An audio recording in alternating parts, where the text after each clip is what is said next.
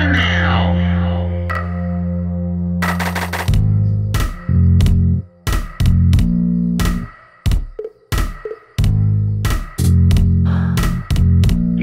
Here. Come and listen to a story about a political hillbilly. Talk things and wash y'all things and kinda silly. Then one day when he looked for the truth, up to the internet popped up. Here.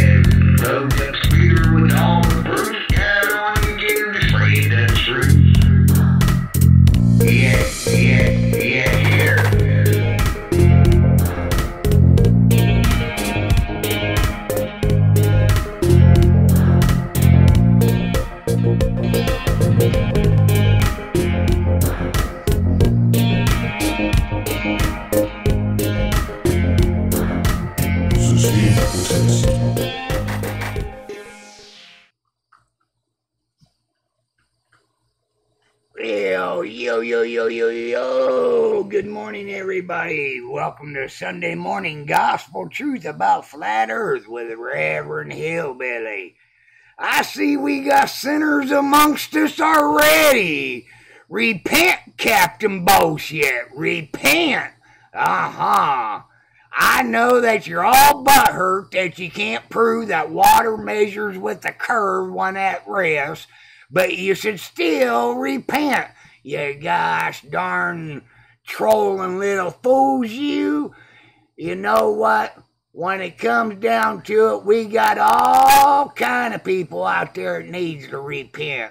We seen Jim Panda trolling over there at that new Flat Earth channel where he outright lied, where he tried to say he never sniped a hillbilly.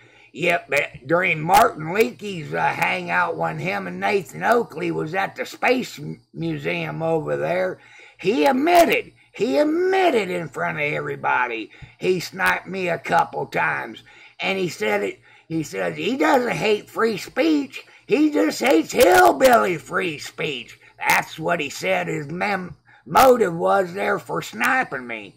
We also know that he sniped me before where him and Timmy Osmond stayed on for the allotted 5 minutes while I was absent and just sat there and talk smack for that 5 minutes. Jim Panda, repent, you little sinning globetard, you.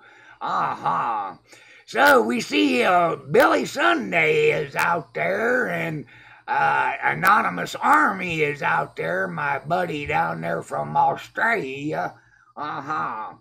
So I don't know where we're going to go with today, but boy, I tell you what, I am in a little bit of a better mood than I was yesterday.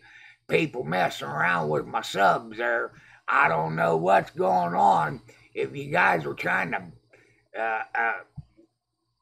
falsely get me subs, don't do it. Hell, you had me up over 1,000 and I was feeling pretty good. Then when I lost 215 subscribers in 2 hours, I don't know. That just tipped my trigger for some reason. But hell, I'm over it now. On a plane in the house. How we doing on a plane? I go for coffee now. LOL. Got a big old cup of coffee in my hand right now. Let me sip a little bit of that. Anyways, let me get the heck out of character. You know, I wish Anthony Riley was here because Anthony Riley has a learning curve to go through. He says that we should give these trolls like Jim Panda a chance. We did give him a chance. For 2 years, he's been trolling. Out of those first 2 years, for the first couple months, gave people like him and Zeisis and Red Rhetoric and people like that, I gave them second chances. I gave them third chances. And there's no need for more chances. You know? How many chances can you give somebody? You need to repent. Oh, Jesus Christ. You guys are going to pick on somebody who's freaking in their final stages of life. You are sick individuals. Sick, sick, sick individuals. Oh, my God.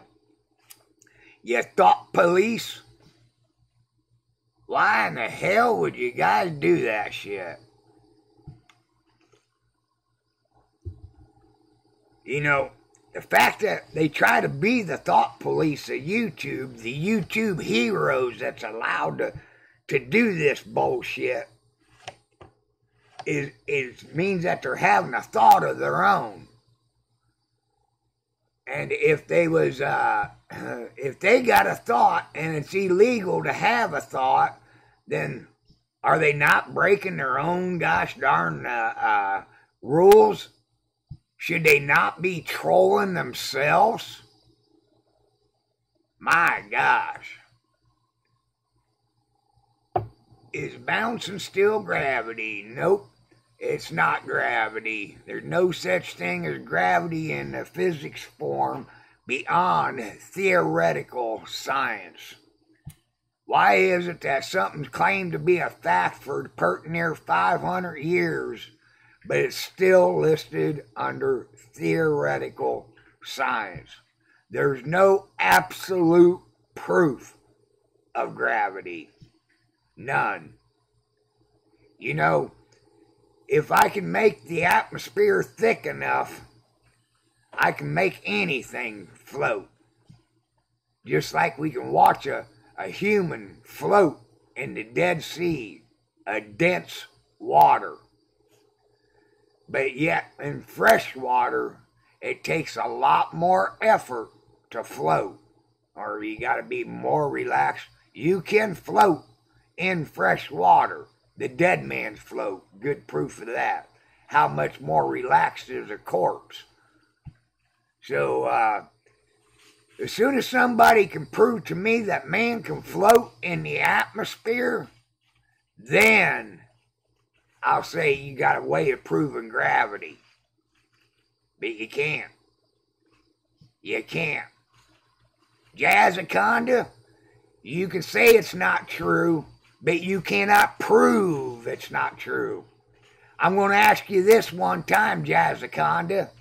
Is gravity still listed as theoretical science? You don't want to answer that one. You don't want to answer that one, do you? I could put you on Jeopardy. Dee dee dee dee dee dee dee dee dee dee dee.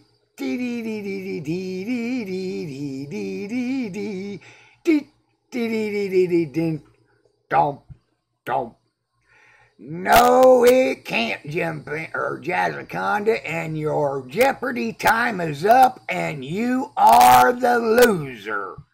Yes, gravity is listed under theoretical science. It was a simple yes or no question, Jazzaconda. You had a 50-50 chance, but no, you knew I was right. And you knew you didn't want to act or look stupid by saying no. So you simply didn't answer it. Ignoring the question is proof of the statement. There you go. When you have to ignore a simple, legitimate question, it's proof that you have no claim.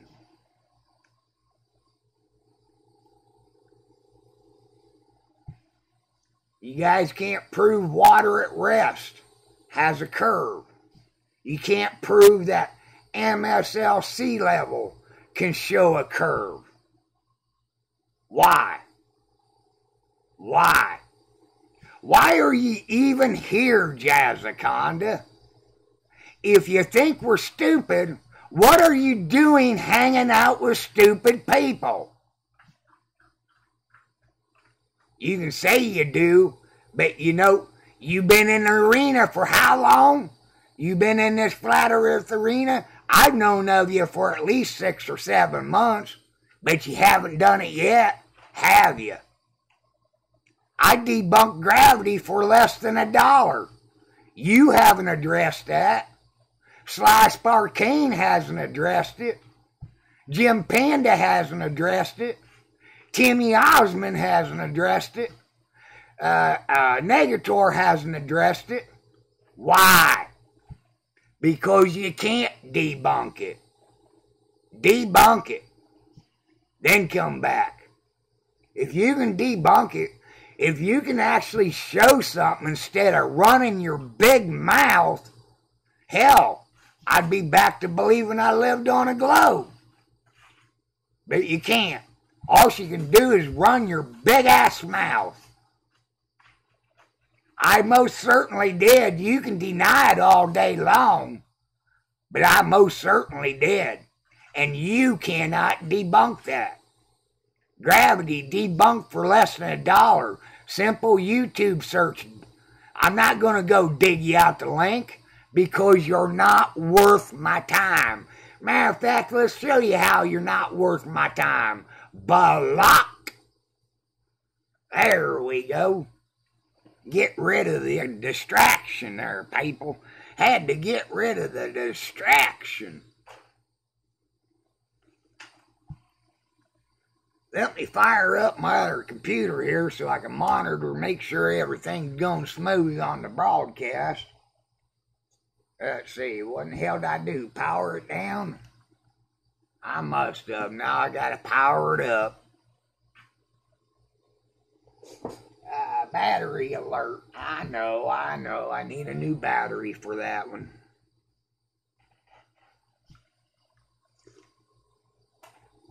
So, let me go ahead and get the link in going here for a hangout. Fire up a hangout.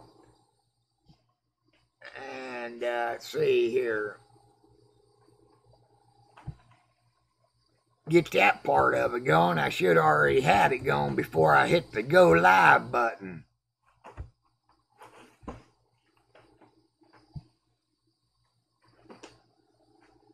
There we go. Dodge detect default. Allow. You are not authorized to join this call. Hell, I must have done something wrong trying to start that one up. Okay, Hangouts.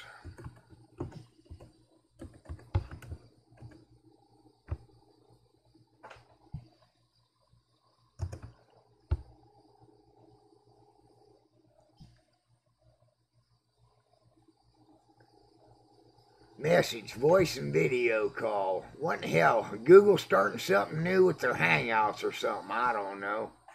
Got to go through some kind of screen. Oh, deleted my history yesterday. That's what I did. Video call. Join.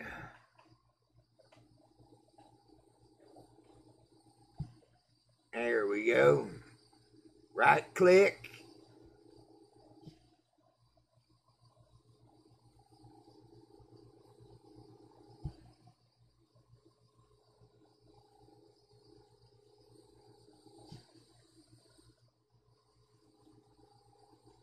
Why can't I copy it? Alright, more than one way to take care of that. Okay, now Skype. In the Sheldon Cooper group is the join link. If anybody's not in the Sheldon Cooper link and wants to join, let me know. Why is my right click not working? Well, Control V. Aha, more than one way to do that too. Alright, see, Flat Earthers, put it in that group. Control V. There we go. Now bring text back up and see if anybody else wants to join. Let's see, on a plane, Cat Eyes. Hugs goes out to Cat Eyes.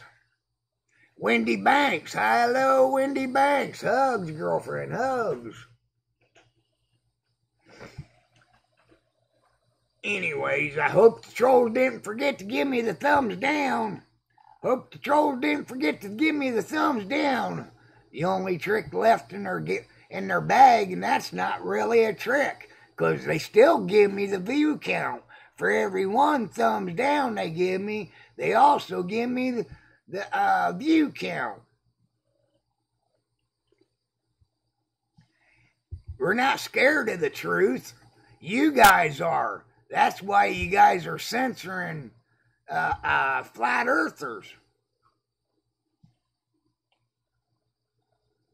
I care less what Anthony Riley says. He's new to it. He hasn't been around you trolls long enough. As soon as he has, he too. We watched Isa do it when Isa was gone here. He was the first one to say we need to give him a chance, as he tried to tell me how to run my channel as he was new. Now what does he do? The real trolls, he says, you guys ain't worth the time. You guys ain't worth the time. I've seen several flat earthers do it. I did it. Ask my brother Gav or Chris the Truth Seeker. We went round and round in Pow Talk because I wanted to give Globetards a chance, and they've been in the flat earth a lot longer, and they knew you're just wasting your time. They tried to tell me. I thought I was right. I stuck up for what I thought I was right. Boy, was I ever so wrong. Ooh, doggy.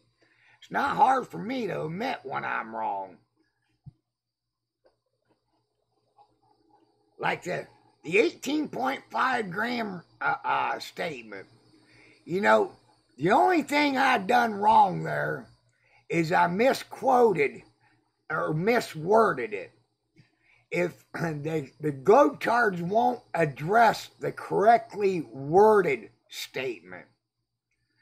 If the wrench would have been short enough to fully submerge or float, that 18.5 grams would have represented how much water needed to be displaced for it to float, if it floated. But being that it was taller than my measuring cup, it was done on the fly. You can go back and watch the video, watch me rifling through the junk drawer to trying to find a proper object, sitting there trying to hold the measuring beacon at the true level, because it's not actually a measuring beacon. It was a measuring cup for bacon, and it had the upwards angle on it. So I had to tilt it a little bit. It was just one statement to another flat earther. But yet, idiots like Sly Sparkane run with it. But what they don't do is address the properly worded statement. We all know the hillbilly trips over his tongue, so all they do is laughing at me tripping over my tongue. They can't go after the real science of it. Come on, trolls. Bring in more troll names. Help me get to that 10,000 I need. 10,000 views. Because each and every troll name adds me, gets me up there. Can I get an amen? Can I get an amen? Trolls don't realize how much they're helping me. This Hillbilly Heaven account needs to hit 10,000 views. And I don't care if your troll name's in here for 1 second or 1 hour or one complete hangout. I get that one. And I really love it when you're in here for 1 second, because that means you're going to go get another troll name and give me 2 views. And that's going to be in here for 1 second. And you're going to go get another name, and that's going to give me 3 views. So 1 troll, 3 views. Hell, the Hillbilly's a winner. Can I get another amen? Woo, doggy.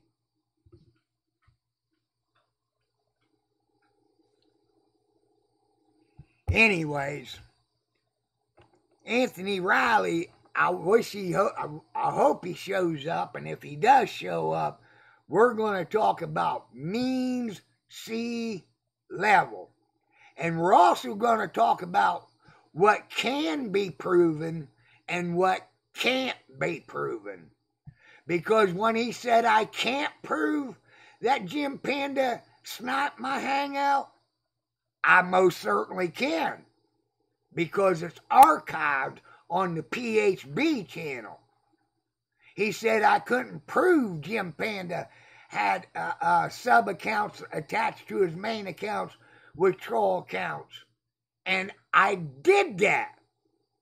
Boy, he didn't see Anthony Riley say, whoops, Hillbilly, I was wrong, you was right. I'm not looking for an apology. I'm just looking to educate him a little bit about trolls. Trolls. How long's he been in Flat Earth? 6 months? You think he would know by now. Although I got to give him toodles. He hit it hard and running. Yes, he did. He must have been one of them breech babies. Came out feet first on Flat Earth and hit it hard and running. Oh, hell, that computer's all booted up now. Let me go ahead and bring that in so I can watch the hangout. Let's see, Google. I need to put the Hillbilly channel on this one so I can hurry up and get there. Or the Hillbilly Heaven. There's something. Let me do a troll. I never gave that a thought. The PHB channel is not subbed to the Hillbilly Heaven channel. I'll have to rectify that one. Yes, sir. That's the way old Sly Sparkane does it with his Everett Anderson name. Let's see, Flat Earth.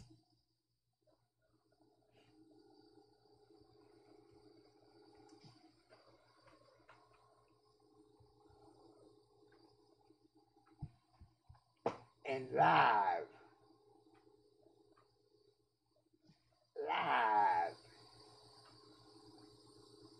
And where's the Hillbilly at? There we are. Alright, go down here and sub myself. Bingo! Bingo!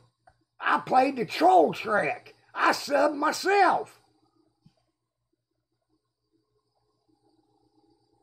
Alright, now we can see what's going on. If the trolls can do it, I can do it. What's good for the goose is good for the gander. Okay, let's see what's going on here. And text.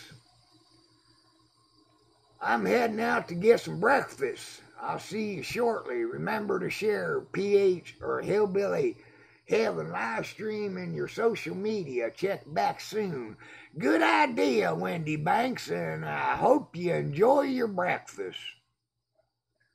Me personally, I don't eat breakfast that much. But when I do, boy, I can tear up a whole pack of bacon all by myself.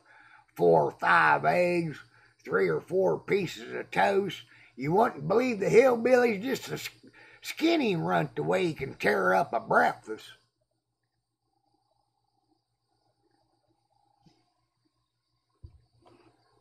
Say, anybody want to join that's not in the group there, just let me know. I don't know why sometimes I have to sit here and talk amongst myself for an hour. For an hour.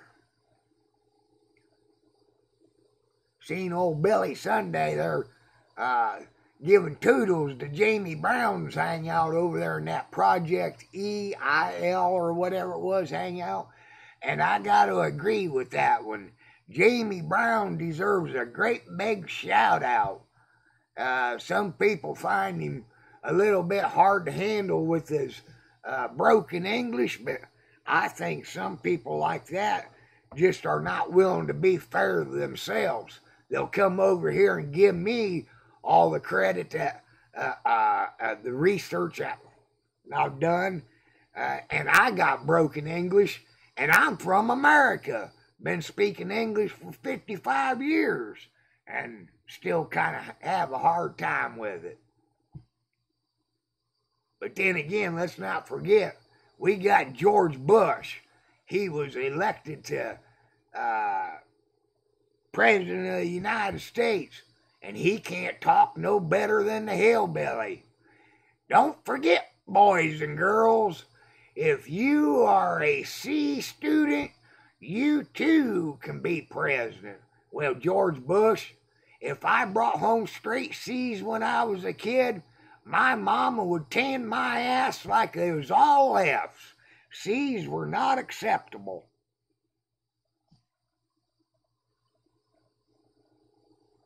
C's were not acceptable.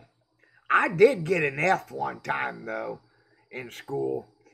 Back when you were a freshman, our school had a mandate. The boys had to take home ec for 6 weeks, and the girls had to take industrial arts for 6 weeks. Boy, did I get an F on home ec. Had to sew up a Gilligan hat, you know, one of them hats with a brim on it. Boy, my brim in the back was an inch long. My brim in the front was 3 inches long.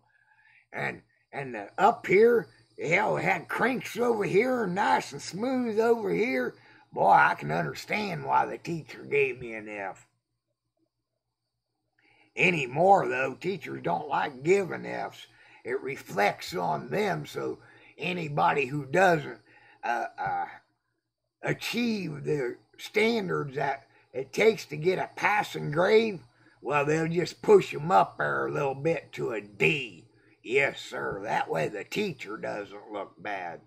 Of course, Common Core math anymore, now you can get the answer wrong, but as long as you showed your work, it's still counted as a correct answer.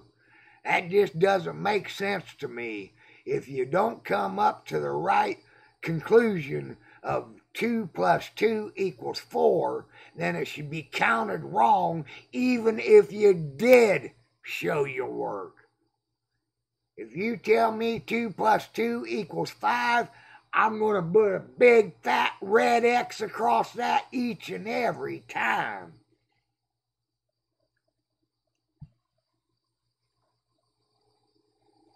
Mean sea level. Let me get that ready in case old Anthony Riley comes in, because that is on my other computer. Let's see, bring this up. Hit my other computer. Pictures. Let's see. Channel art. It's not under channel art, is it? Flat Earth. It's under Flat Earth, I believe. Yep, there it is. Alright, move that one over there. Open this one up. Move that over there. And let's see here. Didn't I have one more for that? Oh, just the 8-inch tape measure. I got one more for that. I know I do. Yes, sir. Trolls hate this, people. Now, this is called a spectrum level laser. We use it in the excavating trade. It's the only way how you can be out in the middle of nowhere and still know what elevation you're at. Now, why would you have to be out in the middle of somewhere to know what elevation you're at? Well, what if you tried to build something? In other words, this is the working application. When we see geoplane surveyors, all they're doing is transferring data. They never have to make sure that the poo-poo goes downhill. They never have to make sure that the parking lot drains to the catch basin. They never have to make sure that the footer of a building foundation is flat and level. And you need one of these to do that. Well, how do you do that when you're building a road? Kind of ironic, when you're building a road, go out and look at your roads, people. Say this was your double yellow line right there. That was your double yellow line. That's the center of the road. Well, pay attention. There's actually curvature to it. That's how the water that, when it's raining real hard, hits the center of the road, but drains off and goes over to the catch basin.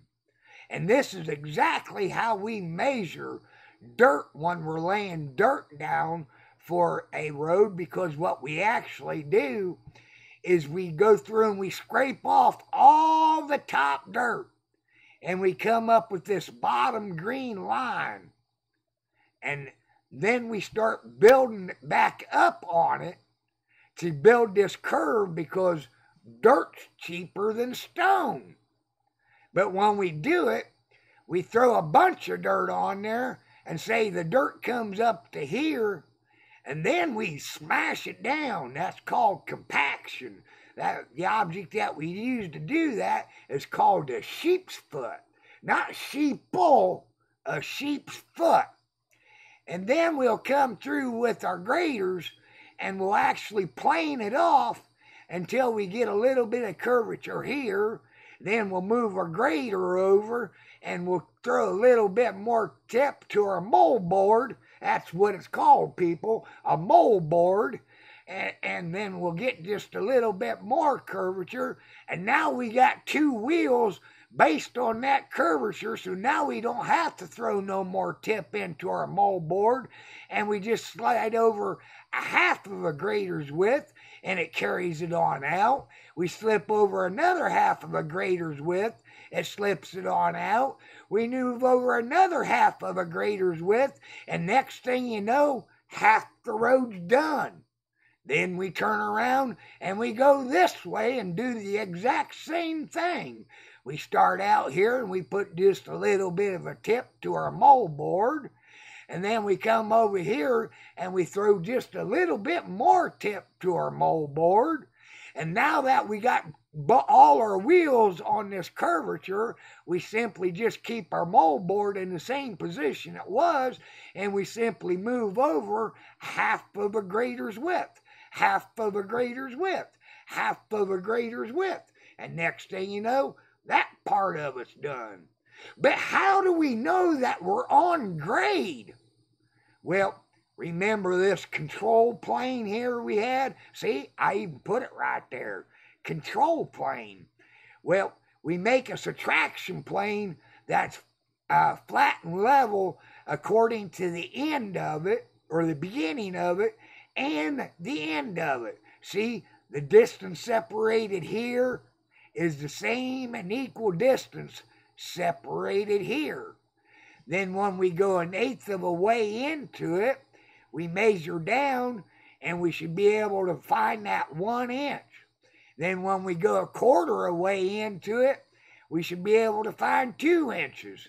Then when we go 3/8 of a way into it, we should find 3 inches.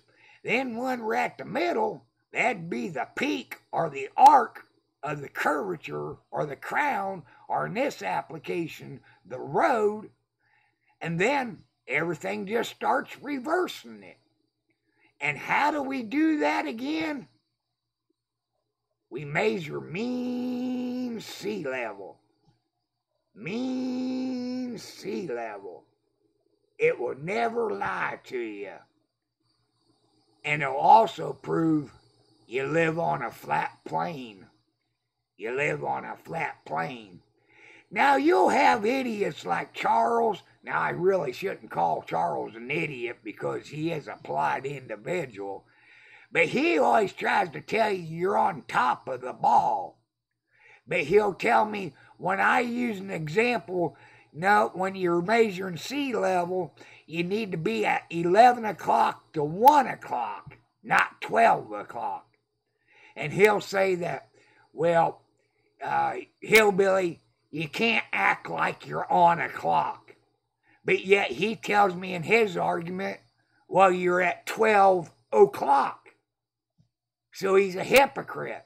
I'm not allowed to use a clock for an example of something that's round, but he is. Then when he tries to tell me that we need to use perspective, this is a perspective view on this versus a measurable view here on the left. But ironically enough, the hangout that where he was in with Antonio Subaret about a month and a half ago, when Antonio was trying to use perspective, Charles told him we had to use measurable. Wonder why he didn't want to talk about measurable with the Hillbilly. Probably because he knows for 31 years, Hillbilly measured sea level. That's why you don't see idiots like Sly Sparkane, Jim Panda, and the trolls of that sort address this issue with me. We all remember about a year ago this time when money wasn't an issue for me. My $1,000 challenge. Wonder why not one of them trolls took me up on that $1,000 challenge. Now I can't shit $1,000, so the challenge ain't out there no more.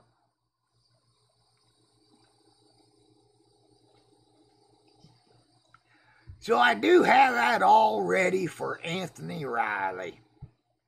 Oh, and going back to this one. Now, Charles, he'll try to tell me perspective. And we see that, well, let's blow this up here a little bit. And bring this over here to this. And according to perspective, curvature doesn't really get pronounced until the end of the mile. He'll try to tell me it's like a half of an inch until at the half of a mile. He'll try to tell me that you can't equally separate the distance. But when everything comes from the center, isn't that what they say in the heliocentric model? No matter where you are on the globe, down is towards the center. That's what old Bill Nye, the non-scientific guy, will say. Well, that's what's going on here. Everything's going to the center. So it is equally separated. Now, let's say, see, this is 1 mile. There's 8 inches in a mile, and there's 8/8 in a mile, right? So there's your equal distribution. Here's your equal separation. Why does it got to be equal? Because we're talking about uniform curvature. So therefore, in order for it to be equal, this separation also has to be uniformed. Now, there's a lot of globers out there that ran under the wrong conception that if you equally separate them, that you get a slope, not a curve. That's wrong, because that would only be true if you started off of a flat plane and added 1 inch here, then go over 1/8 of a mile and add 2 inches there off of a flat plane. Then, yes, sir, it would be a straight up angle and a straight down angle. But when you come from the center of the Earth's core, they're absolutely wrong. So that one needs to be stifled in the butt. Now, what happens when this what we can see does appear to be flat. Well, what if it was the last segment? Say this first segment wasn't here, and now you start over here, and there's your next first segment. Well, there's a lot of curvature there. But here's one we can do real nice. See it? Looks nice and flat, doesn't it? Looks nice and flat. Now, I wish that the picture viewer could tip us on a 45-degree angle instead of a 90-degree angle, but you're going to get the gist of it. Let's see, how do you do that anymore? Right there. How do you tip them anymore? I can't tip it on here. Why can't I tip it? Those buttons should be highlighted. Anyways, now say that this mile is now this mile. That first eighth of a mile segment, it definitely shows curvature. Oh boy. You need more people. Wonder why your chat is dead after. My chat isn't dead, jackass. You're here, ain't you? What a fucking moron. What a moron. I can only assume you're the one that left a comment. Let me bring this up here. Move it over here until I get ready. I made a slight video about it last night. A video.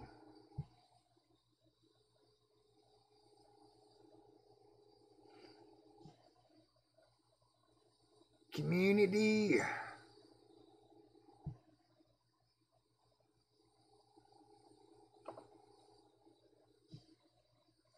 There. Now, the guy made a proper name because he does call himself a troll. Yes, sir. Trollolo. Trollolo. Whatever. But anyways, let's blow this up so you people can see it. Because we don't need to hear statements from a flatter idiot. Let's stop and think about that, people. They come to my channel, but they claim they don't need to hear statements from a flatter. How stupid do you have to be if you don't want to hear statements from somebody who can prove that the earth is flat by an indication of the water surface on it? Why did you come here? I didn't go to your house, set you down to your computer, grab your mouse, and intentionally take you to my channel. You people willfully come here. That is dumb. Let's go ahead and read my reply to him. Just how fucking stupid are you, moron?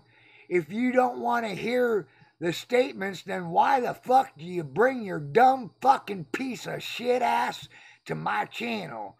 You truly are fucking stupid. No wonder why you believe in the globe. Boy, I'm done with them, people. I'm done with them. How do you beat stupidity like that?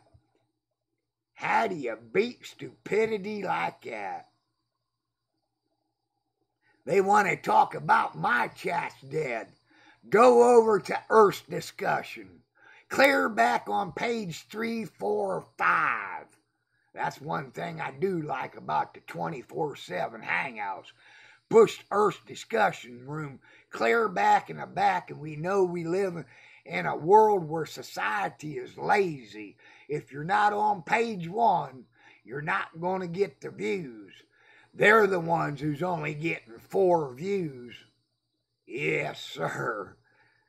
Goes to show the stupidity of their own statement there. Let's see, dashboard. 15 people. That's not dead. It's not hopping, but it's not dead. But a lot of people still in bed. Sunday morning is a day of rest for those who don't go to church. And for those who do go to church, they're getting ready to go to church. And for those who don't and are up, are here. Dipshits.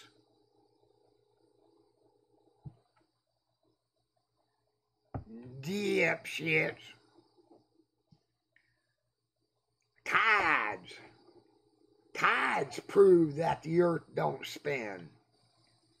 How can something be spinning at 1,034 miles per hour and have fluid change directions 4 times in a 24-hour period? I can't go 1 mile an hour through a mud puddle and my bicycle pick up that water and sling the water off and that water change direction. Not even at 1 mile an hour, I can't do it. But the fact that it happens 4 times a day on the globe proves it's stationary. Of course, NASA admits it's stationary in their research and development for an aircraft to fly through over a fuck off Jim Panda, you piece of shit. Let's see. Yep, anybody wants to associate with Jim Panda, go ahead and unsub and leave. Unsub and leave. Don't need you. Don't need you. You're part of the problem. If you want to talk to Jim Panda when he's under his 2012 name, knowing he's a goddamn troll. Let's go ahead and bring that up in case people didn't see it. See, Jim Panda was outed by his own stupidity. One time he was doing a screen share and he accidentally clicked on his name up there above the YouTube. Let's see here. Bring that up. Okay, flash that over. And it's on the PHB channel. Oh, people, if you people, a lot of people don't know, channels within themselves have their own search engine. You don't use this search up here. See that little spyglass there? You just click that. Jim Panda. Okay, Jim Panda answers questions. Let's see. Jim Panda for Flat Earth. It's the one about called Earth. There it is. This one right here.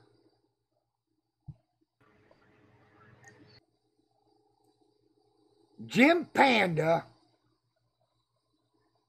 accidentally, while he's doing a screen share, clicked his name up here, which in turn showed all the accounts associated to his main account.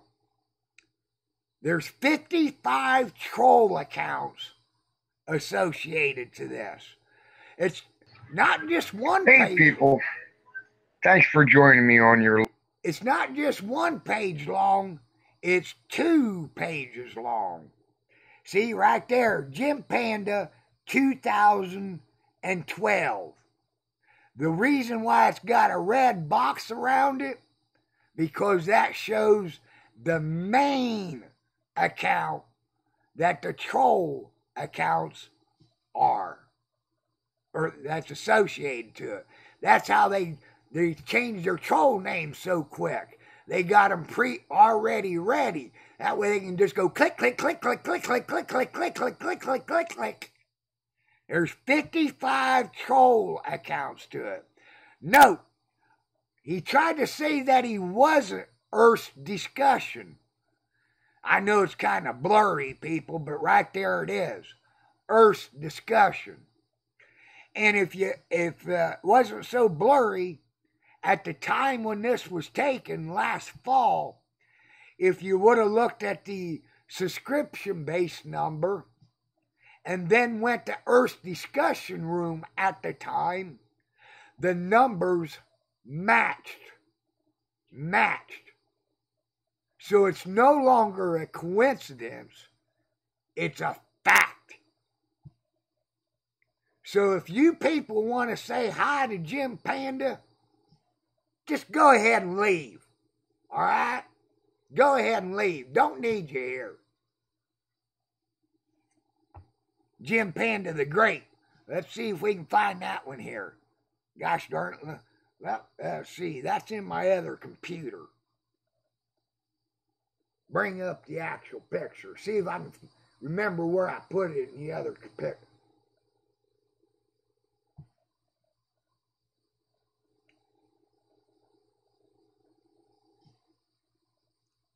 I got a lot of pictures on that other computer, so it might take a while to find it.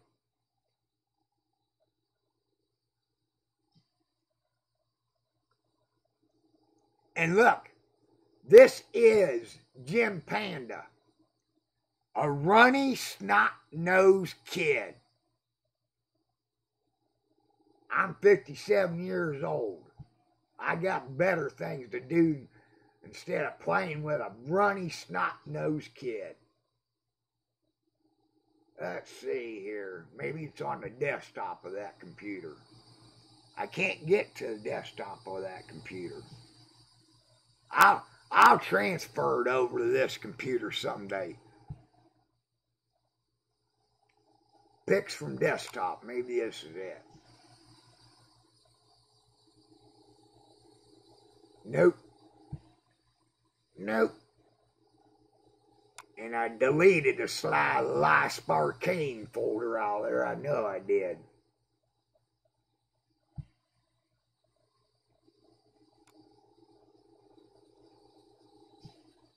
Oh, well, he's not worth the time nor the effort.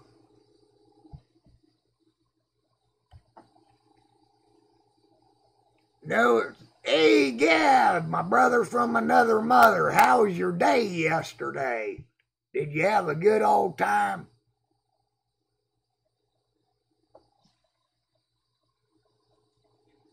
So, Jim Panda does not get a free pass on my channel, as he's going to try to act polite under one name and troll with all these other names.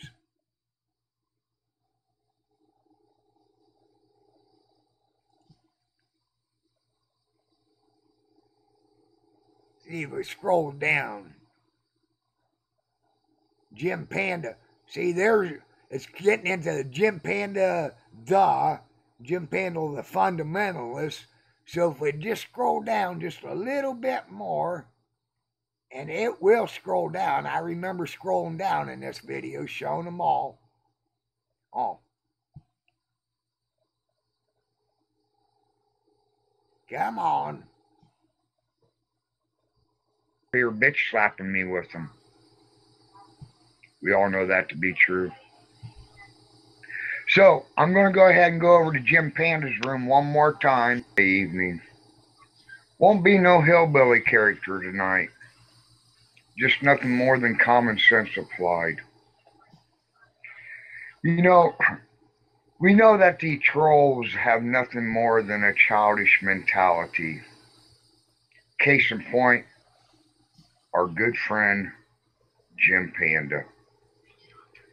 He knows that he was invited to come and defend some of his remarks or his sniping attack against me. He claims that he don't condone the actions of Tim Osmond. But what you see in front of you is his very account.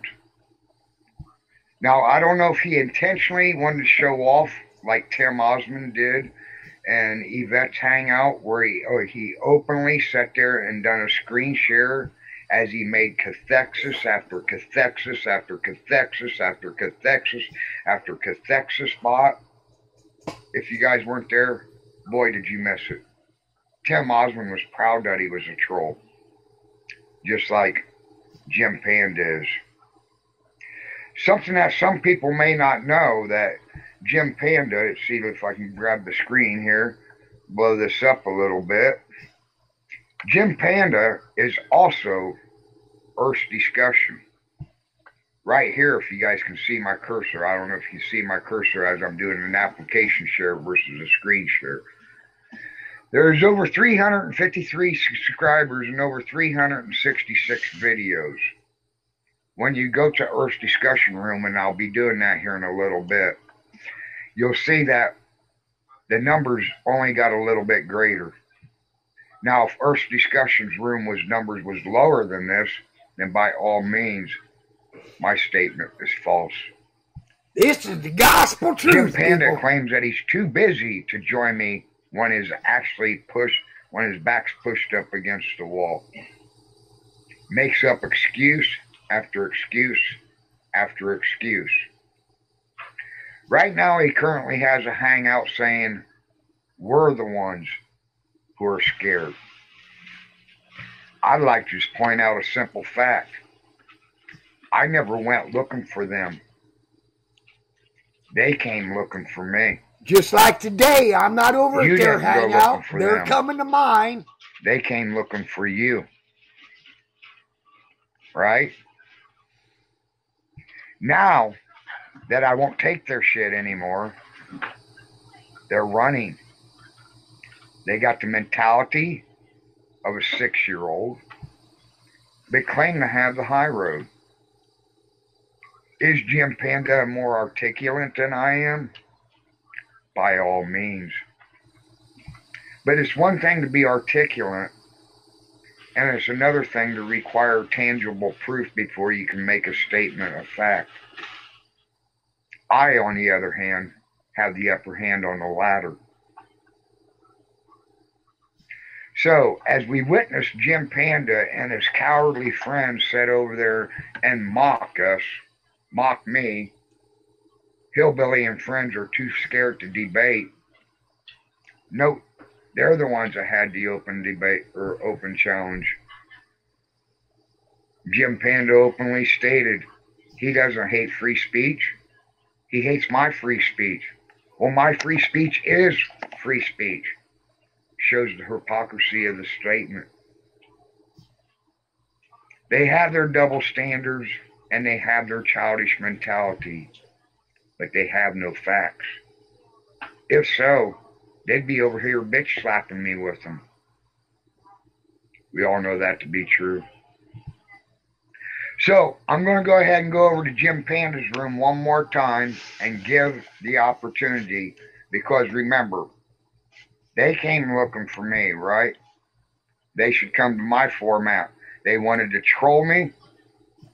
They wanted to troll you people in my text until they found out that the room only has one rule, respect, and found out they couldn't get away with it.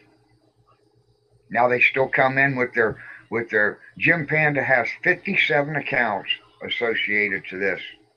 57 accounts. Now that's just to the one main Jim Panda account. 100 away with it. Now they still. People, something I want to point out. However they're doing that, see that up there? Create a new channel. That's all they have to do. Simply click on that, type in a stupid name like Hillbilly Heaven, a hopeless stupid liar, and boom, just that quick. They don't need another email account. They don't need no verification like we got to jump through in order to have a hangout. Within 5 seconds, all they have to do is click that, and boom, he went from 57 accounts to 58 accounts. Come in with their Jim Panda has 57 accounts associated to this. 57 accounts. Now that's just to the one main Jim Panda account. 124 sub 17 videos. Kind of ironic. Well, there it is, people. Jim Panda the Great. You people were just saying hi to Jim Panda, and we seen the name Jim Panda the Great just got banned in here. Where was it?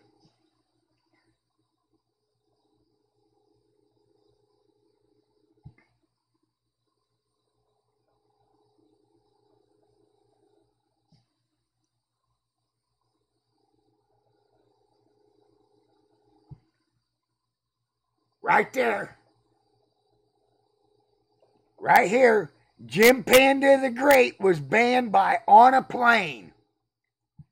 Jim Panda the Great. So anybody talks to Jim Panda in my text, you might as well go ahead and unsub now, because I will block you. I don't need subs that bad. That one of the sock accounts would have more subs than his main account, isn't it? But as you see here, here's the second page. Let me go ahead and zoom in so we can see that they are in alphabetical order. I agree. YouTube has 50 accounts, and I try to ban each and every one of them. He is no better than them with those 50 accounts. If you say something rude and obnoxious to where you get banned, you made your bed, lie in it. But no, he'll troll you with his other 49 names. That's why YouTube has to use any name but YouTube to enter my text. Flat earther or not, the tactics are not to be condoned. Order, and they start back up here with the Jim Panda names. On this page, there's 30 accounts. On this page, there's 27 accounts. So under his one main account, and we can see that it is his... Yeah, and after this video, Jim Panda went out and made a name up, Jim Panda's 58th account. And then after he had 100, I'm under the impression that you can only do this 100 times.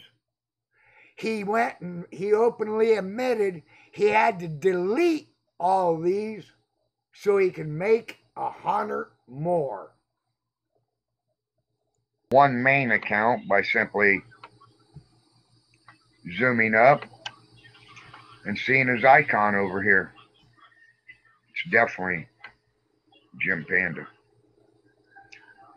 He's well, when I get in character, sometimes I can be self-centered, but that's in character. Just nothing more than a way to get people's attention. Try to humor people, right? Jim Panda is the true egotisticus. Let's see, where's Jim Panda the Great, Jim Panda the Unbannable. You don't see me going around making up Hillbilly the Master, Hillbilly this, Hillbilly that. I got one name on YouTube. One name now. for conspiracies and debates. I also have a family channel, one that's not politically related, not Sandy Hook related, not Flat Earth related, just... And not once have I used my family channel to where I got videos of family reunions, birthdays, weddings. Not once have I ever used it in a truther argument. Not 9/11, not Sandy Hook, not Flat Earth, Waco, Ruby Ridge, Oklahoma City? Not once. Why? Because I don't need to. I keep them separate.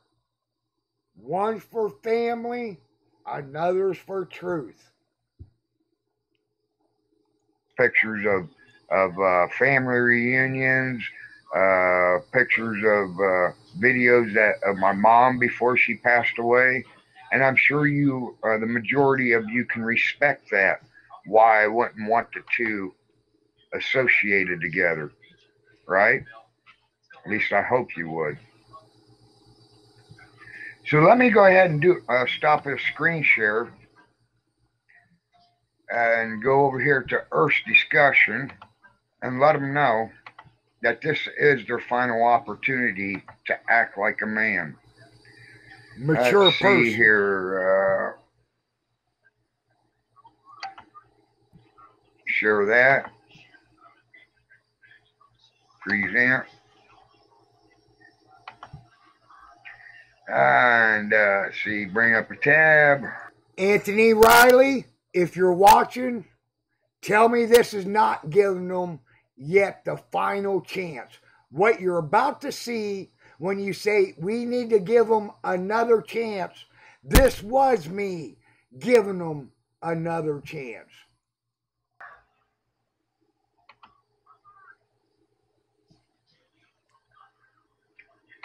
Flat Earth.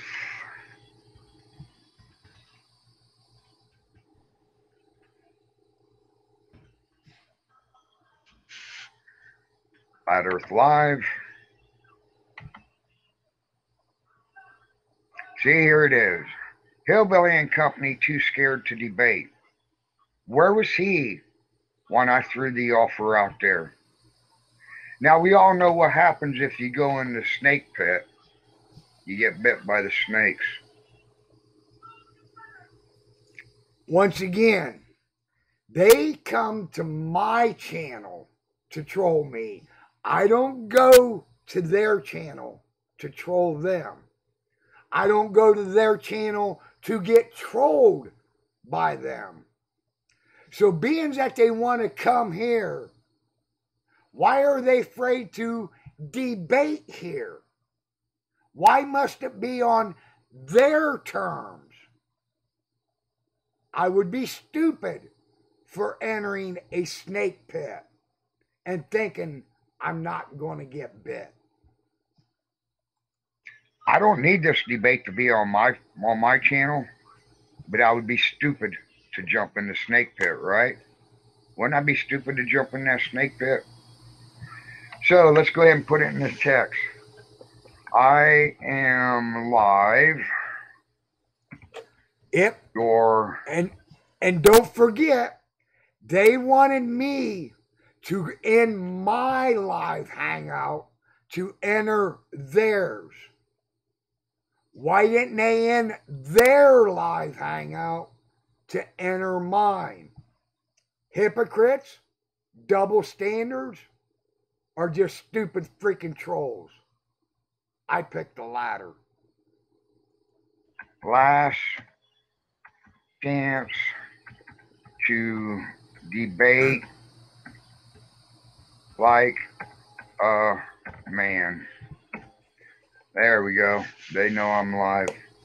I'm not the coward that they are. See, people? We all know. When I said Sly Sparkane, his video the other day, a talk with, then parentheses, out, Jaronism. He never addressed Jaron if Jaron wanted to talk. He just had a talk without him. Why?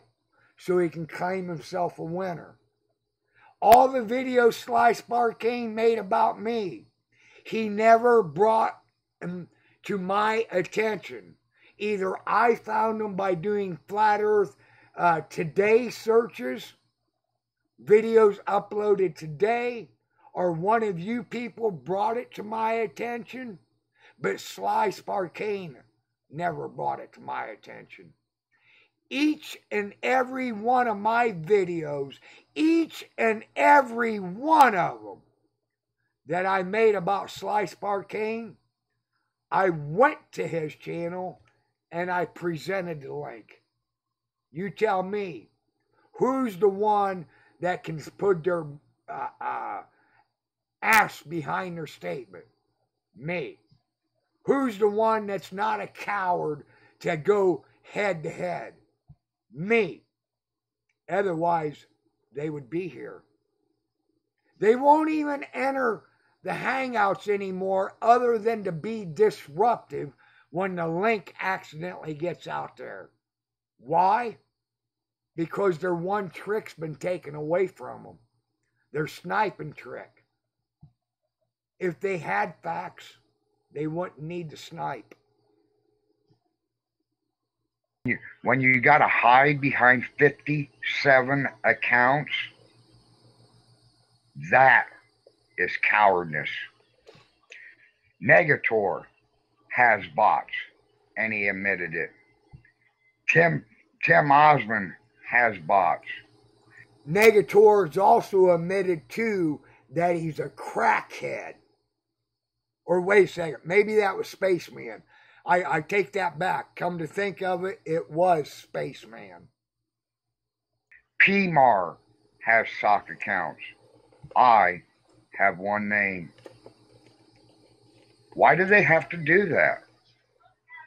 All I ask for is one provable inch of curvature. They claim to have a positive. I've never been in a situation in life to where I've claimed to have a positive and couldn't prove it. A positive requires tangible proof. When I say that I have a laptop on my lap right now, I just pounded on it. You guys probably heard that through my mic. Oh, look at there. They got a hillbilly name and my icon, which is trademarked, by the way. My God, is that the best they can do? Boy, did they get prepared for that one, didn't they? All right, mods, I'm going to ask you to be ready for them. Make sure that it's not me when I don't think he can be. Did you guys see that, though? I accidentally friendly fire. The text was bouncing. I accidentally banned back for more there. But Gav's been a member of Friendly Fire before. When we was in the old Hangouts, I went to give Gav control powers. If anybody's ever done a Hangout, when you go to give somebody control panel powers, the boot option is right below control panel. I accidentally booted Gav out of one of my Hangouts, and we know I'm not going to boot Gav. It was Friendly Fire. So back for more, right there where you seen that, it was Friendly Fire. Sorry about that. You was the Pat Tillman of the day. Man, me, you'll notice that there's no yellow crown by the name when they post. That goes to show their cowardice. That's now being recorded. That's now being recorded. So by all means, bring all your troll names in.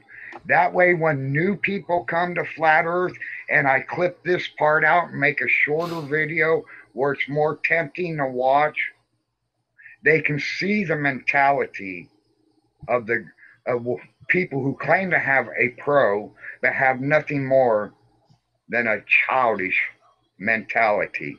So please, by all means, bring each and every one of your hillbilly troll names. Look at the hypocrisy of this statement right here, the last one. Bad. Are you happy with the fact that there are multiple FE models / maps, Billy Sunday? Do you think there are multiple Earths? Let's see, how many globe maps are there? Whoops, the Mercator's map is getting kicked out of schools across the country now. Why? Because they've been proven to be inaccurate. Is there multiple globe Earths? you freaking hypocrite? My God. They won't apply their same standards to themselves. They hold us to a higher standard than they hold NASA. But we've seen the same thing on 9/11, Sandy Hook, 7/7 bombing, Reichstag fires. They hold us to a higher standard, whether it be the European or the Parliament in the UK, the United States congressional meetings, or the tyranny of the Fourth Reich of the Hitler days. They hold us to a higher standards. But we seen the time where I bitch slapped Charles and Sly Sparkane when they try to say, "Hillbilly, your Earth to Moon is still not to scale." And then I showed them the very picture they was whining about that they thought was my picture came from their website, their astronomy globetard website. Boy, did I bitch slap them that time. Why? I said maps. Mercator's map, not globe. Jesus Christ, you gotta go. Ain't got no time for your ignorance. Ain't got no time for your ignorance. Names in.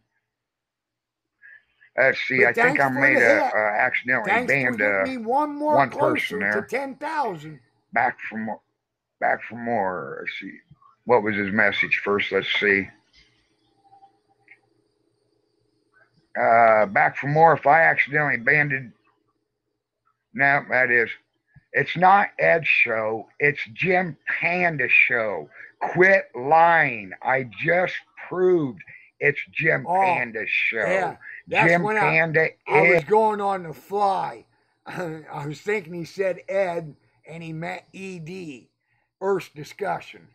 Earth discussion. I just proved it beyond a shadow of a doubt with digital, tangible proof. Just as much digital. So, Anthony Riley, if you're out there, this is enough of this. If I say it, I can prove it.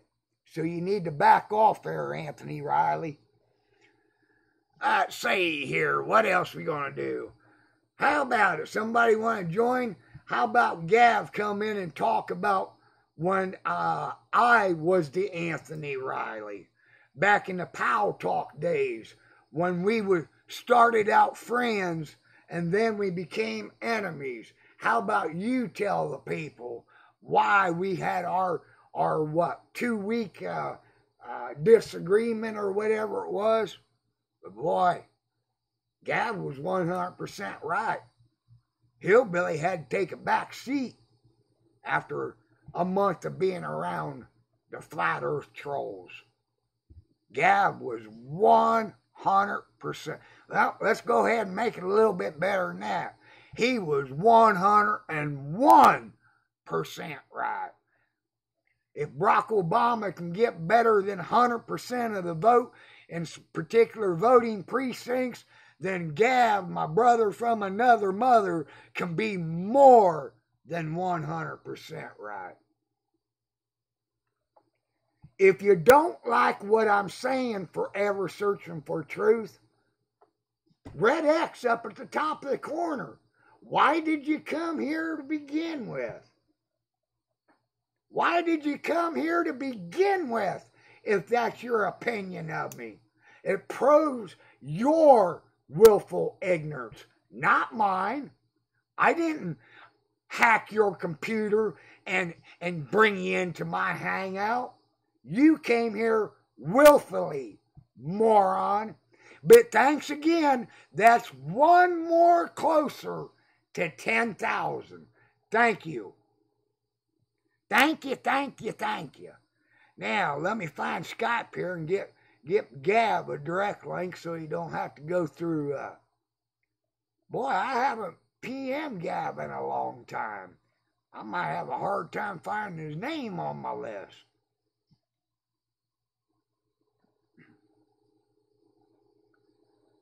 Let's see, Gab. Some reason I can't alphabetize my list on here anymore, neither.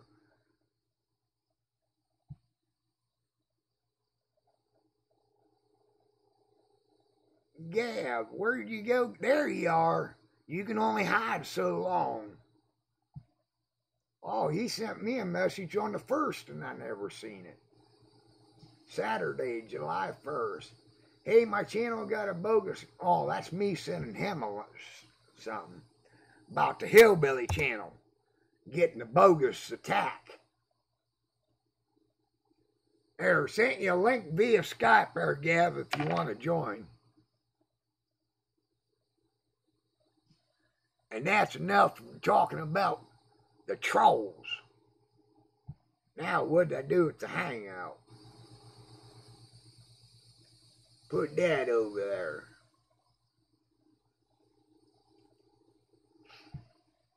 Wonder if I'm sharing the link. Probably already did. Oh, well, I can always close out and start another one. Oh, they're an inconvenience. If I accidentally gave out the link, yeah, sure, they can be an inconvenience. It'll take me about 10 seconds to correct. But let's not forget, I can pop a pimple on my ass in 10 seconds, too. Doesn't prove that the pimple was worth anything. Matter of fact, it was worthless. Just like them. A pimple on your ass. Absolutely worthless.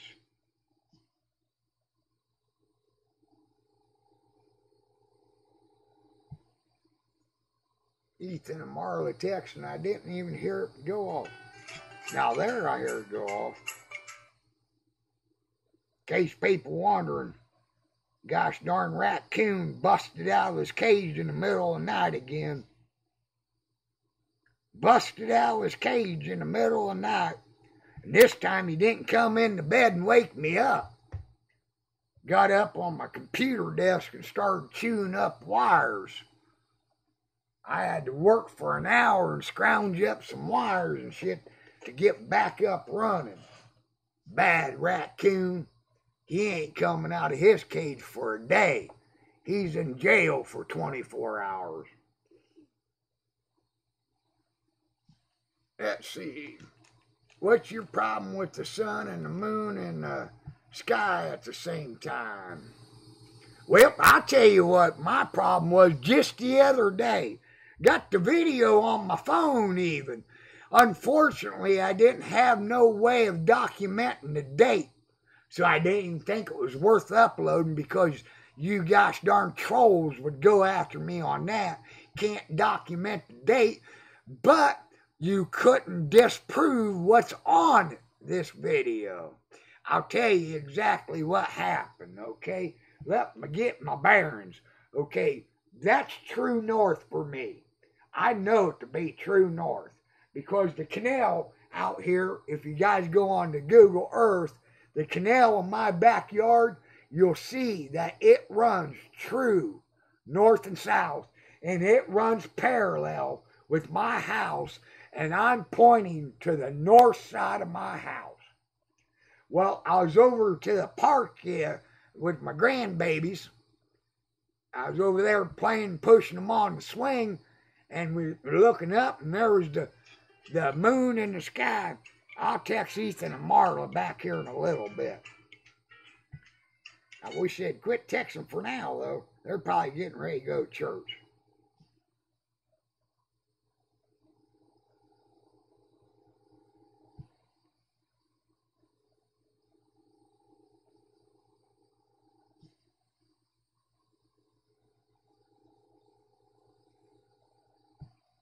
Okay. Hey, Marilyn. But anyways, we was over at the park. The park's over here to my east. All right? That's north, that's east, that's south, and that's west. All right? Now, it was approximately 7:30 at night, maybe 8 o'clock. and the moon was off in my southeast sky. The sun was off in my northwest sky. It was a perfect line. A perfect line. Gosh darn it, Marla. Anyways, it was a perfect line. I was dead center of it. Earth was dead center of it. Now, the sun was, the sun was over here to the west, northwest. The sun was nice and high up in the sky yet. The moon was nice and high up in the sky over here. But it wasn't a full moon. Why not? Why wasn't it a full moon? It almost was a full moon. The very next day, it was a full moon. But if the sun's there and the moon's there and the earth is down here, out of view, out of line, why wasn't it a full moon? Answer that one, globetards. Wonder if I can get that video on my smart card real quick.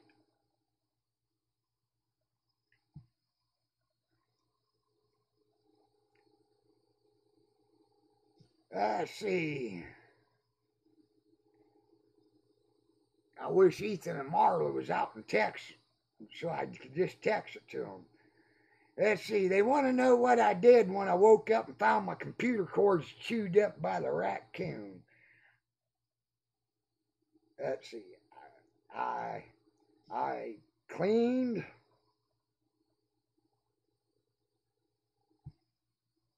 his cage and locked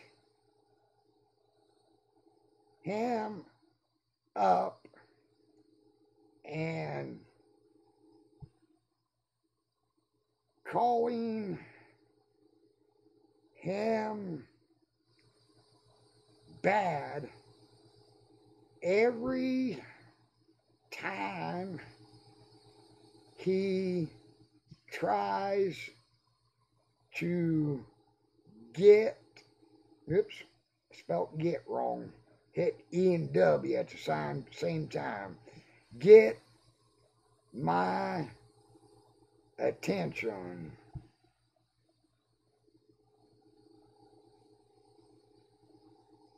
Not going to get him out all day and going to, I spelled two wrong, to call him bad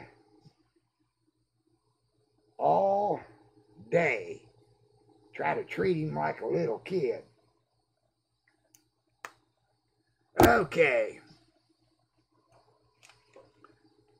Boy, getting warm in here.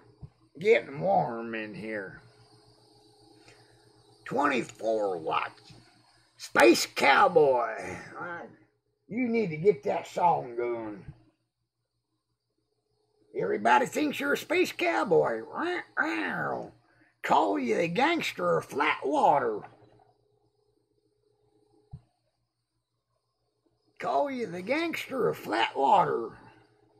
Oh, that's what I was going to do. See if I can get that video real quick. Is my SD card in here? Or do I need to put my spare one in there? Nope, it's not in there.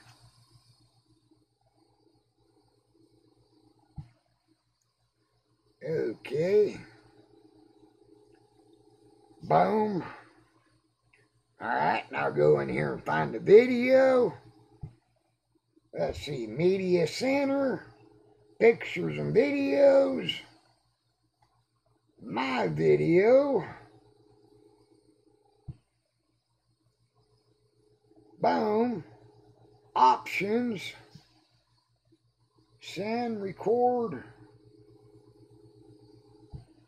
Set as wallpaper, rename, file info.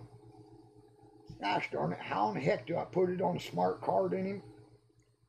Phone's smarter than me, people. Let's see, pictures. Oh, I gotta open it up, then do it, that's right. My videos.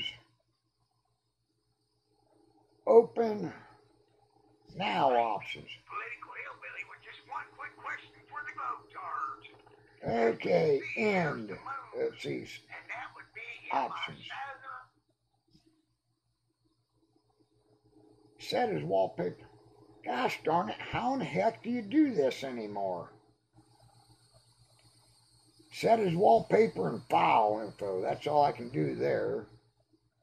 I want to put it on my SD card or my smart card, whatever you call them.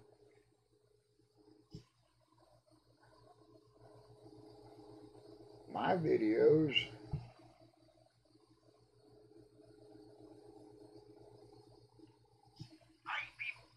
Yeah, I just did that. Repeated the same mistake I just made.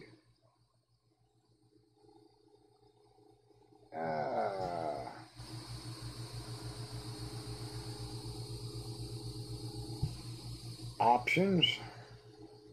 Send. Let's try send it. There we go. Video message. No.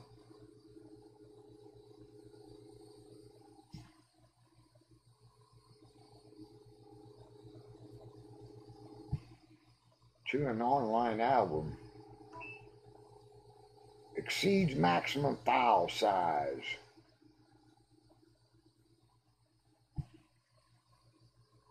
Gosh darn it, huh? I'll figure it out and get it online. My videos. Online album, my videos.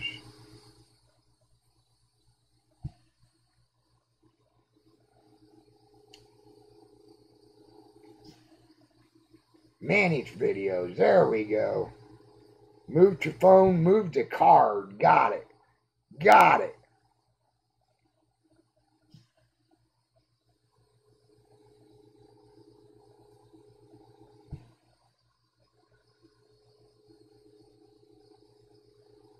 Yes. Okay, putting it on the card now. Moved. In. There we go. Now get the card out.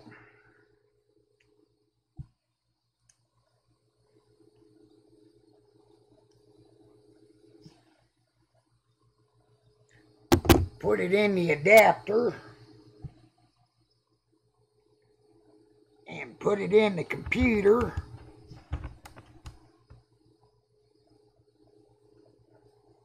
Oh, why didn't I hear it go ding-a-ling? Why didn't I hear it go ding-a-ling? Why didn't I read it? Okay, refresh. Gosh darn it. Why is my computer not seeing it? Take it out, reinsert it.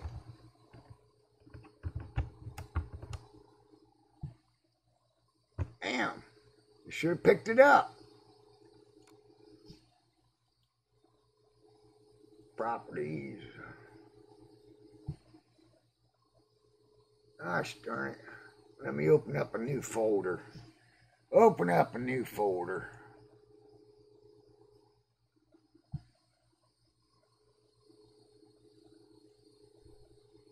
Well, still not seeing it. Why is my... See if this computer sees it. Ouch. See if this computer sees it. I already got a smart card in there.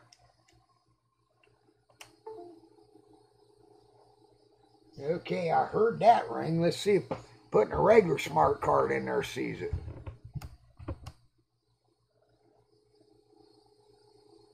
Huh. We'll have to check out the drivers on that.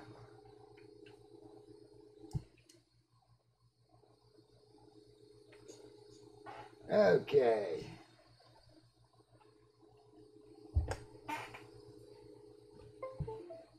Come on. Yeah, that computer seen it. Yeah. There's a problem with the drive.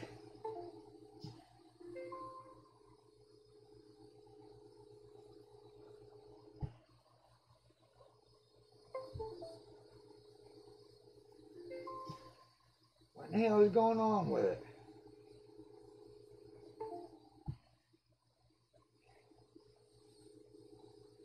Okay.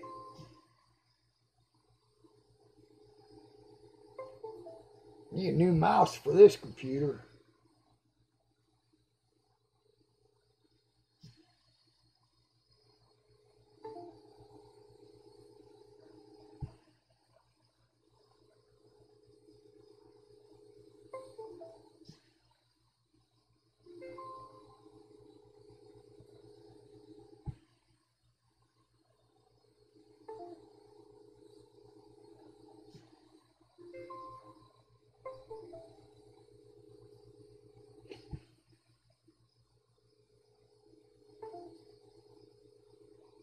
I think when I put...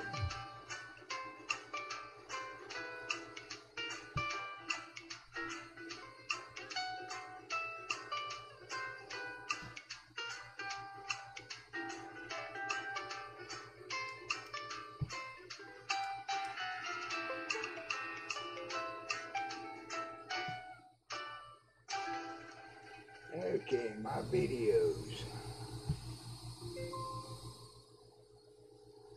Alright. Now, go over here. Boom.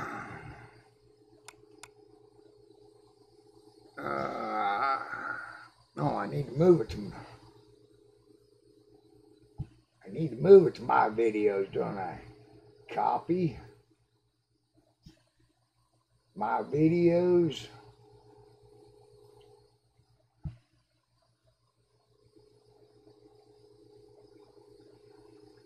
Right click and paste.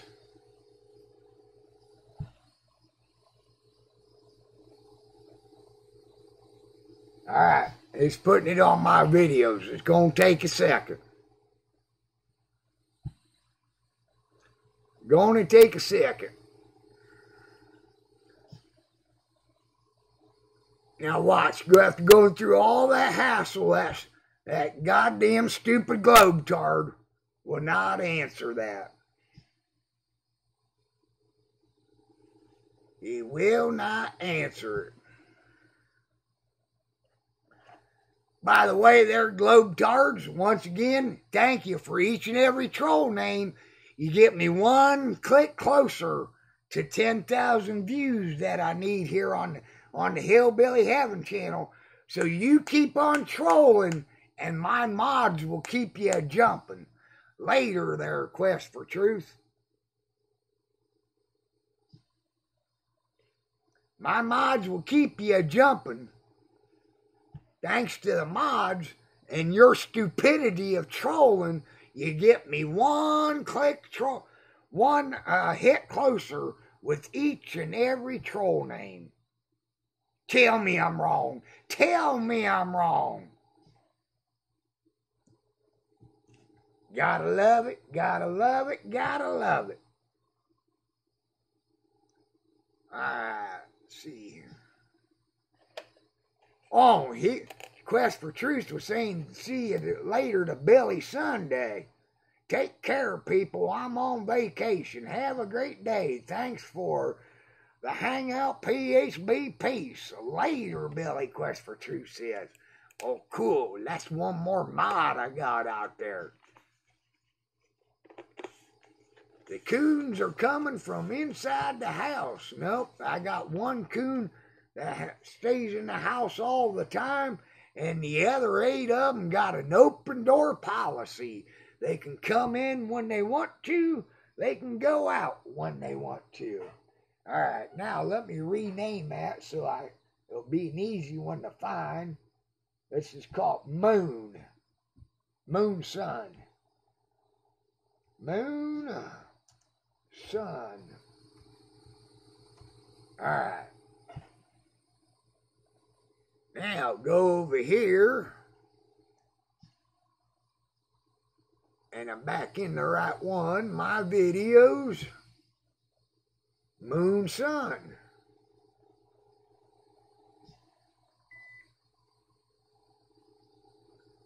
Oh, after all that, I transferred a raccoon video. I transferred the wrong video.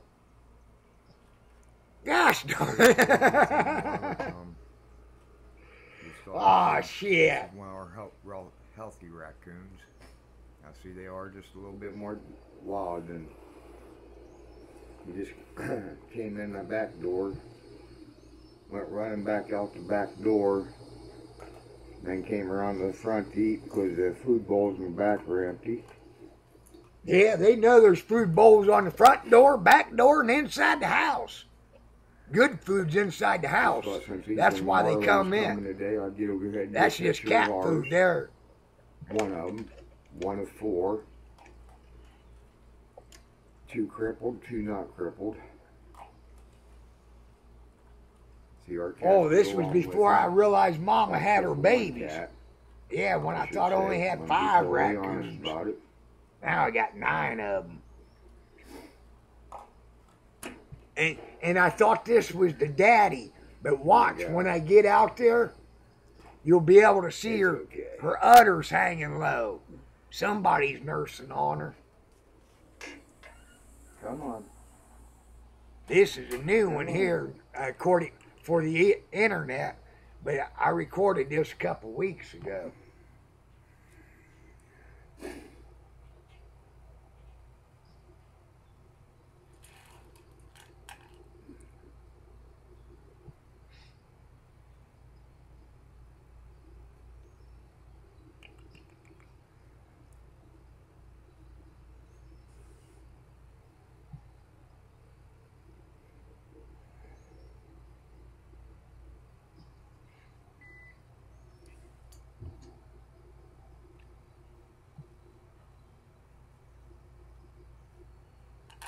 I bet Ethan and Marla will like this.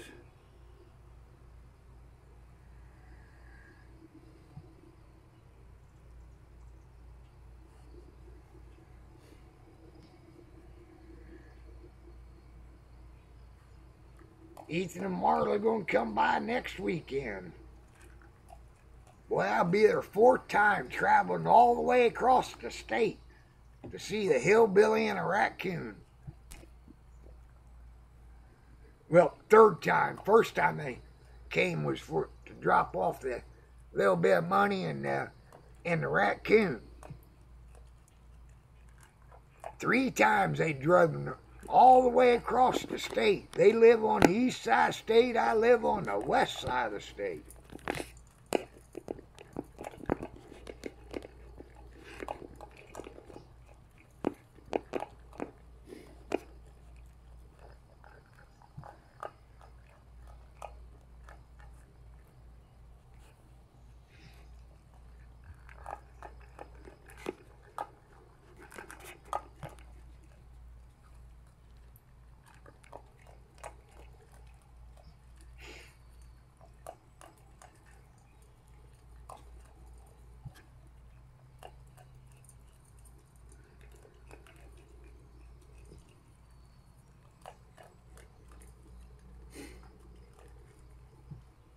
Let's see, what is the day? If I remember right, it's like June 15th, June 16th, something like that. I don't know. Friday morning. You guys got a guest coming to visit you today. You got a raccoon coming visiting you today. Hope you guys come out when they're here. Hope you guys come out when they're here. Raccoon and raccoon.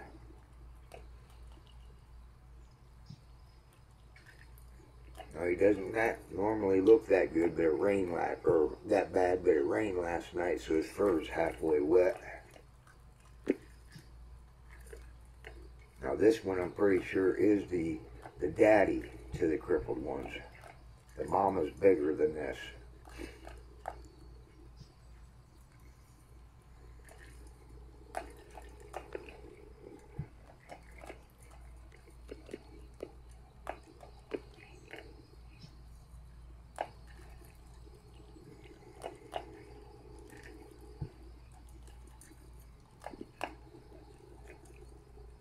This kitty cat here's Wiggers. We got another gray and black one. It looks just about like this. His name's Tiggers.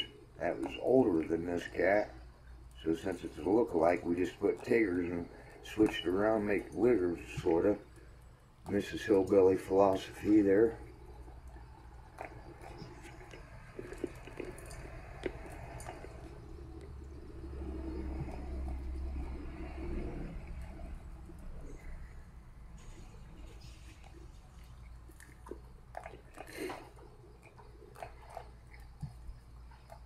He ain't the slightest bit scared of us. But like I said, it's not as domesticated as Ethan and Marla's raccoons. The hillbilly way, let them do what they want to do. They're free to come, they're free to go. Same way with every cat around here. Free to come, free to go. Hillbilly freedom. And hillbilly love, huh? Huh, Rocky? Hillbilly love. Yeah. Hillbilly love. Hillbilly love, see? Yeah.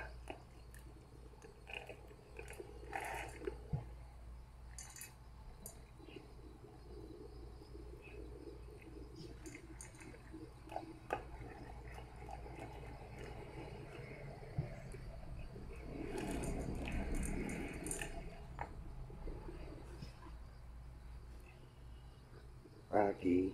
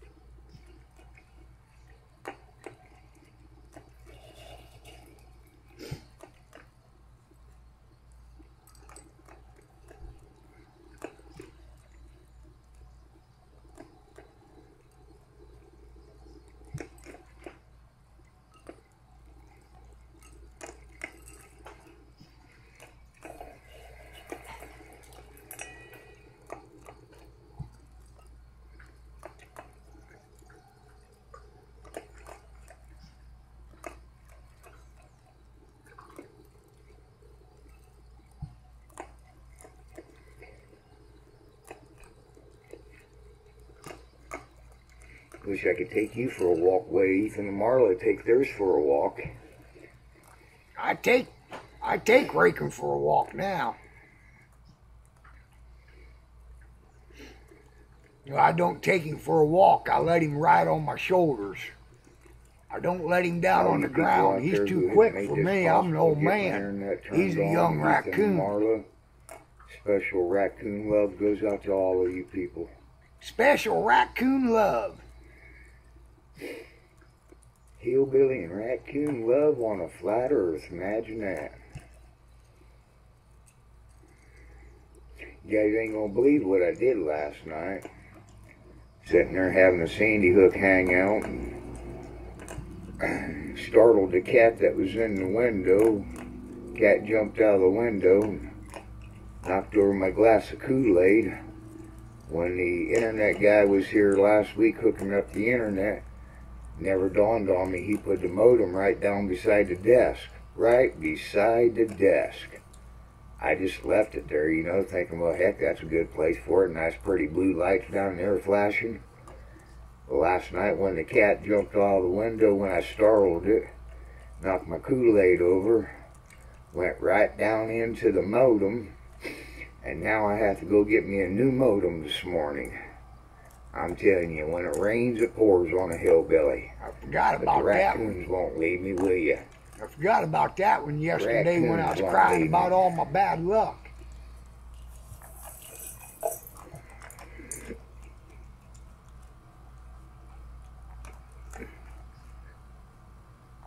There. That's Kitty Doo Jr. out there.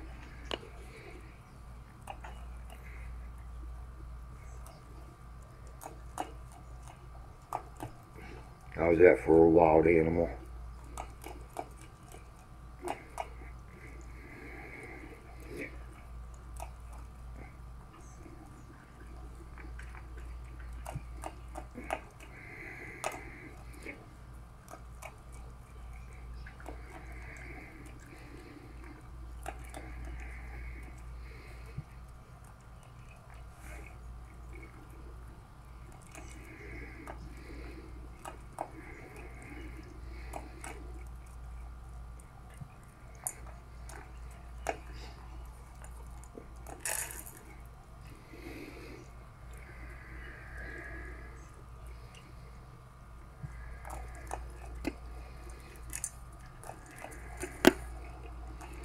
They know they're loved. These raccoons know they're loved.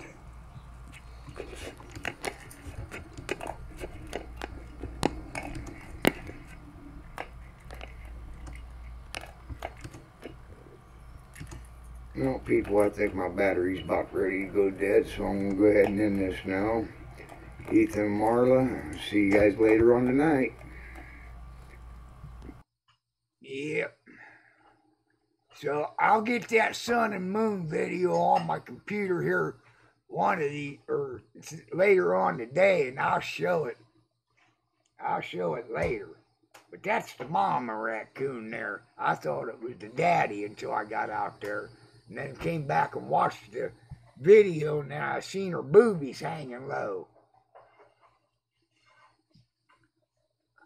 You know, the way I got bed is caged up the crippled raccoons for the winter time, thinking, you know, I didn't want them to have to trace through the snow to come up and eat and stuff, so I figured I'd cage them up for the winter time. Well, come spring when I released them again, I put my hand right up underneath them and I startled him, and he nipped me right on my fingers. But as soon as he realized what, gosh darn it, as soon as he realized that it was what he was doing, he let go.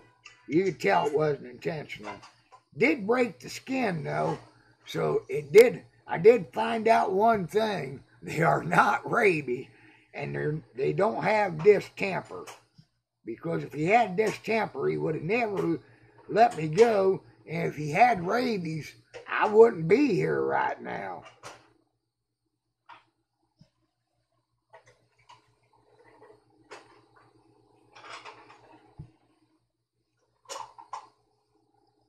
No problem.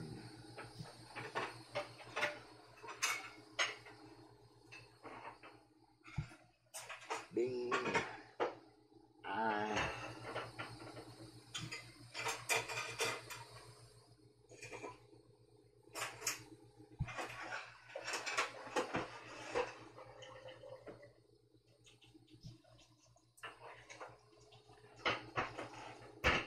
Yeah, good thing my computer wasn't on last night when the raccoon chewed up my power cord, or not the power cord, but the webcam cord. Hey, he chewed up this cord right here. Had to get me an extra one. That's one of those 6-foot extension cords. Good thing I had an extra one.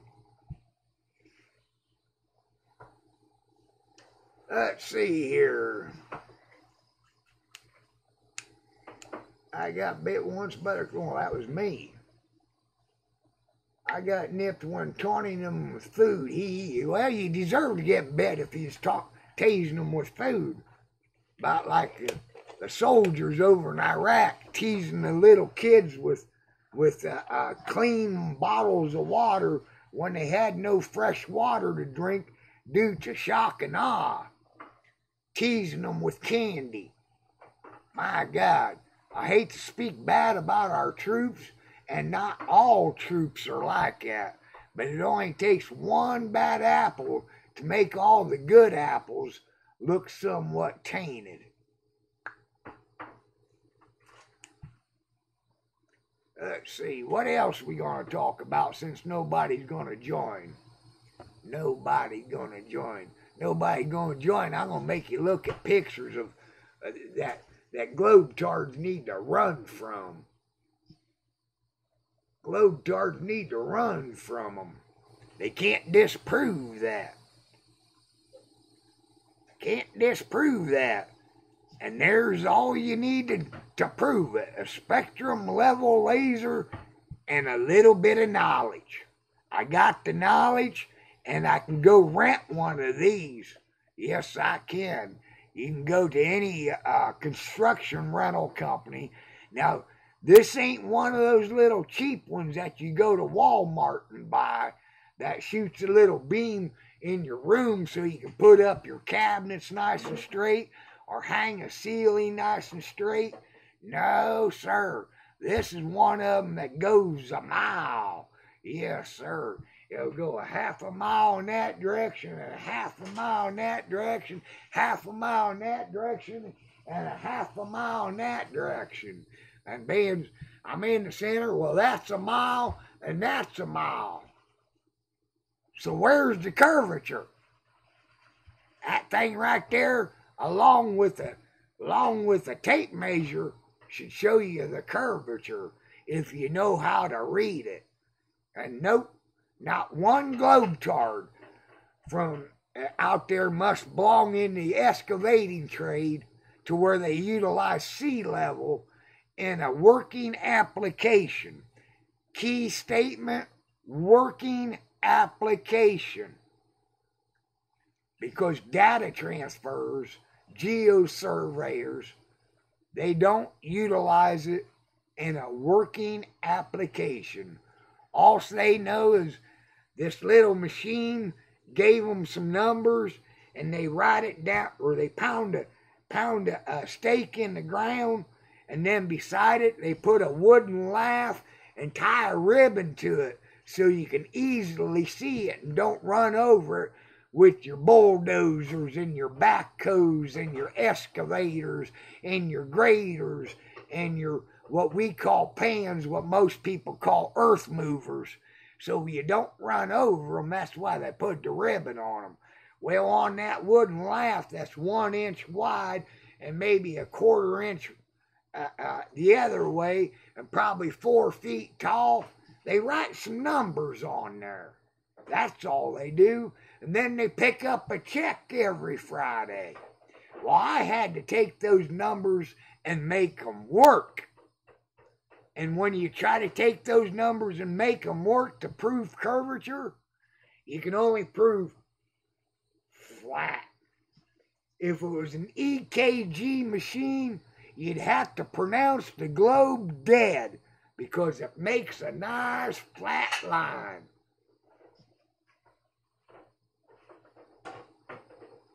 Makes a nice flat line.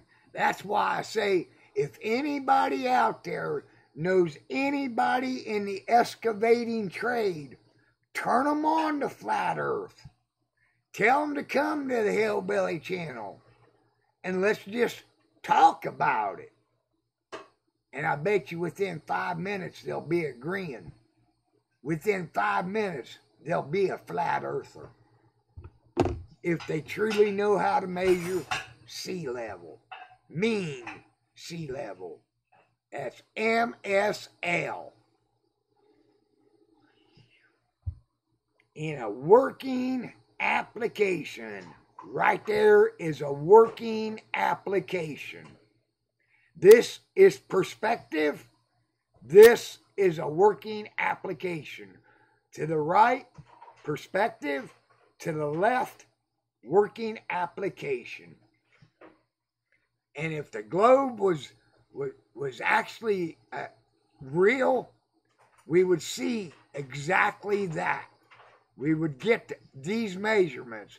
This would be 12 inches. This would be 11 inches.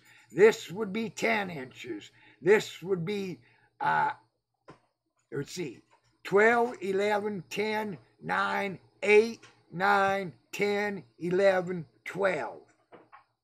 But ironically enough, when you go out in the field and do it, you come up with 12, 12, 12, 12, 12, 12, 12, 12, 12. This bitch is flat, people. It's a flat earth. Flat Earth Road raid banner in London, 7717, call out to, oh, I seen where you uploaded that video. So let's go ahead and take a look at Space Cowboy's video. I meant to watch it last night when I seen it got uploaded, and I never did.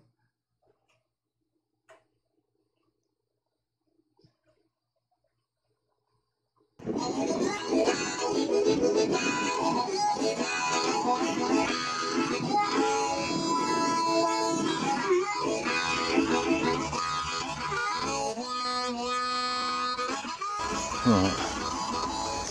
Okay. It's Operation Flat Earth Road Rage 777. There's going to be 4 of us, but the 4th man is caught in traffic on his way home from work, so we're going for it with 3 of us. It's me, my son, and Susan, my neighbour. She's handicapped, so go easy on her, right? Come on. And Marty the dog, obviously, he's with us. Marty?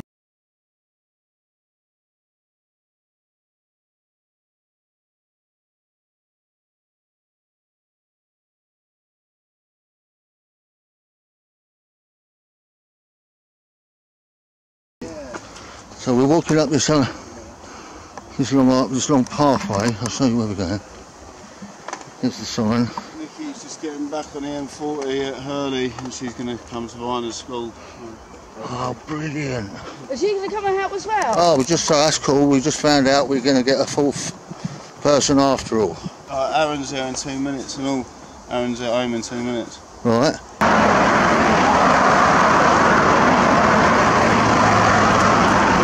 That's the bridge we're going to hit with the traffic coming this way though.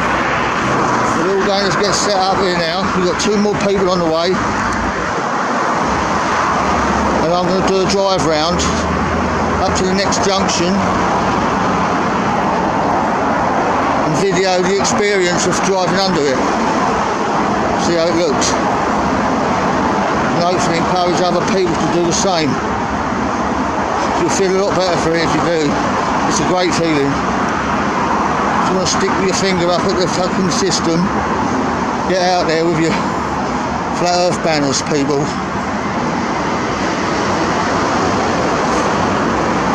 What do you think, Marty? Hey?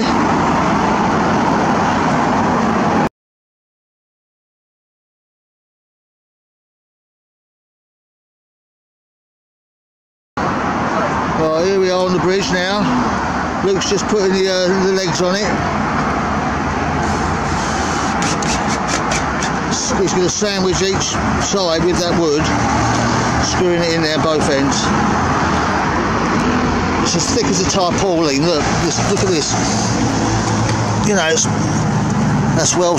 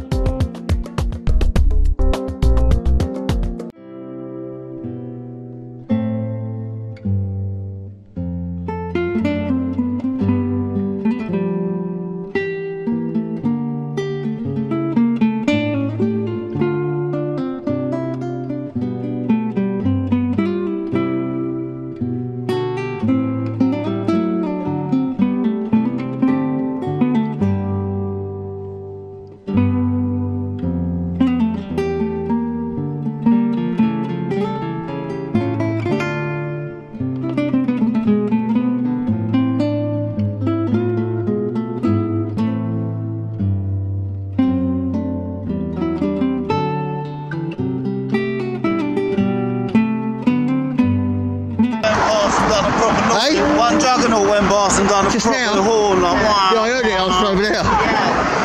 Lovely, isn't it? All right, then, yeah. Hang on.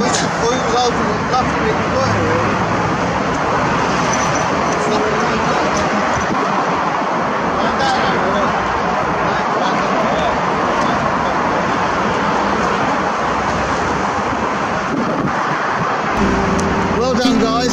Thanks everybody for doing that. Sorry for dragging you out, Nick. That's alright, I was out anyway, I was on this motorway anyway. You just took part in making history, though, flat Earth history, eh? NASA haven't got no real photos of space, from space. No matter how high you go, they've done the removal clothes within us. Look, look. You're a spinning ball, yeah? 70% covered in water. What else that water on? What stops it spinning off? It's a ball. It's a ball. What does the water?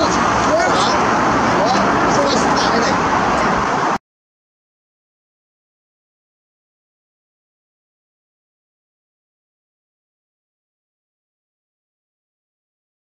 Where have you ever seen water curve like that?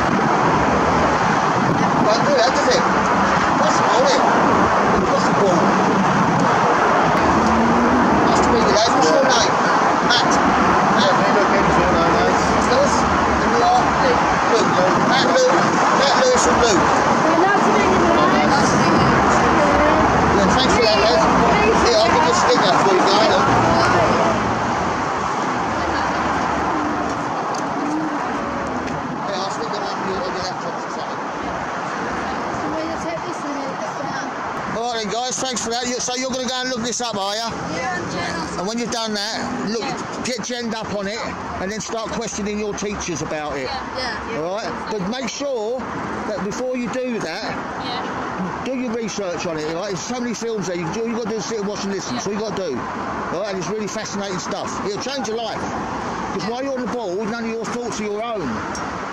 Because you're living on everything you're doing and perceiving and decision making is all based on false information, right?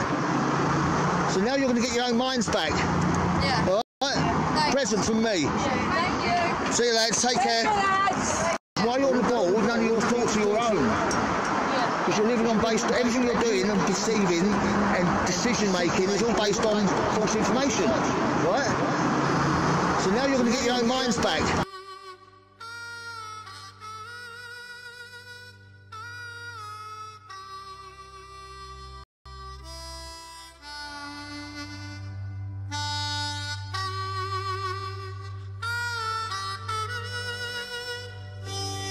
Amazing grace. Boy, you're after a hillbilly heart there.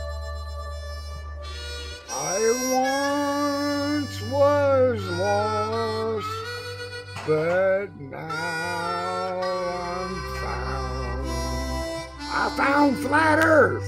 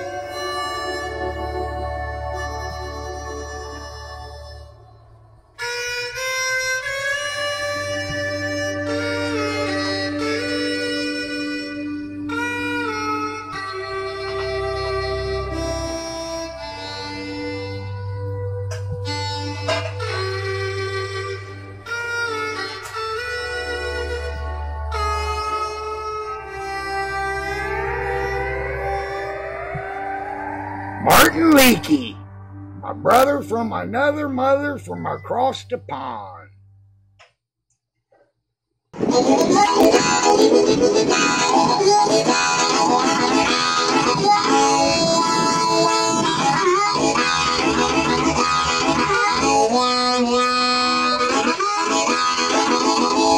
I got a message for you all. The earth is not a spinning ball. Got a message for you all. It's not a spinning ball. As a matter of fact, the earth is fucking flat.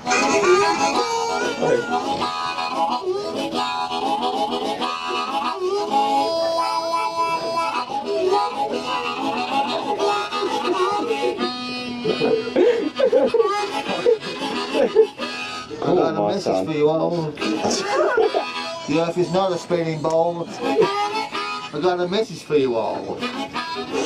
It's not a spinning ball. And as a matter of fact, the earth is fucking flat.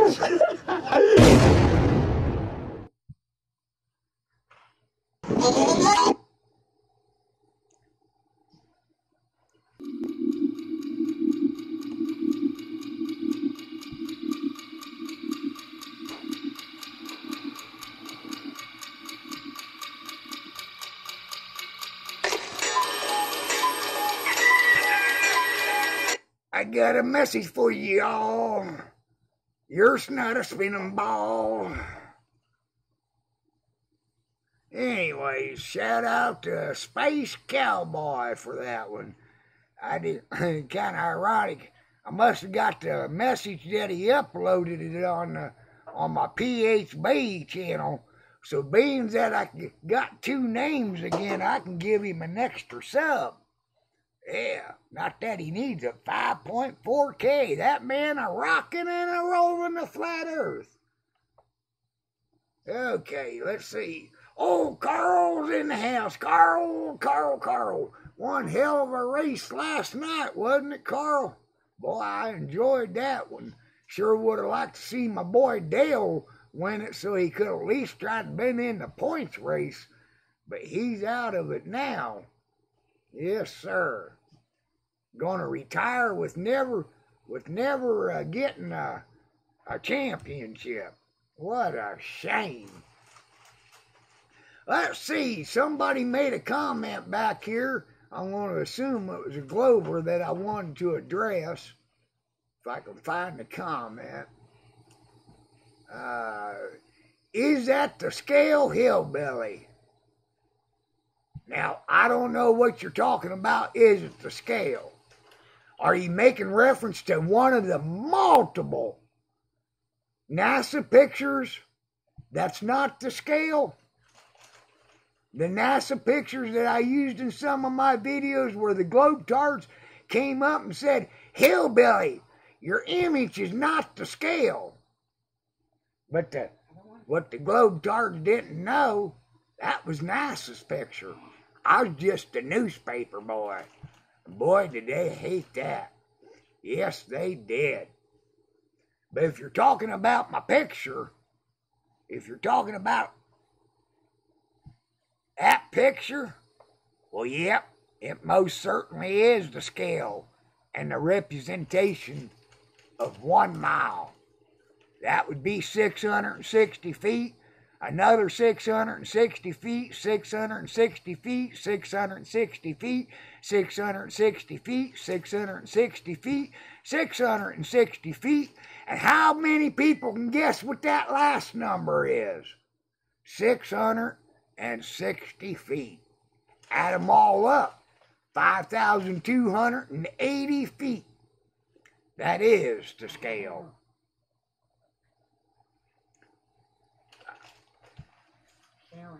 Huh? Oh, yeah, he likes his cheese balls. All them cheese balls I dropped last night, I threw half of them in there and they's gone within 5 minutes. Cheese balls, cookies, Kool-Aid. My raccoon got in my Kool-Aid cup here last night. And I tried to take it away from him and he started to get a little vicious. Being he already contaminated my cup, I just held it so he couldn't spill it. The next thing I know, he's at the bottom of the cup. He drank her all and never came up for air. Drank it all, never came up for air. Let's see what's going on here. Back to the dashboard. Uh-oh, got 33 a watching. Somebody might call me a Freemason. Gosh darn it, text. I want text.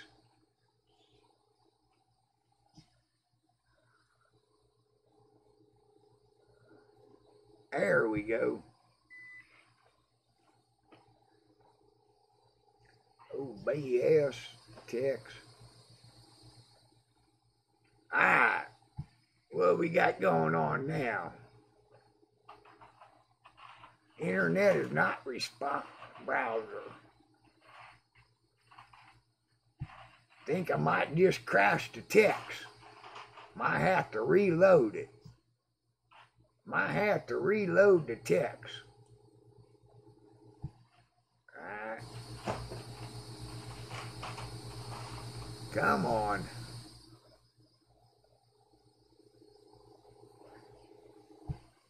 Yep, my text page just crashed.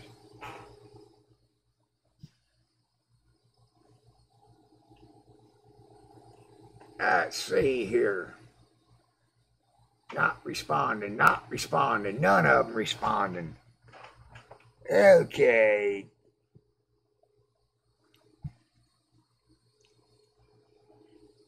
And all of them, which also killed the hangout, didn't it? And okay, now I sure hope that didn't kill the live stream. Now to bring them back up. To bring them back up.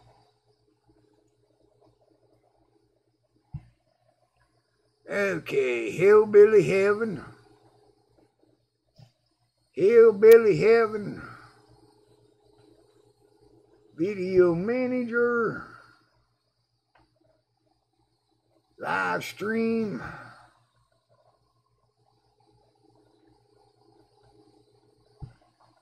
Pop out text. Now, let's see, back to the show. Click that, right click, properties.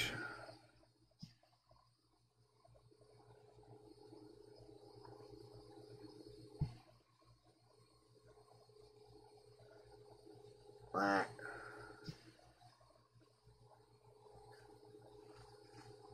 Live chat.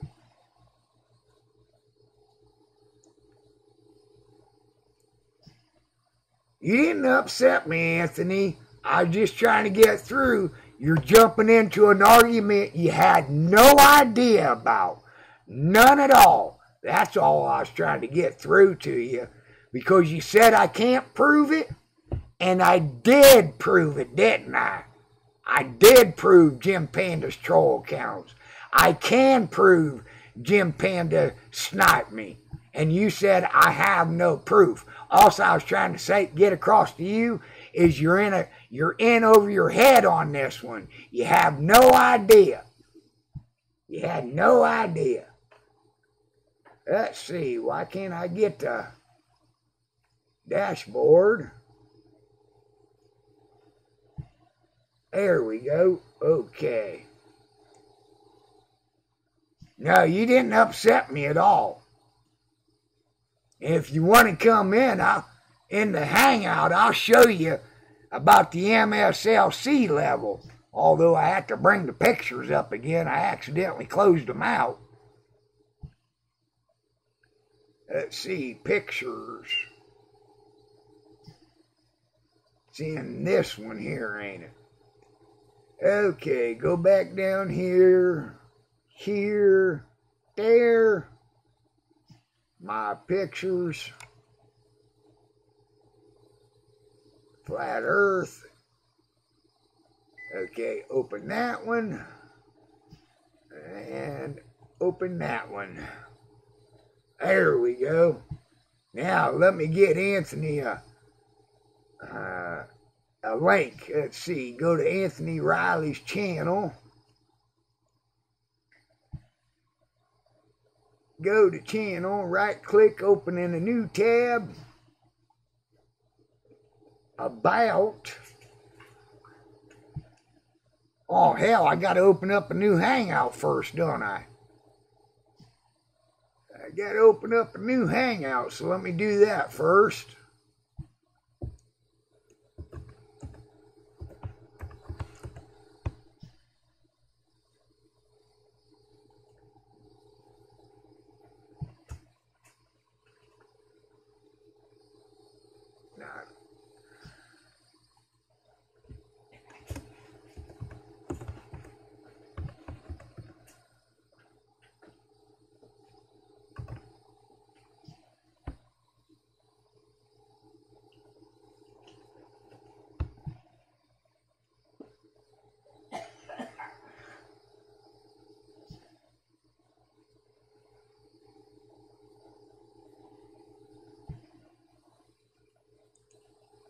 Alright. Now back to Anthony's channel. Send a message, right click, and paste. Link's been set to your private messages there, Anthony Riley, if you want to join, and I'll talk you right through this sea level.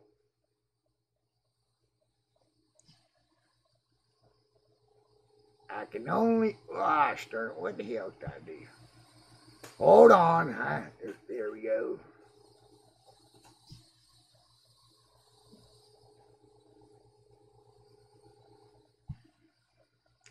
There.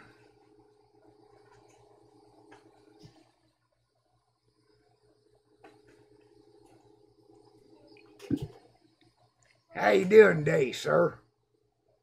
I'm doing good, man. You? All right.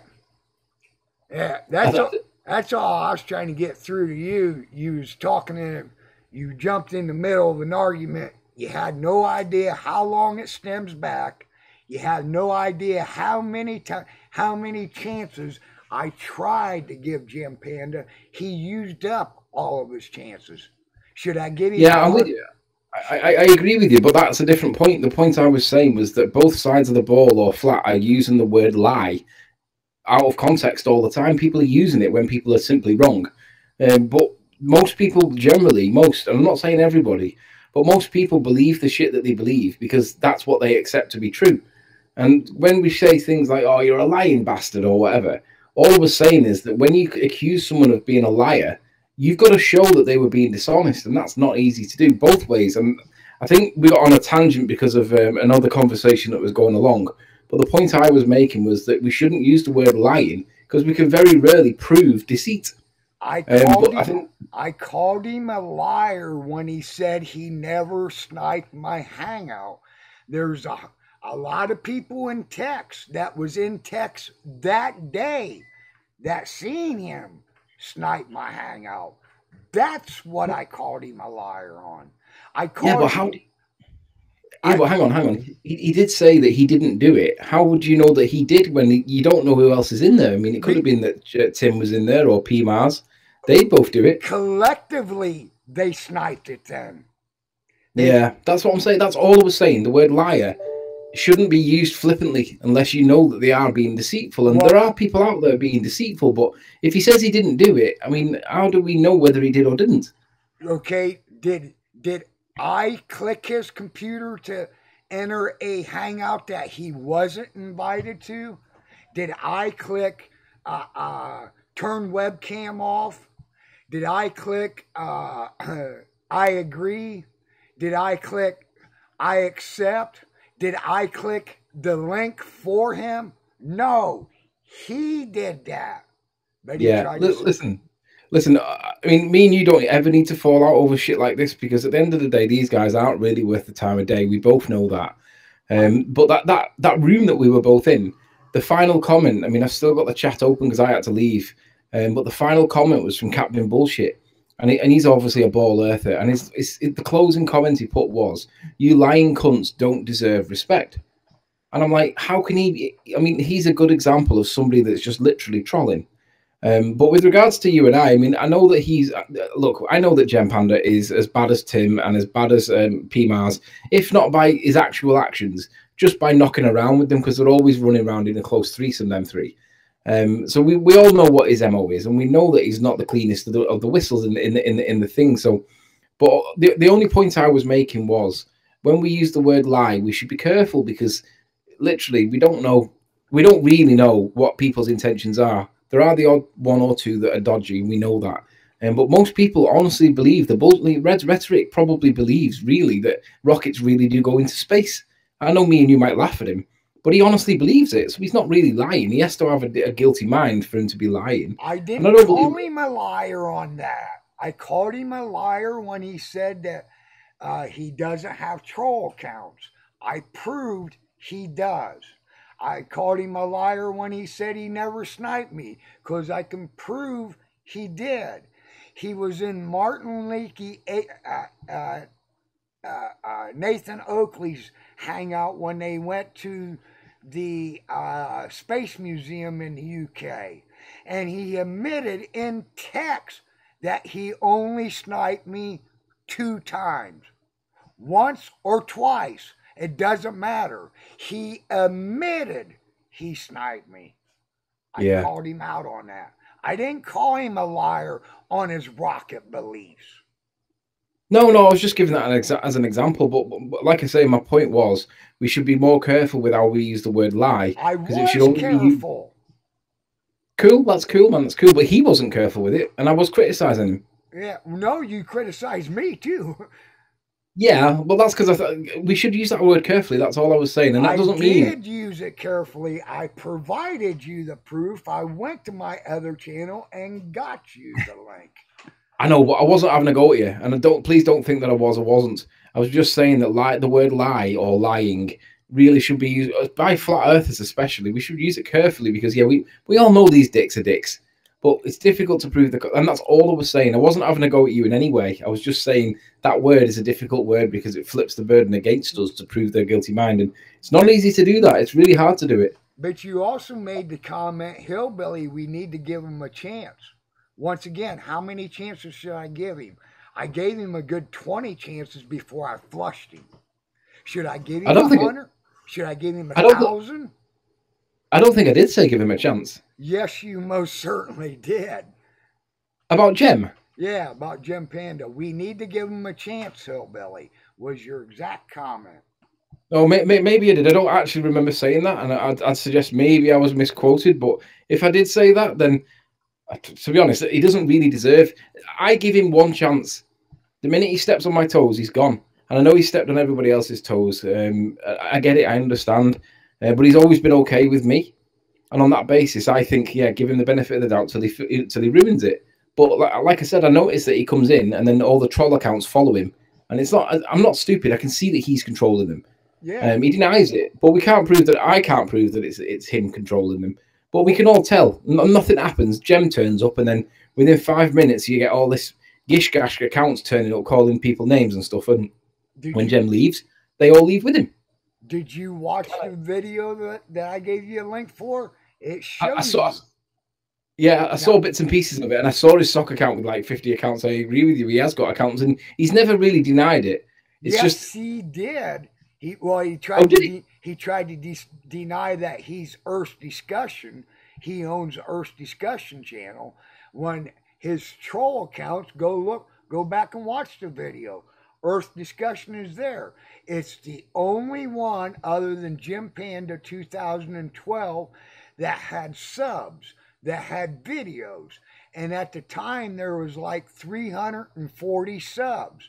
I go to his channel and show that it was a couple numbers greater than what was shown on his thing. But what does that prove? A couple more people subbed from the time he accidentally messed up and showed his troll count. Now, I cannot take credit for the screen capture. That was YouTube that did it. He went back, paused it, because it was only up for a couple of seconds. It was only up for a couple seconds, but just like us accidentally exposing our link, that's all they need. They pause it, they take a screen capture of it, they throw it into Photoshop to blow it up to where the link is legible, and they come in and they snipe us. Yeah. I know, I agree with you. They do behave terribly. But what I don't like doing, I just don't like the being nasty back to them. I think generally we're better off just staying quiet and just ignoring them. I mean, I've got this one guy, Clive Adams. I don't know if you know Clive out of Earth Discussions, but he's constantly pecking at my ankles. He's trying to bite my ankles all the time. I just ignore him because I can't stand his voice, if I'm honest. I don't want to talk to him. I don't want to engage with him. And because I'll end up losing my temper with him just because he's got one of those adenoid voices that, and I just can't stand it. So I just tend to ignore them, but it makes them more angry when you ignore them. So I think maybe we're better off just ignore these people rather than entertain them in any way at times. Well, no, right now it's to my benefit to antagonize them. That way they come back. They hurry up and get me that much closer to the 10,000 views I need to for that part of the monetization of YouTube. Being that my other channel was shut down for the monetization part for 3 months, and I'm in a position in my life to where I need those few extra pennies. Right now, they are my best help on getting me up to 10,000. One hangout, they come in with 30 troll names. That's 30 view counts. I need those. So right now, yes, it's to my benefit to antagonize them to get them over here. They don't realize they're my best tool right now. No, and when you look at it from that perspective, I agree entirely. I mean, I do it to some degree myself, not because I want the trolls, but because I just like winding them up at times. Because they are horrible. We know that they're horrible. I mean, there's no love lost between most of the trolls out there and the average flat earther, because we all know that Neg, PMars, Jeb, Tim, they are horrible. I mean, they come across nice to your face, but behind your back, they're laughing at you at every opportunity. And do you know what? I don't really mind. Well, I'm not laughing behind their back at them. I'm laughing to their face at them. So that goes to show that I am a better man. Well, I think you're a better man if you like abstain from that word lie. But I mean, it's cool if you choose not to. I mean, I'm not going to fall out with you over it. I just think that the standard for flat earthers should be to rise above it because they're horrible. We can do better than it. We don't need to entertain them that way. We don't need to. The two facts I called him out on a liar, I proved. So I don't have to be tight with that. I can be free with it. Why? Because it's a fact. And you're quite right. You're quite right. But don't forget, though, he did use that word too, and I was on at him for using that word too. I wasn't having a go at you and you alone at all. It's just bad that we're all being called liars for anything and everything, and it's being used so flippantly. It should be used in the more serious cases. That's all I was getting at. I don't care how many times you preach that message to them. They're not going to stop. It's their MO. Yeah, but we can use that against them when they refuse to do what they should be doing, which is behaving. When they refuse to do it, we can ignore them and say, look, you're being disrespectful, and that's it. You can use the word liar like it's a confetti thing at a wedding. It's ridiculous. Like I said, you can't stop them from using it. And if you think that you're personally going to stop them, in time, you'll see you're wrong. I went through this with a good friend, a man that I would like to meet today, shake his hand, and that's Gav and Krista Truthseeker, to where we became enemies because I was you. I wanted to give them that chance. I tried to tell other flat earthers that we need to give them that chance. It didn't take me long to realize that Gav and Krista Truthseeker was 100% right, and I had to apologize to those two. Yeah. Let's get on with mean sea level, being you didn't know what it was, all right? Yeah, sure, go on. All right, let me do a screen share here on the Hangout because the watch page already got it. Let's see, screen share. Share screen. Let's see. I sure hope this ain't gonna. Well, hold on. Let me put the Hangout on the other page first, so I don't give out the link. All right. This means sea level. Now, if we was on a what you see on the right, if we was on a globe, that's exactly how you would interpret it. Being that the circumference of a globe is uniform, I should be able to take any one of these slices out of the first mile and interchange it with any one of the slices out of the second or third mile and fit them in, and put it back in place, and that curvature, you would be none the wiser that I changed them up. Now, the tool that you need is this. This is a spectrum level laser. It's utilized in the excavating trade. Sometimes you'll see plumbers use them in big projects. But it's not a small level, laser that you would utilize to hang your countertops or hang a ceiling or hang pictures at a flat level line. But this one goes 1 mile. 1 mile. In any one given mile over Earth, there should be curvature, right?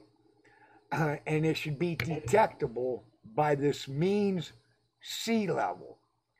Now, the same manner that we build a road is the same manner we would use that mean sea level to determine curvature. Because, as I pointed out, this is uniform, so therefore the 8 inches in a mile also has to be uniform. We got a perfect 1-to-1 ratio.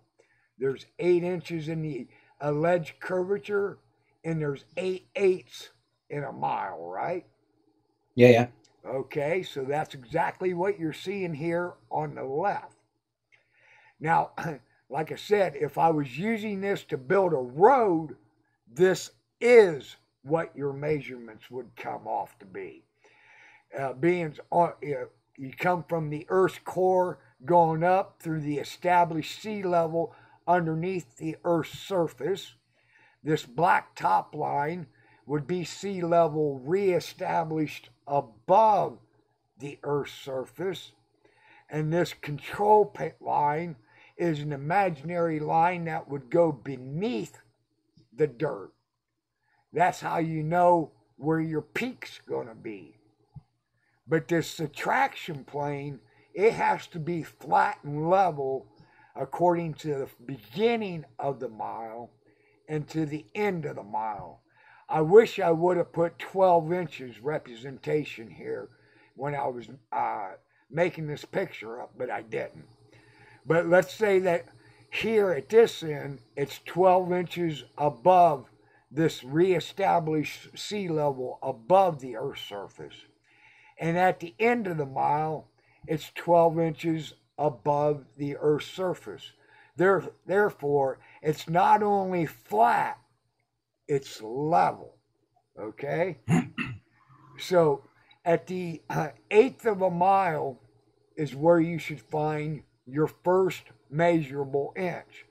But being that you can't be inside the Earth's surface to measure up, that's why you need the subtraction plane established flat and level so you can measure down.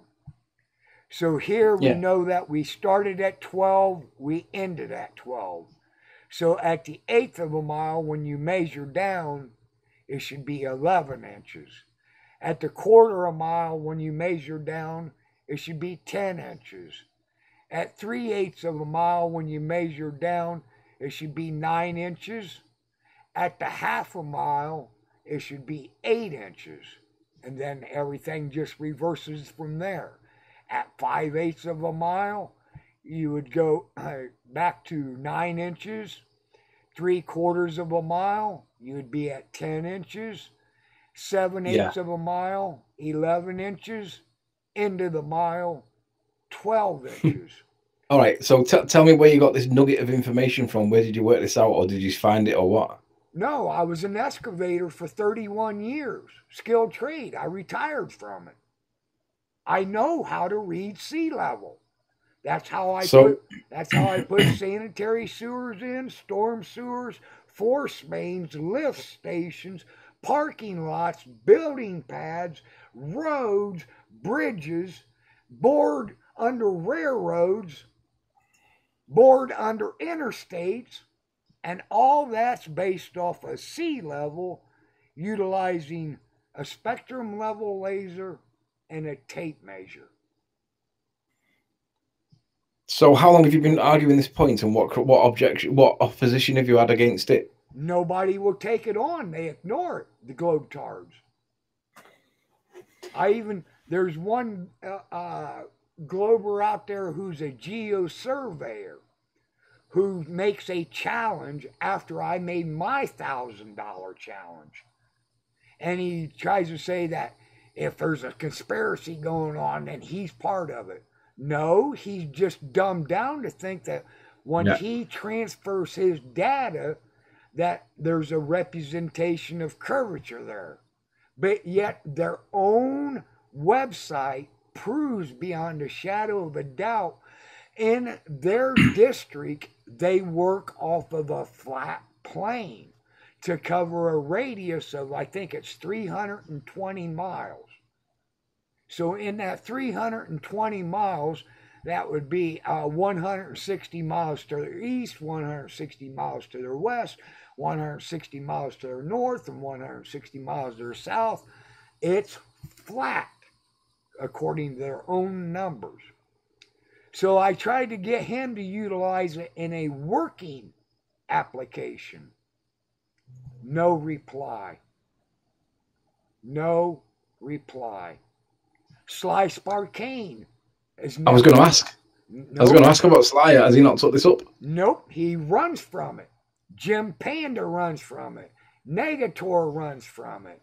Timmy Osmond runs from it. Yeah, I wouldn't expect Tim or Jem to deal with that. Sly, he should deal with that because that's right up his street. He's quite tech-minded, Sly. I'm surprised he's not took it up.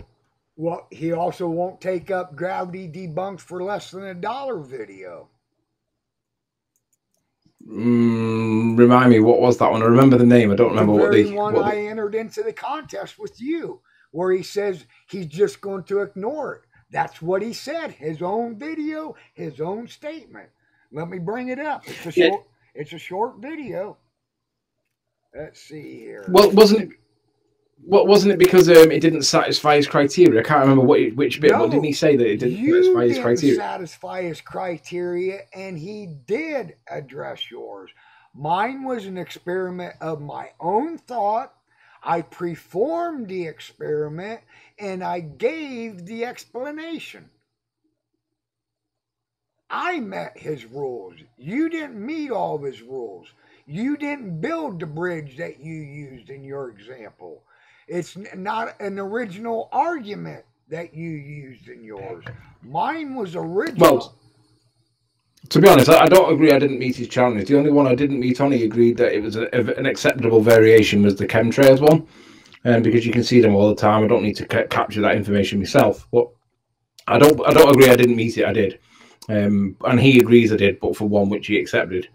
But anyway, in any event, go on, remind me, what was the gist of the Gravity for $1 one? I'm getting ready to play it in a second. Hey, yeah, people, sure. Welcome back to Political Hillbilly channel. You guys are going to have to give me a minute on the total breakdown of the eclipse. Mrs. Hillbilly back in the hospital getting some more tests done. So we're getting her schedule around, getting her doctors lined up. Hillbilly's a busy man, okay? So I do want to pop this one off real quick this morning. You wouldn't believe how hard it is to get a clear plastic straw in a little hick town. I can find colored straws, but for the purpose of debunking gravity for less than $1, clear straw works best. Things required to debunk gravity for less than $1: a clear straw, a paper towel, and some sort of dark liquid, and I'm going to use my coffee, alright? It doesn't necessarily have to be a dark liquid for visualization. Now, Neil deGrasse can go up on Comedy Central and utilize it as his scientific lab as he goes, gravity. But yet, when asked what gravity is, he couldn't explain it. Neil deGrasse, I'm just a dumbass fucking hillbilly, alright? No degrees, no degrees. But what if I say, not only can I prove that there's buoyancy and density, but I can explain why. You, with all your big degrees, you cannot give an explanation, and me, just a dumb old hillbilly, I can give a full explanation. We know buoyancy and density to be a fact, not a scientific theory. When we observe what happens when they're alleged gravity, just a word like, get me the whatchamacallit, to describe what you cannot describe, why would you need that when we have a fact-based substance such as buoyancy and density? So here we go. Now, we all know that if you stick your straw in liquid, pull it out, the liquid will stay. But if you pay attention, it's slightly dripping. Why is it slightly dripping? Is there gravity? Whoops. Well, what if I tell you it's nothing more than surface tension? As the water that was on the outside of the straw, or the coffee in this case, was on the outside of the straw and went down here until surface tension gets great enough to break and allows a drip. Notice there's slightly a drip. Now let's watch this. When I do it again, now what happens if I wipe it off right away? Remove the excess water, the outside surface tension that's going to add to the bottom surface tension. No drip. Now the ballers are going to say that I created a vacuum, but we can easily disprove that. For one, you didn't see me put a vacuum pump on it, right? For two, the straw's not crushed. If it was a vacuum in there, surely this weak-ass straw would crush in on itself. Three, things can travel in a vacuum. As I turn this upside down, why didn't the liquid travel to the bottom? Huh? So we know it's not a vacuum, and if I did anything, I increased the pressure in between there. The little bit of air that could not rush out from around my fingers got forced into the tube, and I increased that pressure. So when we're looking for an explanation on this, what could possibly be happening, sometimes we don't need to look what is there. Sometimes we need to look what's not there. In order for buoyancy and density to work, it needs to have an opportunity to neutralize. Hence, NASA Space Station Neutral Buoyancy Facility, right? You cannot argue with that. I mean, the astronaut's got to have some place to go swimming, right? But anyways, so here's what happens when we allow neutralization of buoyancy versus density. The liquid that was inside the straw will fall through the thinner atmosphere, push that atmosphere away until it runs across another substance, whether solid or liquid, that is equally or greater in density. Buoyancy and density debunks gravity. Gravity debunked for less than $1. Neil deGrasse, kiss my hillbilly ass.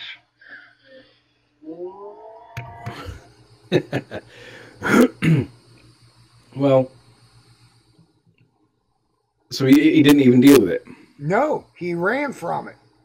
You seen his reply to you and me?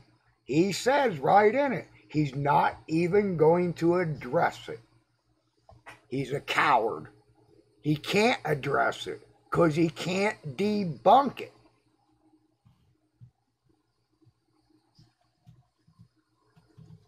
Well, I think, honestly, I've said it before about Sly. I think that he realizes it's not a ball, but he argues it anyway. And I think that anybody that listens to him looks up to him and kind of gets influenced or motivated by him because he does do good videos. He looks like a credible source of reference. He looks like he knows what he's talking about. But you and I both know that you ask him to address one particular point. He lies in his videos. He doesn't. Yeah, he does. Okay, he got editing skills. That's it. But he lies in his videos when he calls us the liar. Let me go to your channel and get the debunking clips video, and let me point out two things here. When you go to whose video? Oh, Mike Hara video. No, Sly's. Okay. Yeah, go. Sly Sparkane.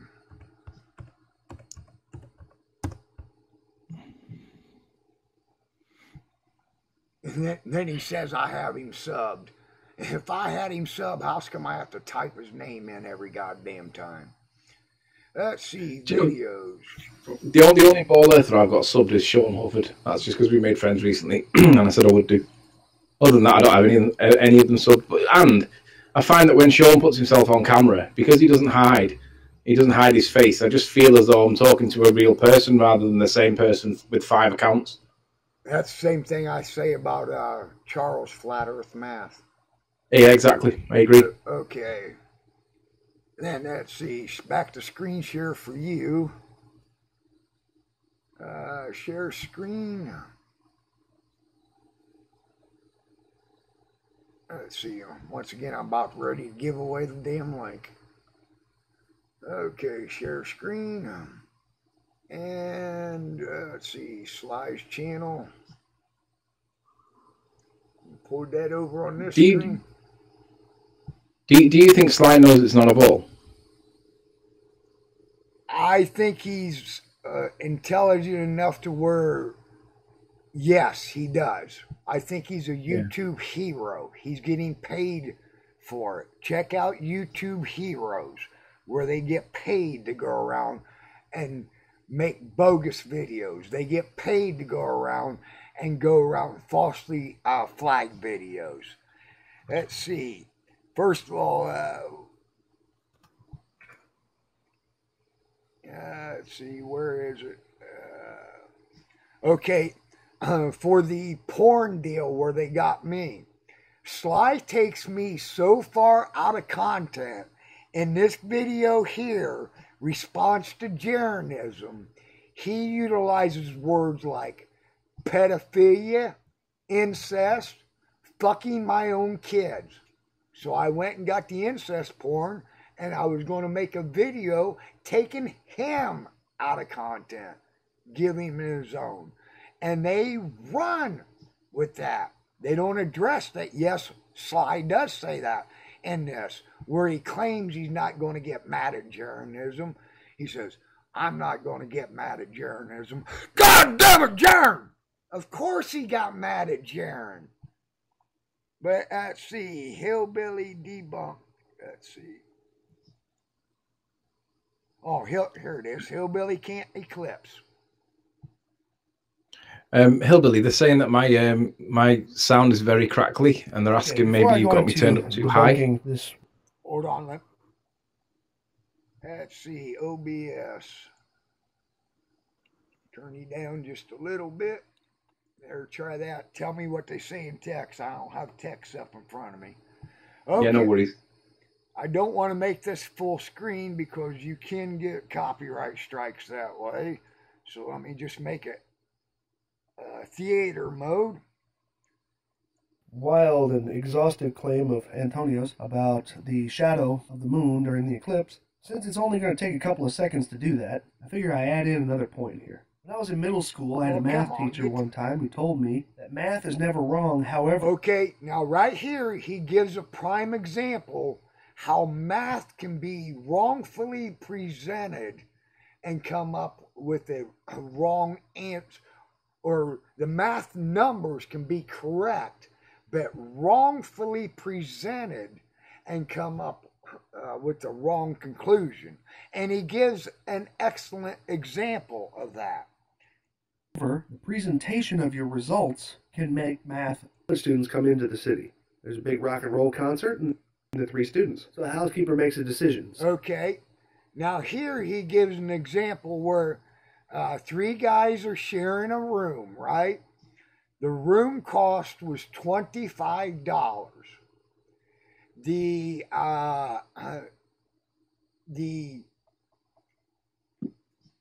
clerk or whatever, desk clerk, did not know how to properly distribute the $5 change when he sent the maid up. So the maid figures, well, there's 3 of them. She'll give each one of them $1 and she'll keep 2, right? So all $5 are accounted for. The $25 for the room, $5 in change, even though the maid keeps $2. Then he goes on to say that each guy paid $9 a piece, equaling 27, and the maid keeps $2. 27 plus 2 is 29. So what happened to the third dollar? Yeah, I've heard this one before. Slightly different facts, but the same maths. It's the way you put. It's not missing. It's just the way they've done the maths, isn't it? No, it's the way they lied. They lied when they say each guy paid $29 or $9. They didn't. You would divide 25 by 3, and it comes up to what? 8.27 or like that, $8.27 a piece. That's what they paid. But he says they paid $9. No, if they paid $9 a piece, she would only be taking $3 worth of change to him. So he gives an excellent example how the numbers can be correct, but the story can be falsely represented. So, exactly. Okay, now let's get in here. Okay, now this is me making my video on the fly. On the fly. And in here, I accidentally go by a stellar month, 27.322 days, instead of a lunar month, 29.5 days. He had to lie in his representation to try to debunk 27.322 days, and I'm going to bust him in that lie here in a minute. But if he couldn't do it on 27.322, he definitely can't do it on 29.5. Of course not. It's just what isn't and why it shouldn't work. Yeah. Shorten it just a little bit to keep to the key points. Hey people, okay, there seems to be some confusion with astronomers, amateur Body that they have there, which they are calling the moon, I am not going to call the moon. The reason why I'm not going to call it the moon is because of the fact that it is not the distance or scale or size to the moon in relation. Well, actually, it is the scale to the Earth, because I took and I divided it by the proper ratio, so the scale is. But I did warp it out just a little bit, stretch it out, so as you can see it's not a perfect circle. Now, the distance is not there because you simply can't get it on one image.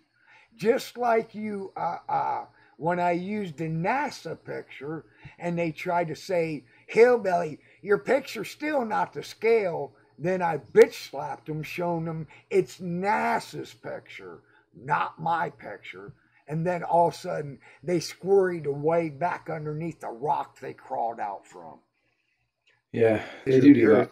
When trying I had to go on. Describe how the shadow of the moon works at distance.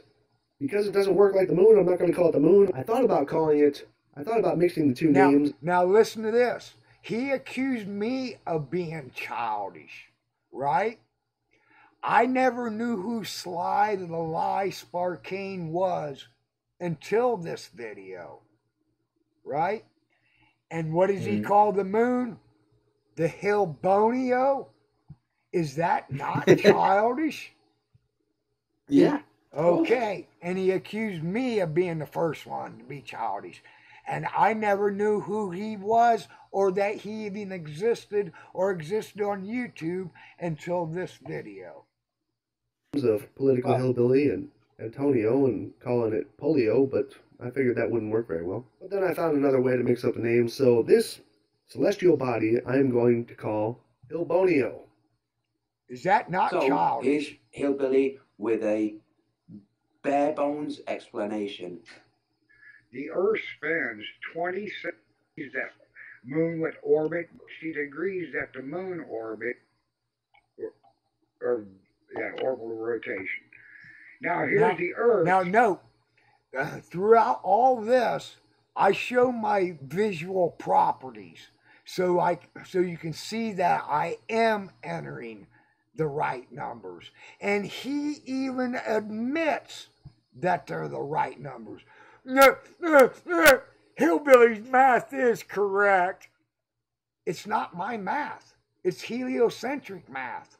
So why do they call it my math? I just properly represented it. Rotation. I'm at the end of it. I'm at 9,836 degrees. So this is what it looks like on a heliocentric model as we go back to the beginning of the timeline and let it play out. So as we can see, if this node point here from the Earth to the moon's core, yeah, that Now, represents... did you just hear me say that? That node point. He calls that my umbrum. I never called that my umbrum. Matter of fact, as it gets into the shadow later on, I add the umbrum if you go back and watch the actual video. Yeah. He doesn't show that. He does not show that. He intentionally removes that from his video. In other words, he was intentionally, misrepresenting it. And Gish during the eclipse. Here, go ahead. I'm going to turn the volume down on this so you can talk while it's... Yeah, he's misrepresented and then Gish happens. He does. Okay. Basically bringing this program outwards. Now, here's his display of what's going on. It's so small, you can't even see the globe. Then when he does zoom in on, I guess I got to the part, there's the globe in the center. And he doesn't even cast the umbrum right on the globe, because why isn't it funneling down?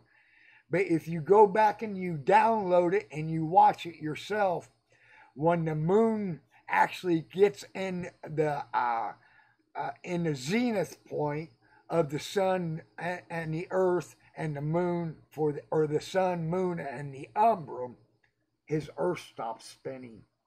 His earth stops spinning. He says it's a computer glitch on my end. No, it's not. He stopped it. Anybody's free to download it and check it and find out for themselves. Okay? And to prove it stops, on his example and my example, the greatest point of totality match up. How can we start at the same time? Our greatest points of totality meet up at the same time, but yet our complete orbital rotation does not match up because he stopped the Earth during the shadow. That's why. And we're going to prove that. So therefore the question then becomes, has he done that intentionally? Of course he did it intentionally. Okay, this blue line is the Earth's rotation, right? That's the Earth's rotation in the 360-degree scale. And this is the moon with its umbrum. Let's let it play out. And by all means, by all means, My Earth, if he's using my numbers like he tries to tell people he does, my Earth has to beat the moon back to the final point before the moon makes one complete orbit. The Earth has to make 27.322 rotations. But let's watch.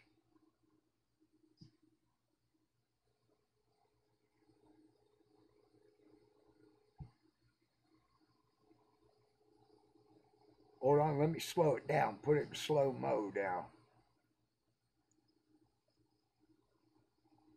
Let's see, speed. Go half.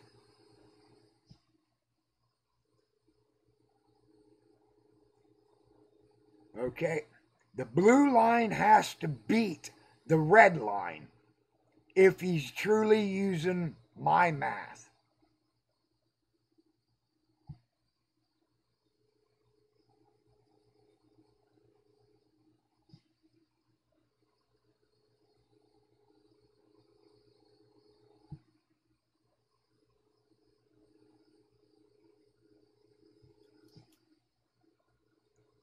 Okay, slow it down even more.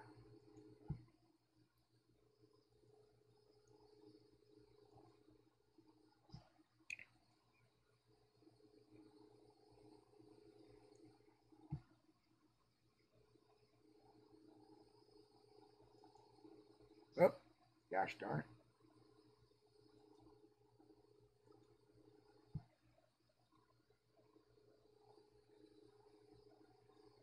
Come on. It's only there for a fraction of a second, but that one fraction of a second is all I need to prove he's the liar. He falsely represented that he was using my math.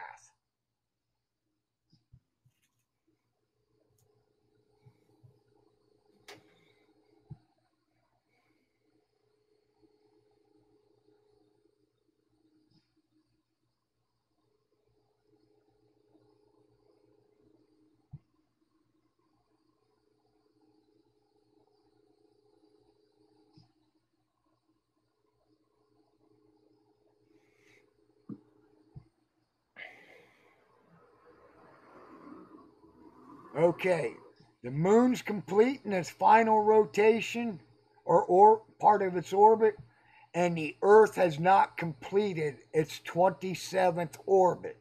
Not alone be clear over here representing 3.22. Now, like I said, we started out together, the greatest point of totality matched up.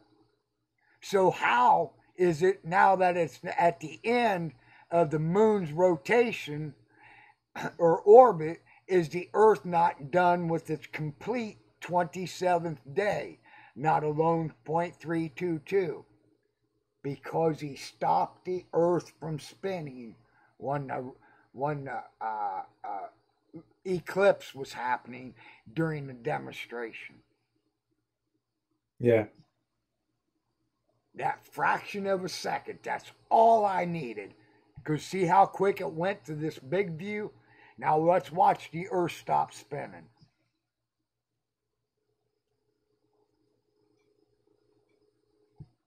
It's hard to see, but if you download it and you blow it up, you'll see the Earth stops spinning. And it's not worth going through it anymore. Because we all know he earned his name, Sly, parentheses, the lie, unparentheses, Sparkane. And beans, I got a new name, let's give it an extra thumbs down. Okay.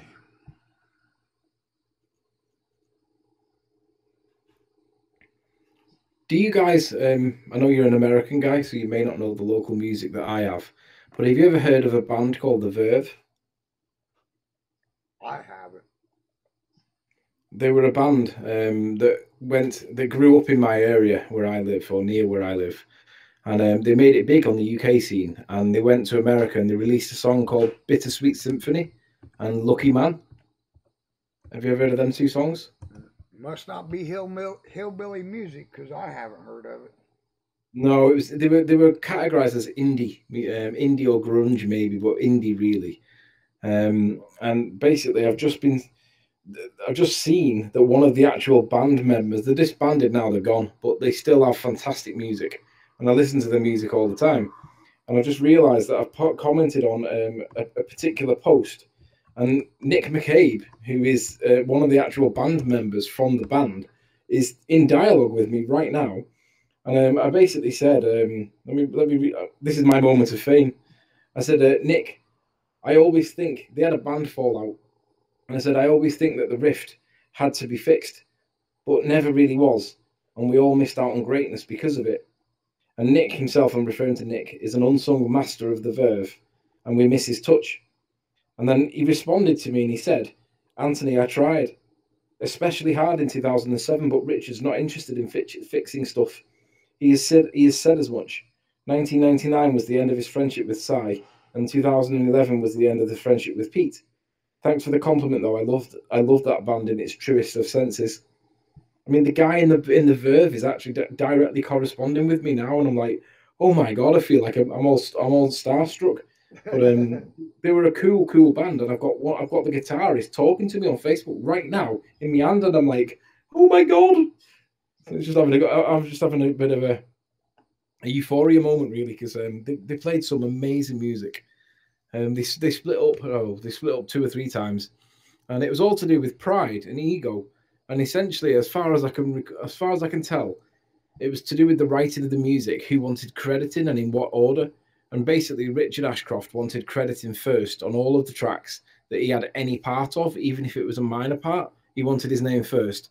Whereas the other band members said, well, if you've only played a minor part in that particular song, your name's going second or third. You're not going first just because you've done a couple of chords to it.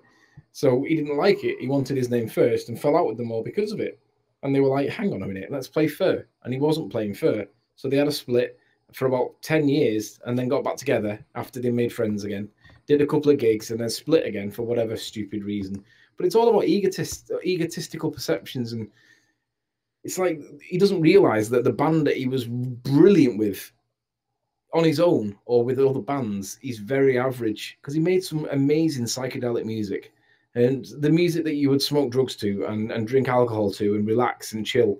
And let's be honest, how many male bands would, like, you've heard of Oasis, right? You've heard of, I don't know, probably Police, Beatles. He made music that a group of lads would sit in a room smoking joints and stuff like that and would just relax to that kind of music. And there's not many male artists that can do that. The odd one or two cannot, yeah, you might get the odd 1 or 2 good songs out of them, but there's not many bands that can do the whole album and a whole room of lads will sit there just relaxing and chatting rubbish.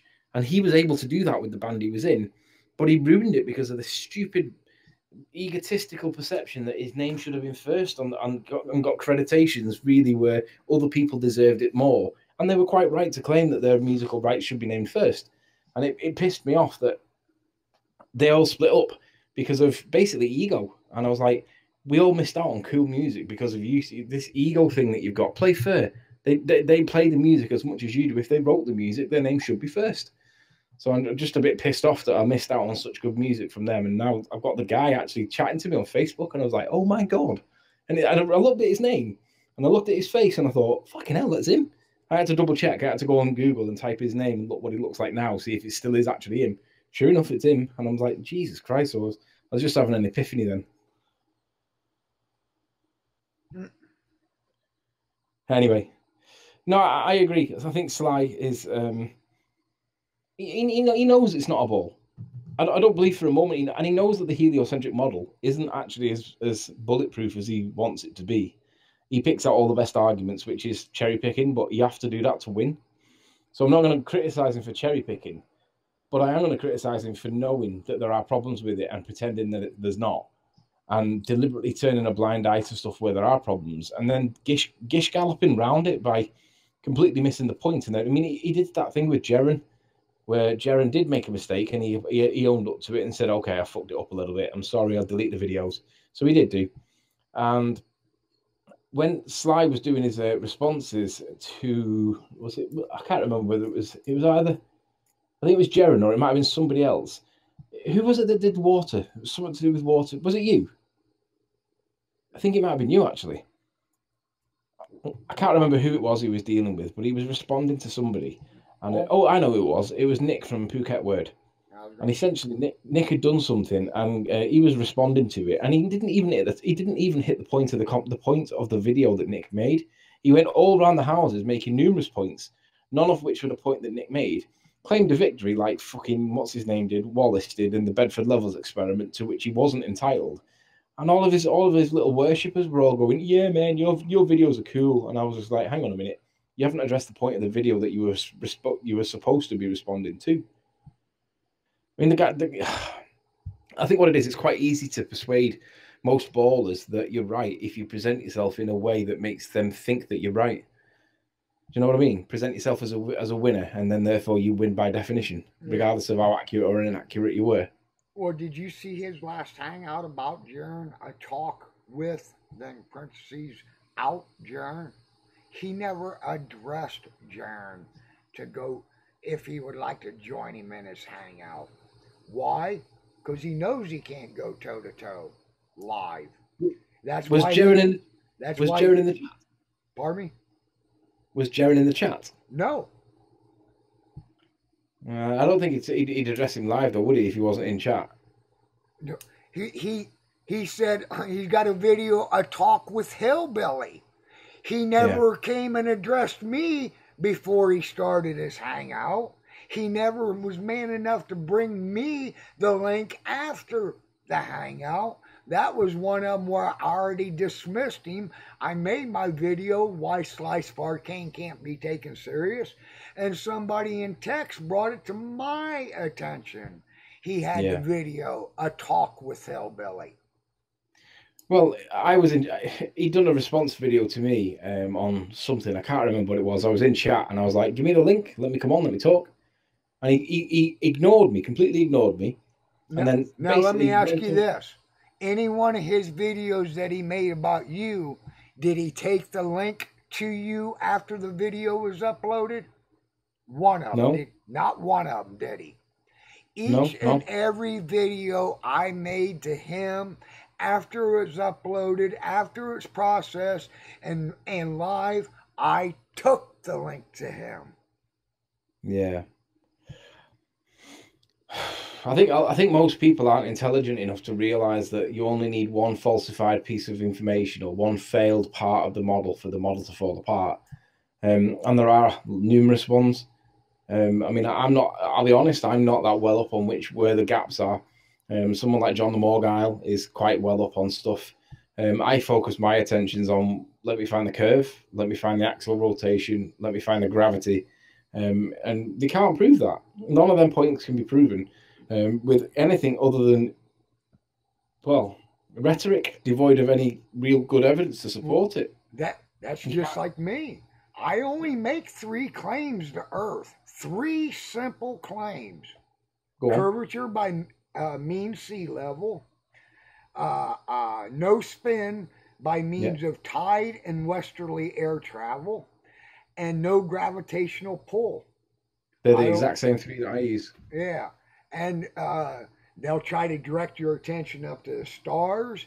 When I was making an observation on no spin by westerly air travel, Negator, I actually let him on the panel, or maybe a Space Cowboy. I keep on getting those 2 mixed up. And they kept on trying to put me as the neutral observer in a geostationary position. There's nothing stationary in the heliocentric model about geostationary other than a word falsely entered into a moving object. Yep, I agree. Yeah. The stationary of the neutral observer is just that. When you observe westerly air travel, the point A does not start until the wheels leave the tarmac. At that point, you allow the plane to travel west and you allow the Earth to rotate from west to east, and point B is not established until the wheels retouch the arrival point, tarmac. And you'll see that point B will always be to the east of point A. Well, that's not the way things work. How could something be pointed to the west and thrusted to the west, but all measurable momentum was to the east? Yeah. I also use the tides as an argument. We got 2 high tides and 2 low tides a day, but yet the Earth is always rotating in one direction. Fluids on a spinning object cannot change direction. Well, no, I don't necessarily agree with that, because the sun creates thermals, and even if the water was moving in a state of inertia with the Earth, like like Coriolis, but with regard to the water, if the sun is over the Pacific and it's directly above and overhead, the thermals it would create would push water slightly going the opposite way for a degree until such time as it lost the heat, and then it would be pushed back again. So the sun would create a thermal heat that would, don't forget the speed of the Earth's tiny, but No, the speed of the Earth is not tiny. It's 1,034 miles at the equator. It's said to be 794 miles right here at the 41-degree north. Yeah, that is not tiny. No, we both know that it's bullshit. But when you just said then that the water wouldn't go the other way, I thought, well, it would with thermals, and it would with cooler currents as well, because otherwise the oceans wouldn't do the ocean current, would it? You cannot reproduce it. You cannot. Agreed. You cannot reproduce it. Agreed. If it can't be reproduced, it's not fact. Well, one of the biggest arguments that they've got, which we all gloss over, but really we should drum it home on every single discussion, every single debate, every single argument, is that even if the gyroscopes, according to Slice Barkane, don't prove that the Earth is stationary because derp, the fact that they don't prove that it's spinning is a problem as well, because if it did prove that it was spinning, the ballers would be using the gyroscope to prove it every single time, because it's an absolute proof. You would see the Earth rotating with a gyroscope on a three-axis gimbal.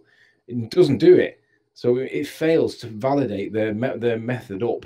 And we should literally beat the drum all the time about it and ram it down the throats, because that's exactly what a gyroscope will do. It'll resist the movement of the Earth. It'll show it in its gimbal. It doesn't do it. That's a big, massive hole in their armor, because it should be doing it, and there is no valid reason for why it shouldn't.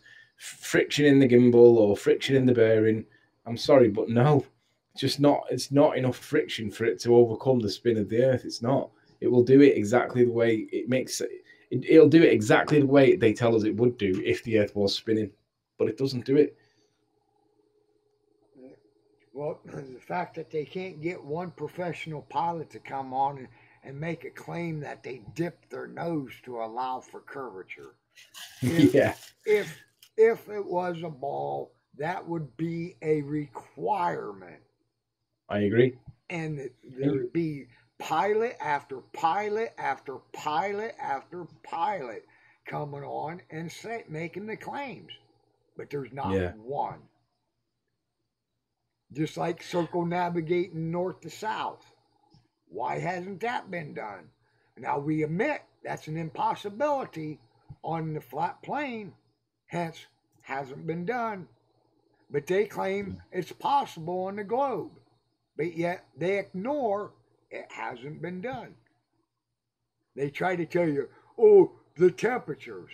But we watched back in World War II that they achieved altitudes so high that they had to develop de-icing things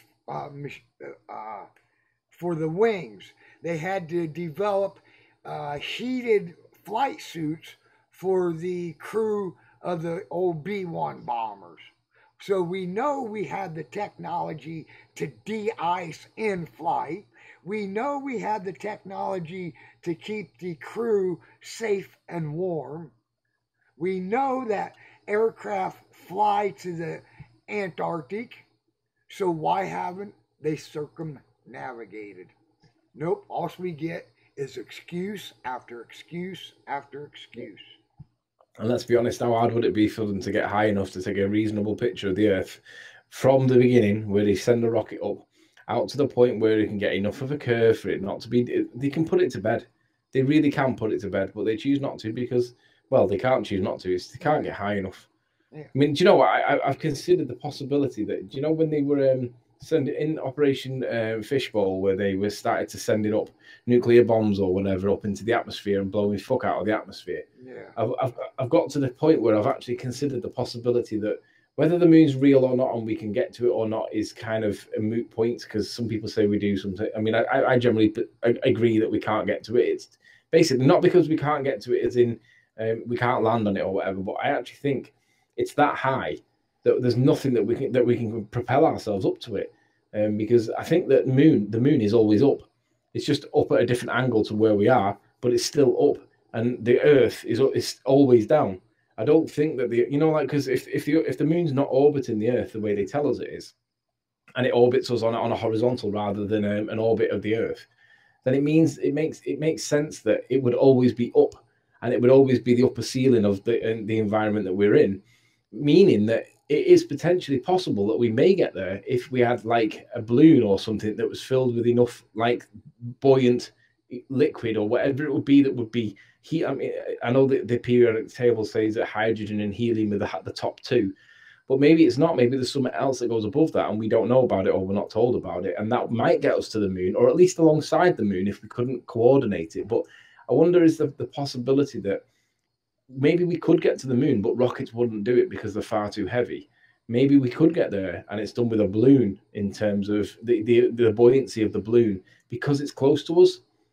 I've been considering the possibility that maybe the moon is potentially attainable, because it does look like it's a physical object. It does present its own light, although however it does it, I don't know, but I do believe it's a different type of light to the sun. And I do believe that it is always up. You know, when they say that dogma, well, how does space know what's up and what is up in space and all that kind of bullshit? Forget space, take space out of it and it doesn't even exist. And look at it from the way we see it when we look up at the dog cam footage and stuff like that. And you can see the moon clearly looks really, really close. And the sun, same for the sun. So I just wonder, is it possible that maybe we can't land on it like a rocket, maybe we can land on it like a rocket, but maybe we could get to it with a balloon in some kind of like helium-filled way. And maybe they could get to the moon, and they're all pushing the bullshit, the argument that we never went to the moon. They're allowing it to happen as a distraction from, well, actually we can get to the balloon, but we have to float up to it in a state of buoyancy because we can't get to it with a rocket. Hence the reason why there are no pictures of the moon, of the Earth from the moon, because the only way we can get there is with super, super light stuff, and we can't even put a camera on it because it would be too heavy. So I just wonder, is it even possible? Is it potentially possible that we could keep going up till we got to the moon, and then eventually we might actually kind of get to the moon, but it would be in such a state of buoyancy that you couldn't put any weight to it because you'd have to have like a zero payload. So yes, technically you might get to it, but you just wouldn't be able to stay there because there would be no ability to stay in that state of equilibrium, because there's nothing that's buoyant neutral enough to stay there. But I haven't ruled out the possibility that maybe the moon is attainable, but we have to just realize that it's still just up and there is no 3 dimensions to our space. It's just you've got to get high enough and you've got to get through the layers of the atmosphere to get to it, be it helium or hydrogen or whatever else might be up there. And maybe there is a way to get to the moon. And the deception is that they keep allowing us to go on with this. We sent the rockets to the moon thing as the distraction. Maybe we should consider the possibility that we could get to the moon, but we have to float there because it is a form of buoyancy and it's not what they tell us it is. Maybe we could get there. What do you think? Well, according to Project Loon, Google Earth or Google satellite balloon technology, they reached their neutral buoyancy to where they can achieve no more altitude at 12.5 miles above. Really? Yeah. Have you not? Let me just have a look on Google Earth to see what that represents according to the model that doesn't work. Let's see where 12.5 miles takes us. Yeah. It's actually not. It's not that high, that is it at all? No, and I'm just a messenger there, Globers. You go argue with Project Loon to where they admit satellite technology is done by helium balloons, not rockets. Yeah, Jerem was onto this about 12 months ago, wasn't he? And he dropped it because it seemed so stupid that it could even be possible. Yeah, maybe balloons is the way that they're doing it. Maybe satellites do exist. But even so, how can they get a payload so high for it to do it? Because you have to have zero weight. So unless they've got like nanotechnology that's able to be virtually weightless, how are they going to do a satellite? The satellites that achieve that altitude no bigger than a shoebox. They show you. They show you right on Project Loon. Google it. Project Loon. L-O-O or L-O-O-N. Watch their videos. There's multiple videos on there. And listen to the emissions or the slip-ups, like how many times NASA's slipped up and said before we can send man beyond low Earth orbit.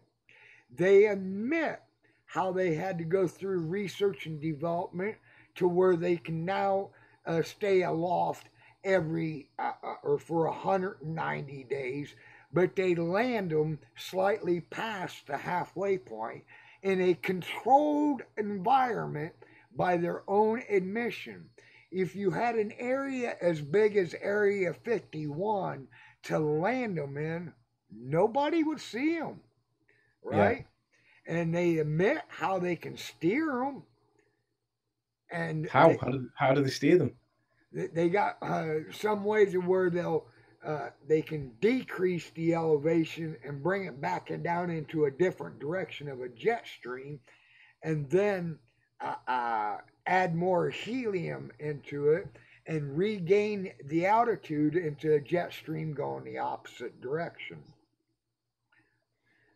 This is where science, in its true empirical sense, is fascinating, because I don't doubt for a minute that they can do this, what they're describing, because it makes logical sense that they could actually do something like this. But what I find interesting is when the sun's shining directly on it, the helium expands and makes it more buoyant. When it's in the shade of the Earth, because the sun's not near it anymore, it starts to lose altitude, which I find interesting because it makes sense that was exactly what should happen. But yeah, I think this is where science is doing us a massive disservice, because they don't really tell us enough about this, and they do it very much on the quiet, on the QT, because they don't want us looking into it too much, but they also don't want it to be hidden, because they want to say, well, we told you about it, but you weren't looking for it. And it's like, so they kind of told us, but we don't really understand the implications of it. They're telling us, but we don't really understand all the implications of what they tell us that they're doing, because they only tell us half the story. But I still can't get my head around what satellite television is, in terms of, I believe that it's not being done through balloons. I believe it's being done through charged atmospheric particles.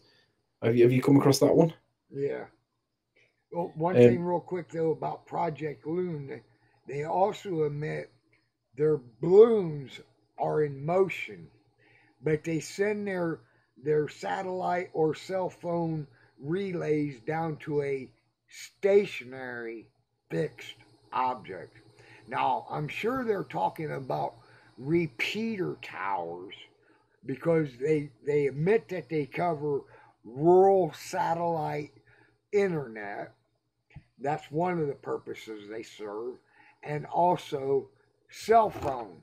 Every cell phone is your phone call is going through their satellite, right? So they admit that. They admit their balloons is in motion, and they also admit that they send it down to a stationary object.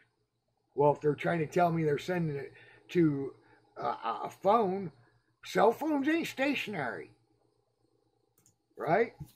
And if they're sending it to the farmhouse for rural internet on the heliocentric model, it's not stationary neither. So what is stationary that they're sending it down to? Hey, Hillbilly. Yeah. I don't want to name any names, but there's a gent in chat right now that really needs a touch of your magic. Let's see. double bubble. Clive Adams. Yeah, nuke him.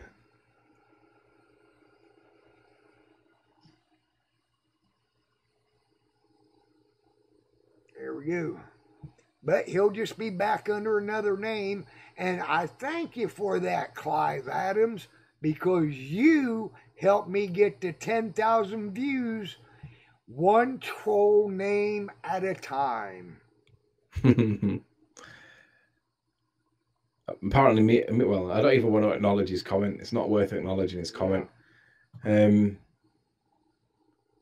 When you say 10,000, what do you mean? 10,000 subs or 10,000 views or what? To fully monetize your channel, you need to make two achievements. One, get 1,000 subscribers to get the ads to run, and two, you need or 1,000 subscribers for one part of it, and then you need 10,000 views overall collectively with all your videos to get to the second part. Well, my Hillbilly channel, I had one video alone, one Sandy Hook video alone that got 10,000 views. But on this channel, I'm still working on my 10,000 views. So it doesn't matter if a troll's in here for 1 second, 1 minute, 1 hour, or one complete show. They're one extra view that I get to get me to that 10,000 quicker. So that's why, by all means, bring your troll names in right now. My mods will swat you just as quick as you can. But the ones that's in here for 1 second, like the other day, must have had 30 within a minute. Well, that was one person who gave me 30 extra views to get to that 10,000 achievement that much quicker. So right now, the trolls are a better part of my achievement than my good friends or subs, because they only come in and give me 1 view per hangout. The trolls give me multiple views per troll. So what Carl's asking in chat, do you need 100 subs to go live? Is that you said 1,000 subs? What does 1,000 subs give you? The first achievement? It lets you monetize your channel. Ah. To where, well, in that case, to where the ads run. Are you sure? The only reason I ask is Sean Hufford says that he's got a monetized account, but he's not got 1,000 subs. You can't monetize until you get 1,000. Go to YouTube, and if you're under 1,000 subs, it will tell you. And then I think it's for Super Chat. Before you can turn on Super Chat, you need 10,000 views. So Sean Hufford with 674 subs can't have a monetized account, is that right? Are you sure? Ads can run on his channel, but he's not collecting money off of them. Not until you get 1,000. I get it. Right, okay. And then you have to get 10,000. I mean, so in that case, then I've got 59,360 views on 809 subscribers. So basically, I'd need two more 100 subs to monetize the account and receive money. Is that what it is? Yes, off the ads. But what you can do is, since you're over 10,000, is you can turn on Super Chat for live hangouts. Oh, that'd be cool. How do I do that?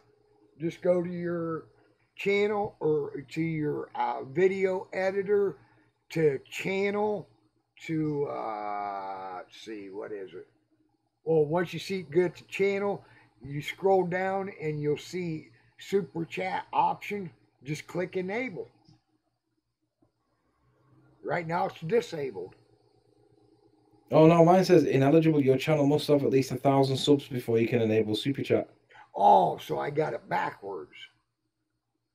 So you need 10,000 views to get the monetization off the ads, and 1,000 subs before you can turn on Super Chat. So I had it slightly backwards. So paid content, it says you must enable monetization before you can offer paid content. And I'm ineligible for that. It doesn't say why. Super Chat's 1,000 subs. Custom URL. I'm eligible for it. Claim it here. I've not done it. Yeah. Content See, ID appraisals. My PHB channel, I had all that turned on. On this channel, I'm still working up to those numbers. That's why I wish the other day, before I lost 215 subs in 2 hours, that while I was there, that I would have enabled it. But it was late at night. I thought, well, I'll just do it tomorrow morning. Tomorrow morning came. Well, I only took a short nap because Gav was streaming live his bus trip. I took a short 2-hour nap, came back, and lost 215 subs. I went from 1,064 subs down to 848 subs in 2 hours. So does that mean if you have it, say you get to over 1,000, say you get 1,001 subs, you enable super chat and then you're in super chat, but then you lose 6 subs and you drop down to 990 whatever. Does that mean that you then can't use super chat until you get them back? Nope. Once it's enabled, it's enabled. All right. Okay. Well, so I shouldn't say that as a statement of fact because I never enabled super chat on PHB channel until Mrs. Hillbilly got sick, because I hate making money off of truth. The truth should be free. We already paid by suffering through the lie. But being that I need the few extra pennies due to her health and keep my critters and keep my lights on, I had to enable it. I was 15 or 1,600 subs already. So I shouldn't say that if you drop below 1,000, because I was never in that position. All right, the eligibility requirements for monetizing your account, there's 5. It says you meet the criteria for the YouTube partnership, which I'm guessing most of us will meet by default, unless you got strikes or whatever. You have verified your account by phone. You have an approved AdSense account linked to your YouTube account. You own a channel with at least 1,000 subs. So yeah, so he can't be monetizing, can he? Right, okay. You are located in one of the eligible locations. And then when you click eligible locations, the UK is one of them. So I'm still down on that subs thing. Once you get to the magical number of 1,000 subs, then you get, I don't know, promoted, I guess. Well, for every person who does not run a YouTube ad blocker and they watch the ads even though they're skippable, you make 2 cents off of that, or a penny and a half. Penny and a half does not sound like a lot of money, but a penny and a half here, penny and a half there, there, that's, numbers add up. Yeah. Like I said, although it's hard to access, they make you jump through hoops to access your very money that you got off of Super Chat or the ads. I'm up over $200. Well, right now, I got 37 cents in my damn pocket. $200 would help me out real fine. Well, Super Chat? You can use Super Chat to let your viewers purchase chat messages in your live stream. Yeah. Like one day, Zern Music sat here on the same hangout, and he donated $20. Then a couple minutes later, he donated $5. A couple minutes later, he donated $10. A couple minutes later, he donated $5 again. A couple minutes later, he donated another $20. So he donated $60 in one hangout. I wish it would have only been the one $5 donation or the one $1 donation. Nobody should give $60 like that. But I was watching I Spy NASA Lives the other day, and someone donated, like, I think it was either $200 or $400 in one go, and I was like, what? Yeah, $200 twice. Yeah. Give me a chance and I'll think of his name. He's a Glow believer, but he's real polite. Mr. Anderson. Mr. Anderson. He's been on my Hangouts before. Now the sad part of that is I'm taking it that they live relatively close. They was friends before YouTube. I wish he would have just went over and gave her the money, because out of that $400, YouTube got 60 of it. Fucking hell.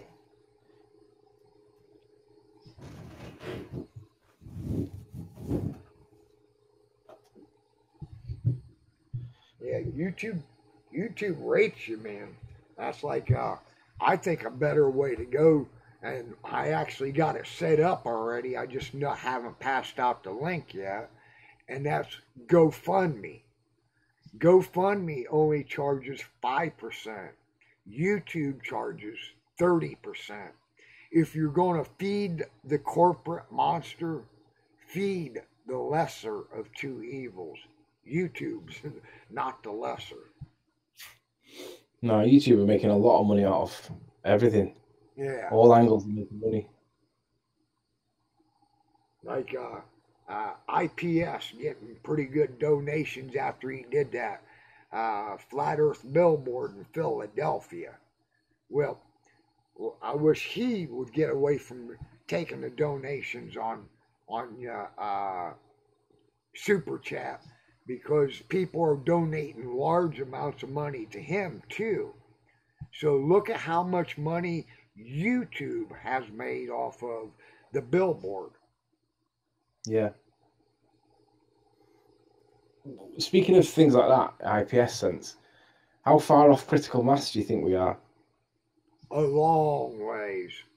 A long way. But if you go back and you study every successful revolution, everybody says we need critical mass, the majority. No revolution ever started out with the majority. It was lucky to start out with 20%.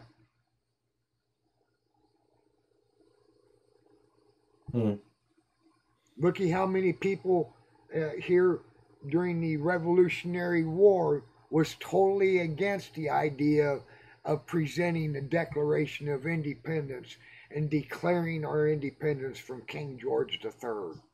After the Boston Tea Party, that number jumped. After the actual war started, it jumped even higher to where we did have the masses.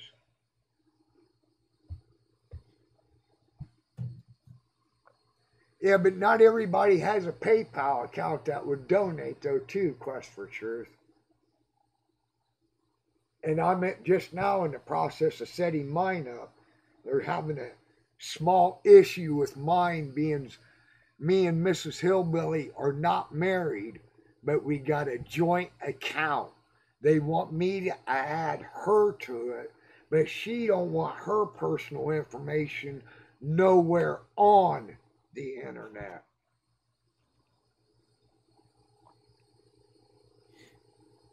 But she did agree to allow me to document treating her COPD with THC oil. And hopefully that gets here tomorrow so we can start that.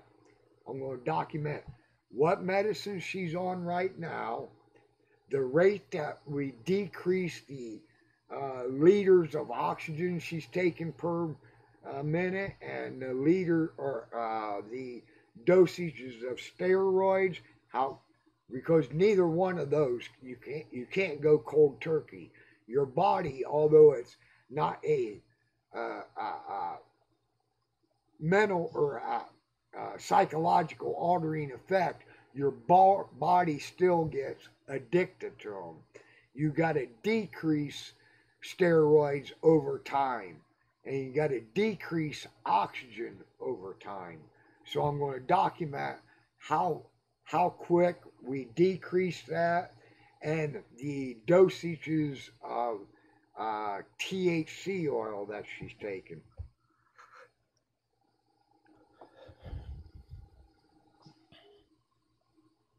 I'm also going to try to get a picture of her from head down. She doesn't want her face on camera, to show how she's bloated right now, and hopefully she's going to turn back into that skinny girl that I like. Because Hillbilly, he's got an old saying: if their underwear's bigger than mine, then they don't work.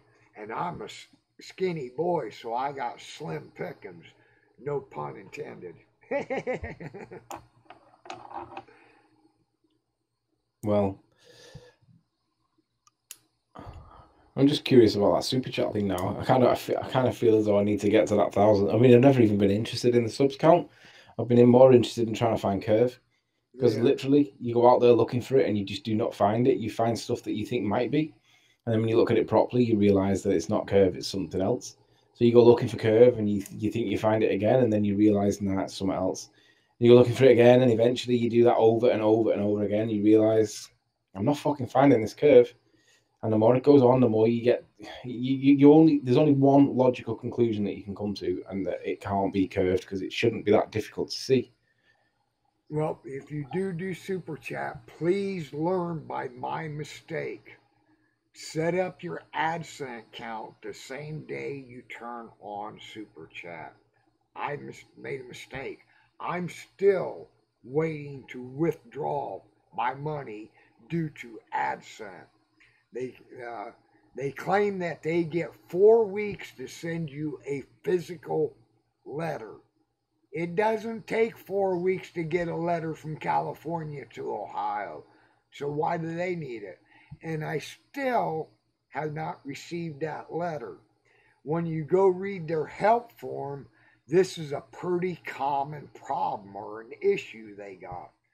And they won't allow you to send a request for another PIN verification physical letter to be sent until 30 days after. So I can't even request another PIN until July 11th, which is what? Tomorrow? 2 days from now?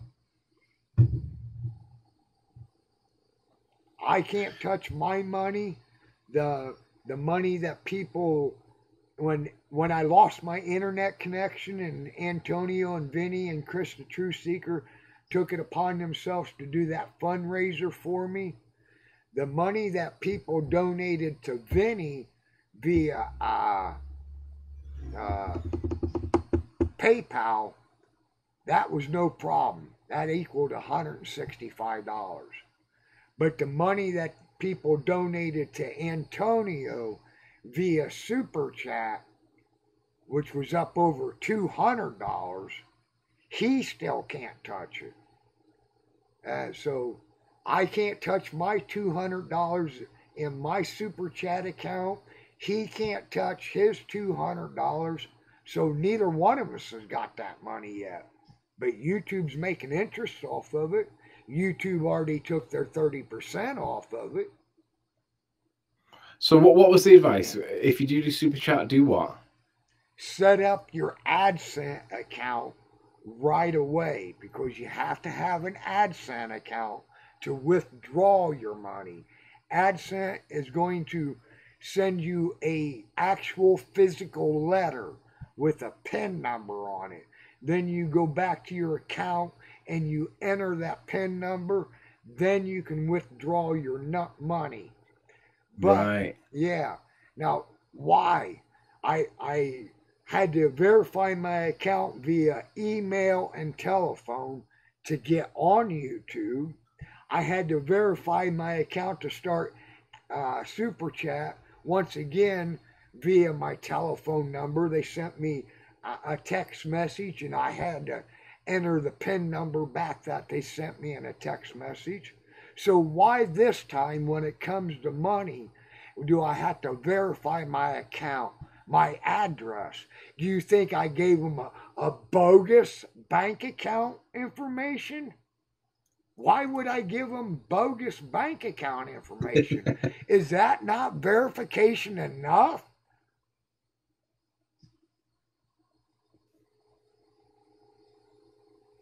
Yeah, they make you jump through hoops. That's what I mean. They got it so easy for the trolls or the shields, whatever the case may be, the YouTube heroes, to where they don't have to prove who they are to falsely flag videos or make false claims, but for you to claim your money or make a counter claim on a copyright strike, you have to jump through hoops to prove who you are. Yeah.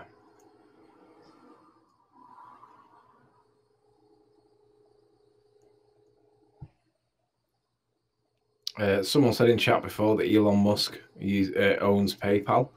I don't think he does anymore. I think he sold PayPal to buy or to set Tesla up. I may be wrong, but I'm sure PayPal was the one that he sold that got him all his money. I can't remember who made the comment now. It was a while ago.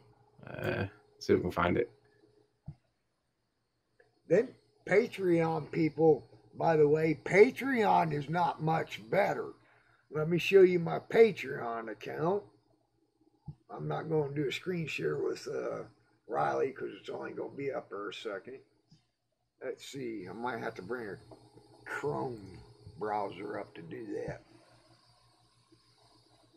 because I ain't got that bookmark on here. Let's see. Patreon.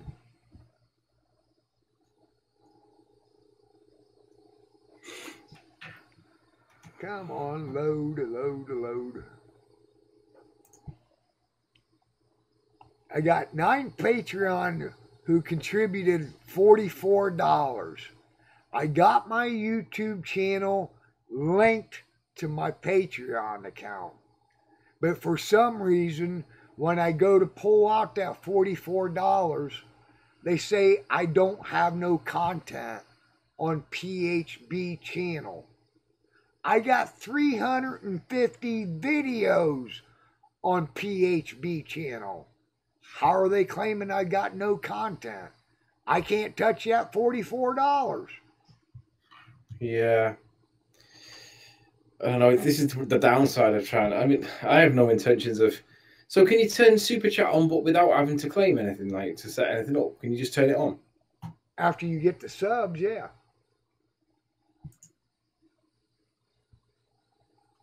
I ain't going to turn it on this channel. Not after I learn about AdSense. Not after I learn about the 30%. I'd more rather if somebody wants to donate. Well, first of all, I don't use none of it for nothing more than her medicine or critter food. Get me a Walmart card and send it to me via the mail.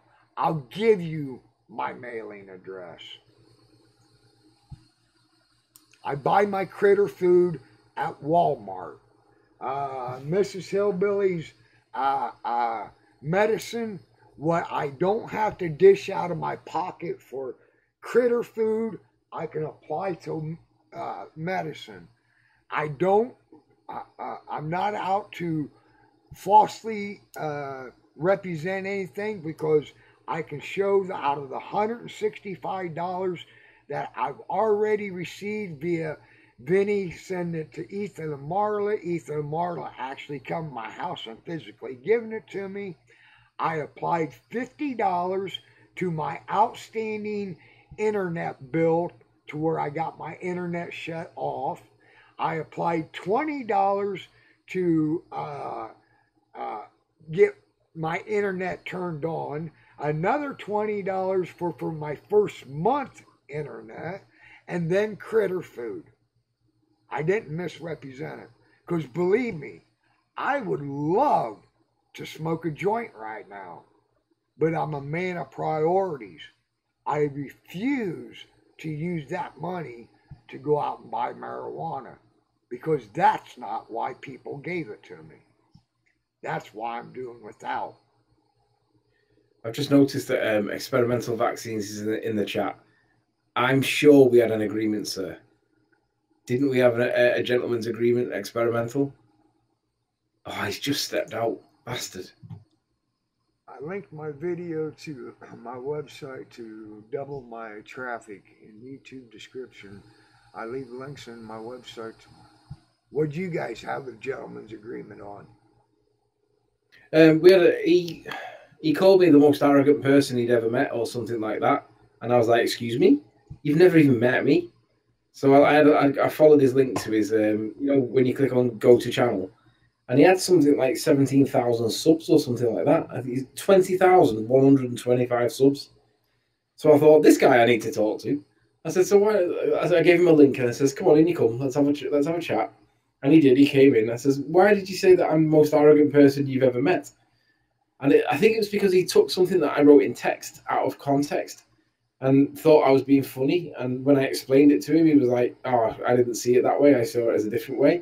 And I thought, yeah, that's because you're ignorant and you don't actually know me. You thought you did know me based on the way you interpreted what I'd said, but didn't realize I was actually being sincere, not being like rude.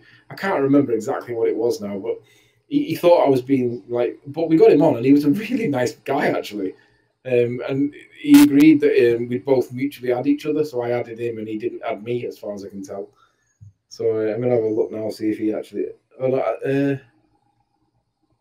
I can't see if he did add me or not. So I subbed to him and then realised he hadn't done me, so I unsubbed because I thought it's two-way street, dude. You don't get to call me stubborn or one of the most stubborn guys. It might have been arrogant, he said. I can't remember what the word was, but he was actually quite a nice guy when he came into chat. Have you ever spoke to him?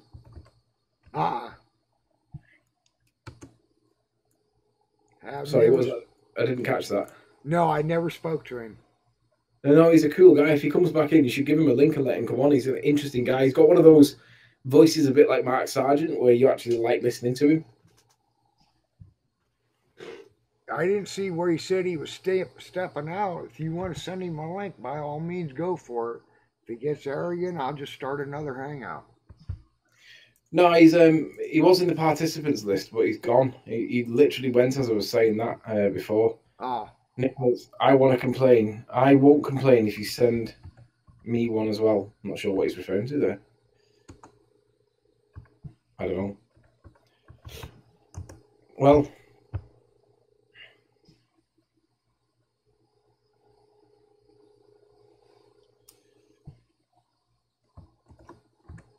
Shuggy Brubeck, arrogance. Is that the word he used to describe me? It was either arrogant or... I never seen you come off as arrogant. I do wish that you wouldn't direct other flat earthers on how they should address trolls, because you got the right to do it in your way, and I got the right to do it my way, just like Charles Flat Earth Master's got the right to be a polite Glober, and Jim Panda's got the right to be an obnoxious Glober. I know, but I think you can do better. That's all I was saying. I wasn't having a go at you. I was just saying that we as flat earthers can do better than them as globe earthers, and we should rise above it. That was the gist of what I was trying to say. Well, I know you wish you wouldn't, but it's cool, man. It's one of those things that we can respectfully disagree on, or convert in time, maybe. I mean, it's like you said, though, the trolls do come in useful at times, because sometimes they have a good point. Sometimes they make a really good point, and I think, like, for instance, Flat Earth Math said to me, how does the sun and the moon rotate half a rotation as it goes around the Earth from our perspective? And I thought about it, and I thought I didn't know it did. So I went and had a look at it, and then I realised it was actually a really good flat Earth proof. Yep. Well, you made a key statement just right there. 2 words that you said. Respectfully disagree.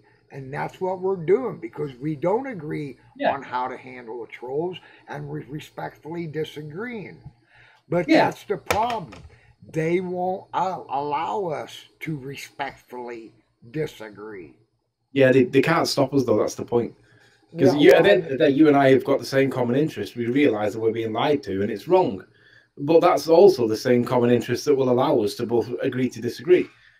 Whereas other people, you can't do that. If you're a ball earther, it's difficult to respectfully agree to disagree, and that's why we all fall out so easily. But that's the way it works, though. If you're on the same side, generally, you will disagree, and it'll be done respectfully. But if you're not on the same side, it'll be a disagreement, and it'll probably be nasty. But let them be the ones that are nasty, because it puts everybody else off. Yeah. We need to be nice, because we want the flat earthers that come to it new as a result of the billboards and stuff. We want them to come and see us being the nice ones and seeing the idiots being them. Yeah. Hey, just a little bit off topic, since I seen Carl had to refresh his text. I hope he's seen what I put there about when he said he'd send me a joint, but it's probably not a good idea. Carl, just put a bogus sender / return address on it. If you really want to send me a joint or a little bit of herb, send me a private message. I'll give you my mailing address, because on my end, if I get busted, I just have to say, I have no control over what people send me. You know, here I can prove maybe it's a troll trying to get me busted. So just anybody give me 2 secs. I smell food. I'll be straight back. All right. Anybody wants to send me a little bit of herb, I'll give you my mailing address, because right now I can't afford none. Hopefully it's the good shit.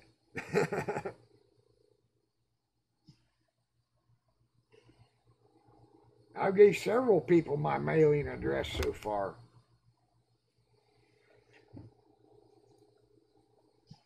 Lady Ganja got that good herb. She could send me a little bit of herb. That girl knows how to grow it. I want to see her and THC get you high, do a hangout together.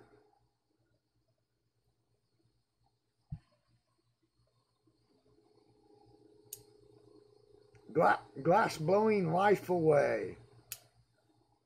I bet you're getting pretty good at it by now, huh, Lady Ganja?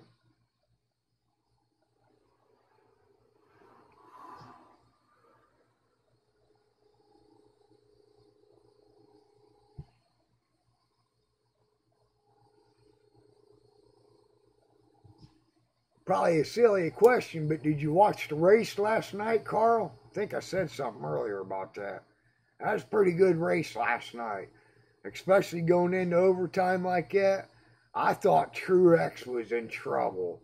Old tires and, man, but he pulled it off.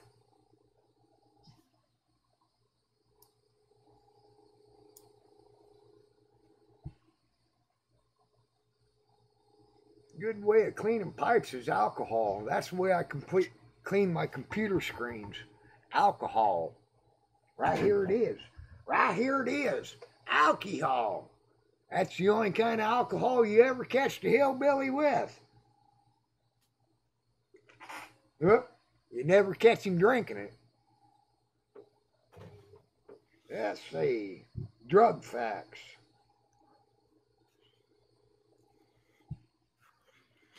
Yeah, I think alcohol is the best thing you could ever use on cleaning glass or plastic. Pizza. Pizza's round, but it's not a sphere.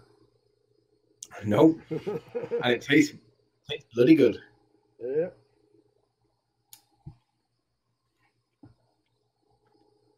Let's see, I know, Carl, I've been to the night.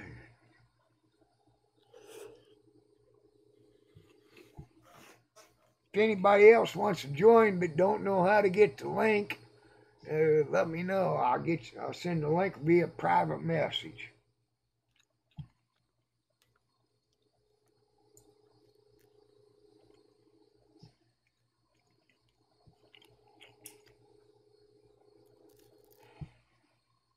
Yeah, you know, I truly wish Slice Barcane would come on and talk.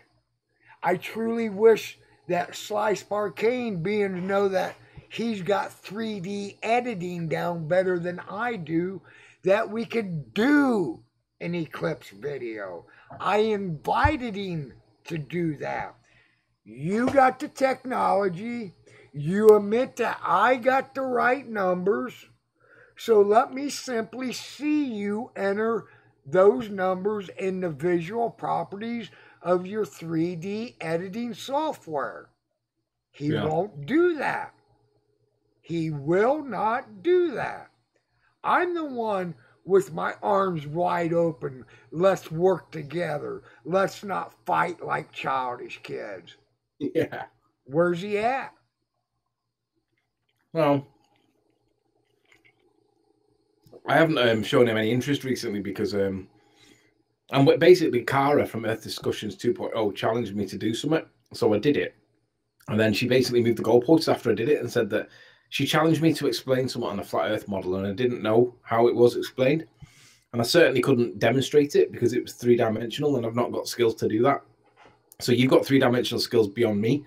But I went to AJ1844 and I asked him to show it, and he did. And basically, Kara came back with a criticism that was basically that I didn't debunk her. And I was like, you didn't ask me to debunk you. You asked me to explain it on the flat Earth model, which is exactly what I did.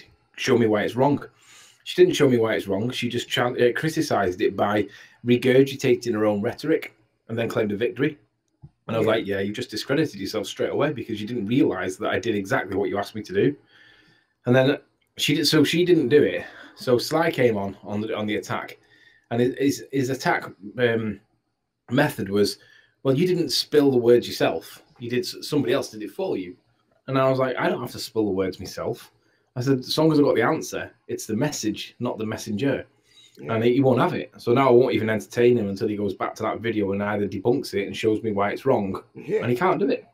Well, they have to make up excuses just like that. Like, I didn't figure out 2 + 2 = 4. I was taught that. Now I know to repeat it. And that's exactly what you did. You learned the right answer and you repeated it. But he won't accept it because I wasn't the one that worked it out, and therefore I don't understand it, so I shouldn't have done that. And I'm like, fuck off. I was asked to explain it, I did that, and you can't hack it. It works.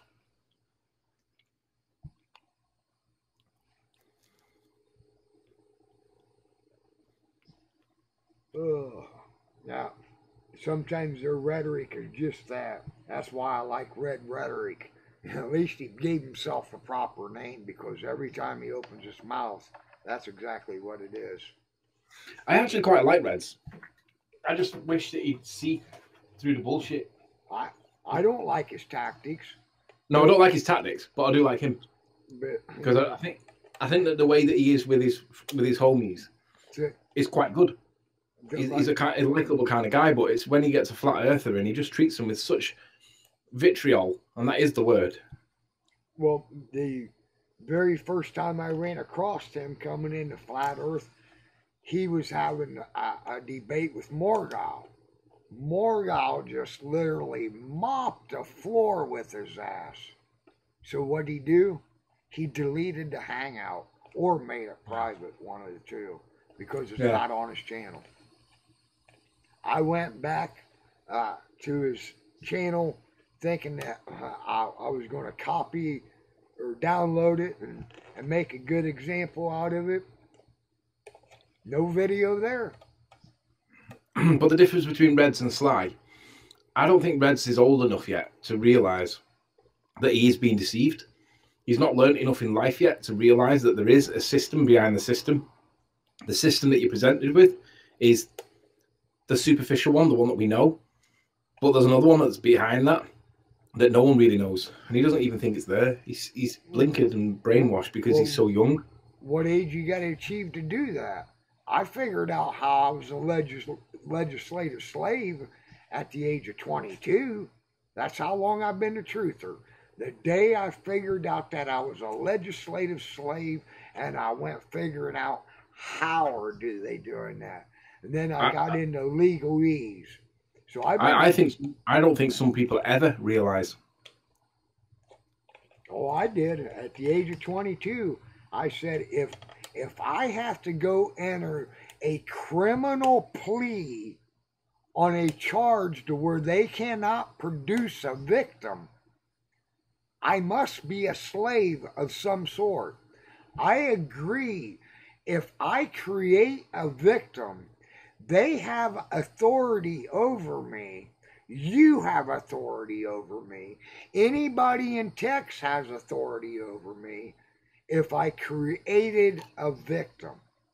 But if I didn't create a victim, it takes consent for you to govern me. Show me where I consented that I wouldn't throw a seed in the ground.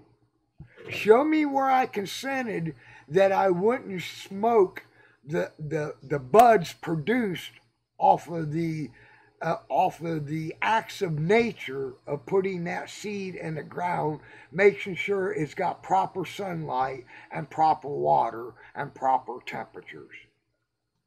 I didn't. Nowhere did I ever consent to that. So if I can't throw the seed in the ground, if I can't smoke it without being called a criminal, then I must be a slave to somebody. Somebody controls my actions. So I went and dug deep to figure out how that happened. That's how I got into legalese.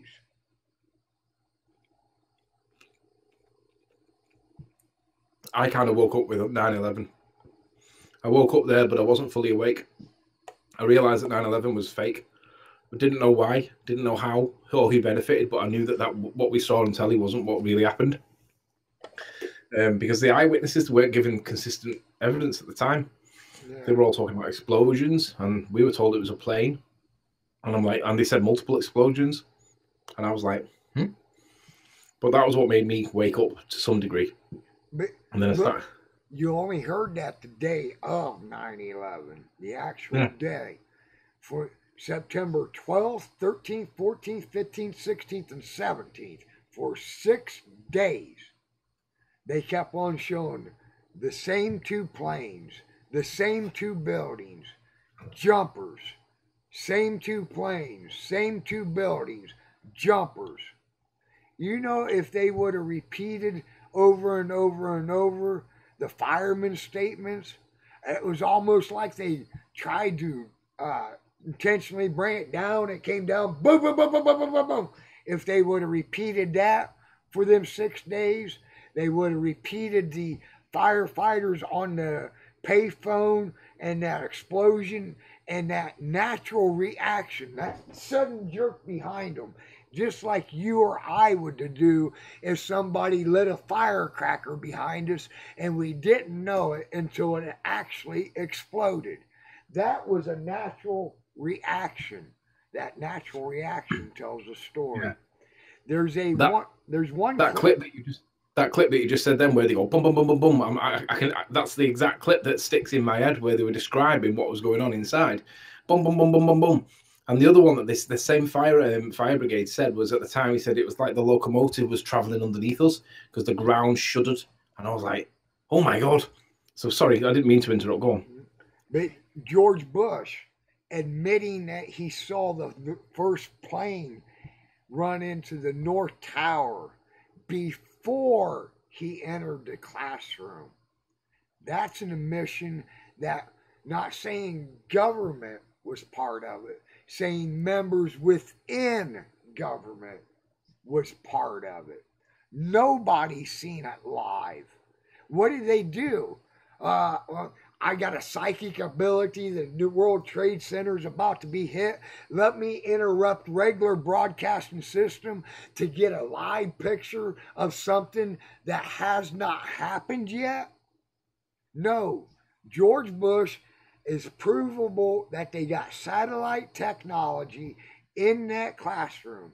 When he says he's seen the first plane hit the North Tower live, I believe that. But I also can show you the picture to where they got satellite technology in a classroom that has cable vision in it. Why would you need satellite? Then to see how let's see, open a new window. To see how it's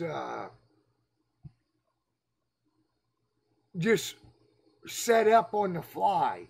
Wires going out in front of it. That's not the way you would hold a safety standards in a classroom full of elementary kids.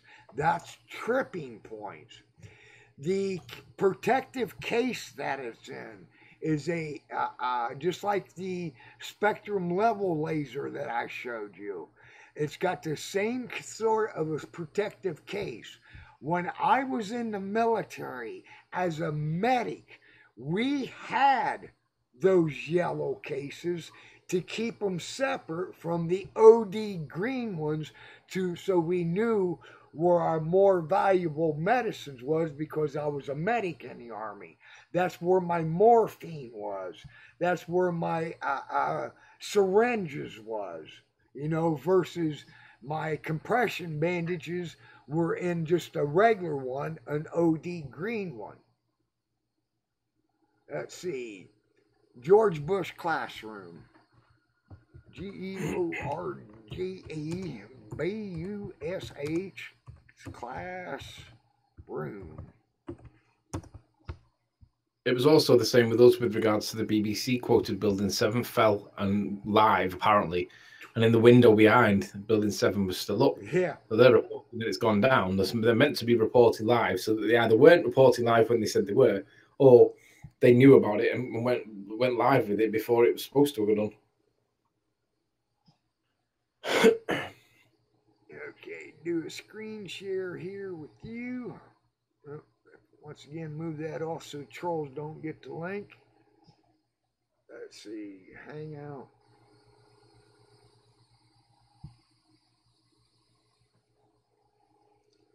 I thought when you were going through OBS that you were like troll proof. Why, I am, but they'll come in and start playing foul stuff, porn, screaming at their top of their lung to where I have to close this out, and then gosh darn, I brought the wrong one over. Have to close this out and start another one.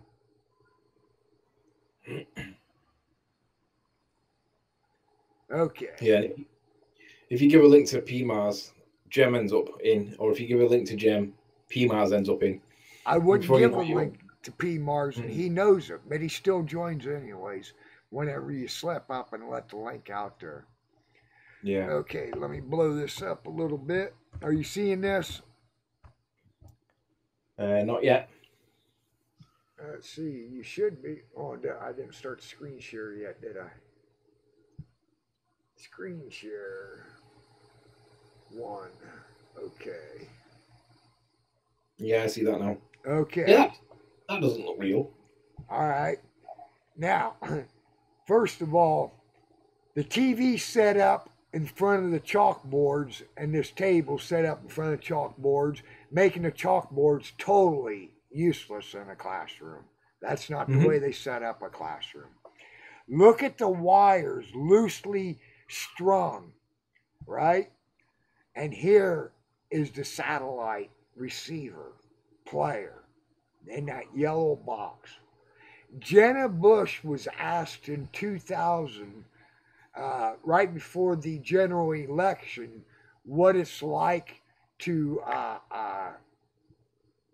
go on the campaign trail and ride around in a limousine with her dad. And her reply was, "It's not that bad. We have satellite technology in the limousine. At least that's what I think they call it in the yellow box." Well, what color is that box? Yellow. Yeah. Now, this picture here was after Andy Card came in and whispered, his presidential advisor, Andy Card at the time, came in and whispered in his ear about the second plane hitting the South Tower. But his statements was, I was in November of 2001 in a speech given in Georgia. A little boy asked him, the little boy's name was Jordan, asked him, Mr. Bush, what was it like when you first found out about the attacks? He said, well, Jordan, you wouldn't believe it. I was waiting to go into the classroom and the TV was obviously on. And I saw the first plane hit the first tower and I thought to myself, there's one terrible pilot. See, Jordan, I used to be a pilot myself. Nobody saw the first plane get hit live. So, And And the way we were shown what happened when he's supposed to have got told about what went on, he was in like a hall room where it looked like he was sat at a pulpit, and he wasn't sat at a desk in a classroom environment. He was stood in what looked like a semi-professional capacity, and somebody went up to him and whispered in his ear. That guy there, actually, the image, right here. Yeah, it looked like that. That's Andy Card. That's his his presidential advisor. Okay, and he was in this classroom at the time. A lot of people will make the argument that My Pet Goat, the name of the book that he's reading, is not upside down. It most certainly is upside down. That goes to show how distracted that he was. His mind wasn't in it. But the best they can do is make up a lie that this book is not upside down. And then after Andy Card whispers in his ear, he stays in this classroom for an additional 20 minutes. Yeah, I remember that being criticized. Okay, so they make up excuses again. What do you want him to do? Jump up and startle the little kids? Let's see how politely I could do that if I was the president. Excuse me, people or children. There's something that requires the president's attention. Please take time out and pay attention to everything your teacher says, and make sure that your mom and dad are fully aware. Whatever. There's many ways that you could have done it without startling your kids and been out of there in 30 seconds flat. Nope. He sat there with that book upside down for an additional 20 minutes. Yeah. All right, stop the screen share. Put you back over there.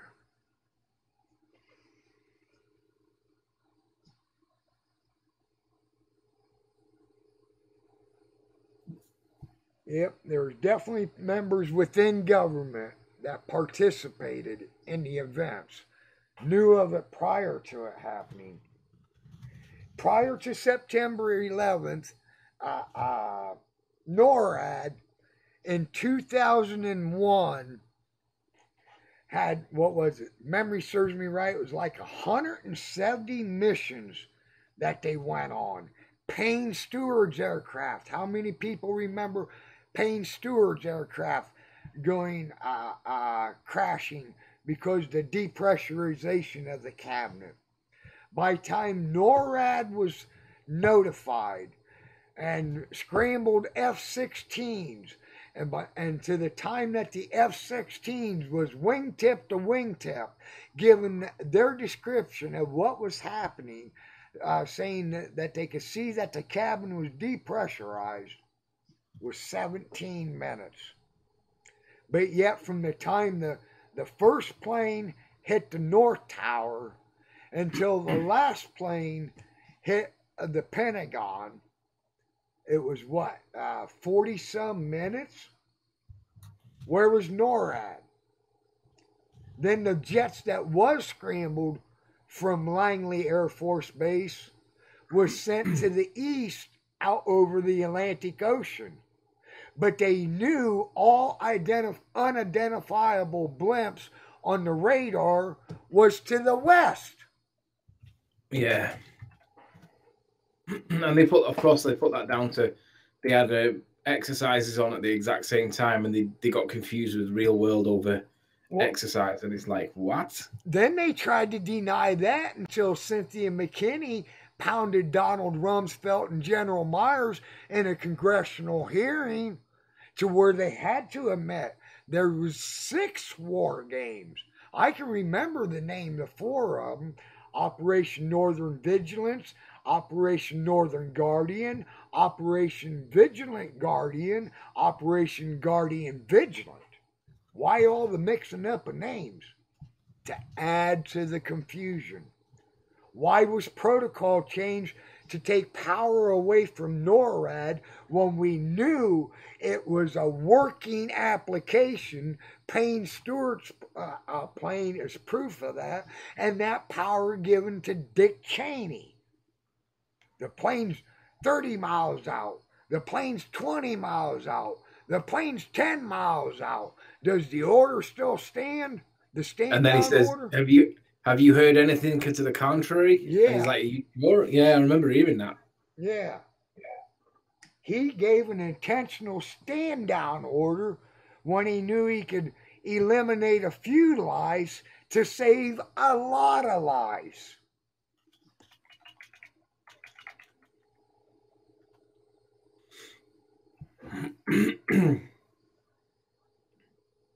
Do this all. I can do this on Oklahoma City, Ruby Ridge, Waco, Sandy Hook, Boston bombing, New Orleans shooting.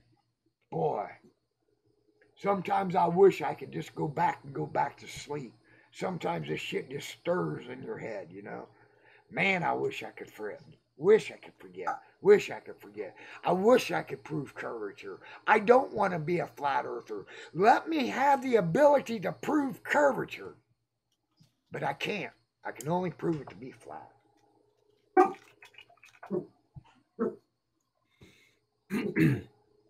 going to have to stick myself on mute because my dog's about to get interested with whatever's going on outside. He's going to start barking. No One problem. second. No problem. Yep. I got to calm down anyway before I go full-blown hillbilly. Haven't said that in a while. Haven't said that phrase in a while. See what's happening. Don't forget, people, let's see if the trolls are winning with the thumbs down. Yes, they are. Some of you truthers are not supporting other truthers by hitting that thumbs up. You're letting the trolls win. And remember, that 23, 24, 25 thumbs down, that's one or two people. How many truthers are out there? Get your ass down there and hit that thumbs up. There's 25. One person did. Only one? Sad. Sad. You're going to let the trolls win.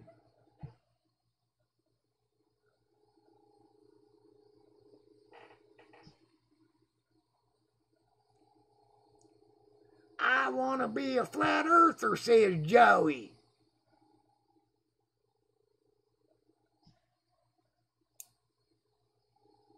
Because you're a truther with limits. I don't know who that's so intended to. Sometimes the truth is not what I want to hear, but if it's provable, I'll accept it. I will accept it. I don't want to believe that my government could carry out a capstone event like Sandy Hook. But the fact that it's provable it was a capstone event, I accept it. It was a false flag.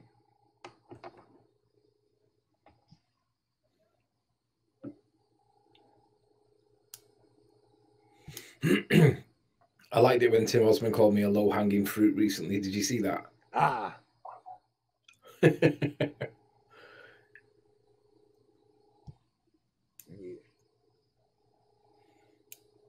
They like to be hanging on your low-hanging fruit. That's all they got. I used to, when I was willing to be vulgar at the snap of a finger, I used to have a good one for the trolls. And it sort of worked. It sort of steered some of them away. And that was, as you're hanging off my balls, remember, you'll never be adept to one drop of DNA that's found in the sweat that rolls off my balls on a daily basis. But that was back when I was still working. Now that I don't have to work, well, I might have to go back to work. But now that I've achieved the pension, and thought I didn't have to work. I don't get sweaty balls no more.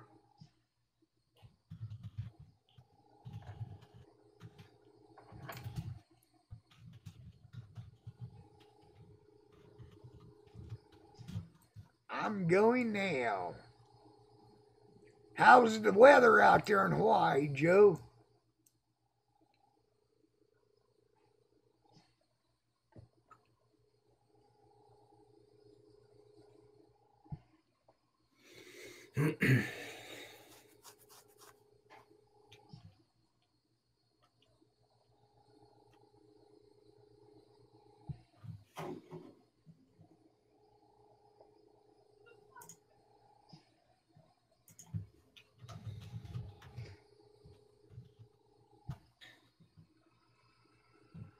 I got lots of videos. I upload daily. Let's see, give a shout out text. Nicholas Cabal. Boy, I didn't mess his name up that time. Shout out. Carl Stanback. Joey. Vale. Hugs girlfriend. Hugs. Chris the Truth Seeker. Good to see him. Wonder if he got a good night's sleep yesterday. He deserved it. Let's see. Godzilla. Because you're a truther with limits. Shout out to Godzilla. About the same people repetitive in text. Curved water. Oh my gosh. Didn't see that troll came in. Curved water's in? Curved water. Do you know, I did see him before, but I thought he'd left because he was quiet for a while. Yep. Somebody should have banned him. Let me take care of that right now. I'd have banned him if I could have done. Here, I'll give you a wrench. I wasn't asking. That's cool. You are now wrenched up. Why, thank you very much, sir. Lady Ganja, if you're still out there, shout out. Yeah, it makes it convenient for when you want to post a link on the fly, you know. That's the only reason why I like having a link. Because that's what. Sorry, let me get this while I'm on it. We were talking about critical mass before, and in the other chat that we were in, the other hangout this morning, or for you it was earlier this morning. For me, it was like this morning. We were discussing the possibility that if critical mass did get activated, and there was a positive reaction to it, what action would it be? How would it work? And which direction would it go? Given that most flat earthers can't even agree amongst themselves where their consensus lies. And it's a really interesting question, because do you think anything will happen if critical mass is activated? Or do you think that it'll just maintain a buoyant position but never really go anywhere because maybe the numbers will never get high enough for the perception that critical mass is there? Or what? I mean, what's your views? I think that the space organizations would be shut down immediately.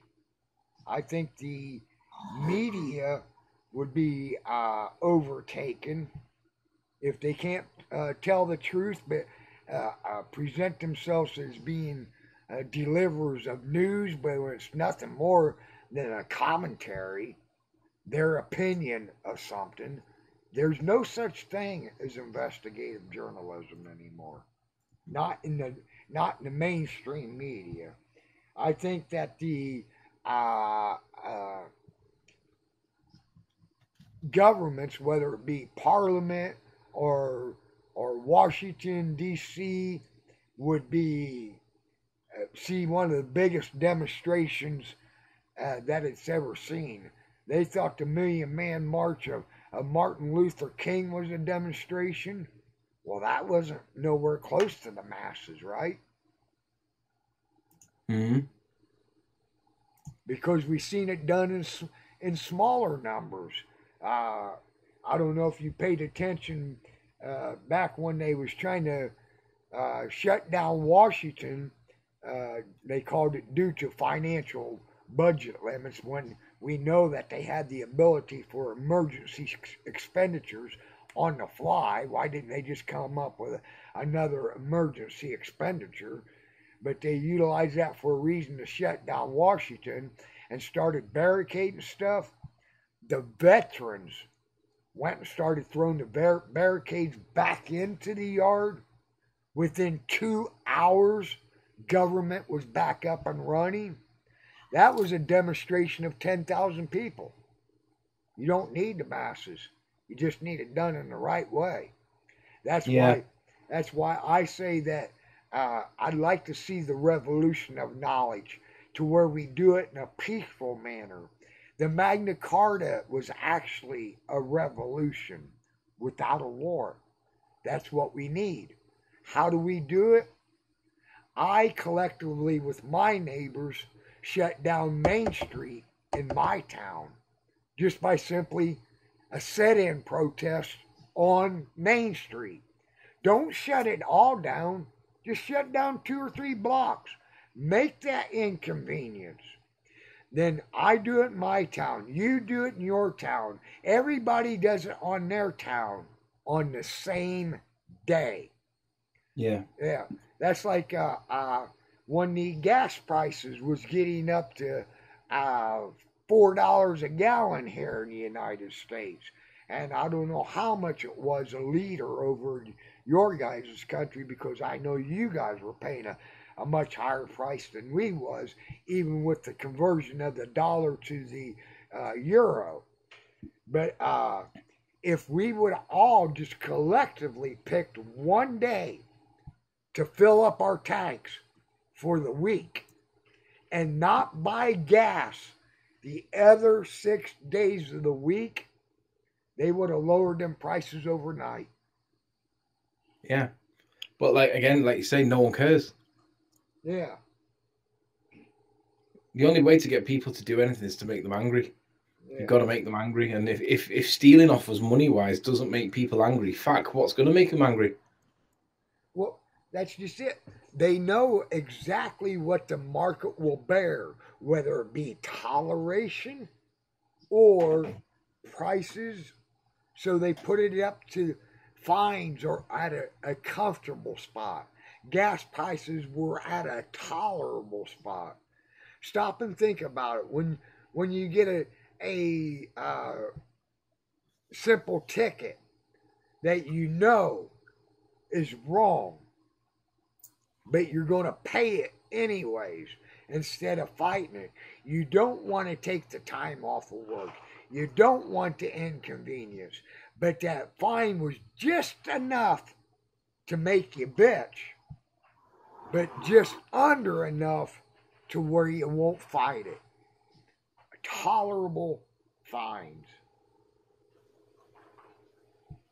Tolerable taxes.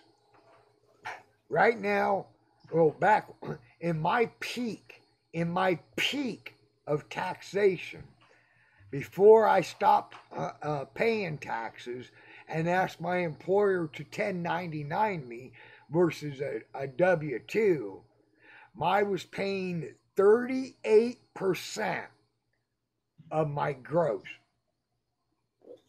in the taxes. That's a lot of money. Yeah, 38%. What that it was that 38% that broke my back. To think that for every 10 hours that I go work, 3.8 hours went to taxes. That's my time. That's my 60 minutes, my 60 seconds.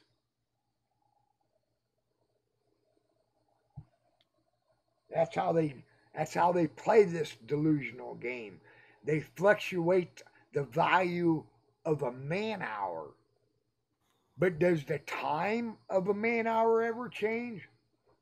No. There's 60 minutes in every hour. There's 60 seconds in every minute. Once there's 59 minutes in an hour or 59 seconds in a minute, then by all means decrease the price of a man hour. If there's more than 60 minutes in an hour, more than 60 seconds in a minute, then increase the price of a man hour.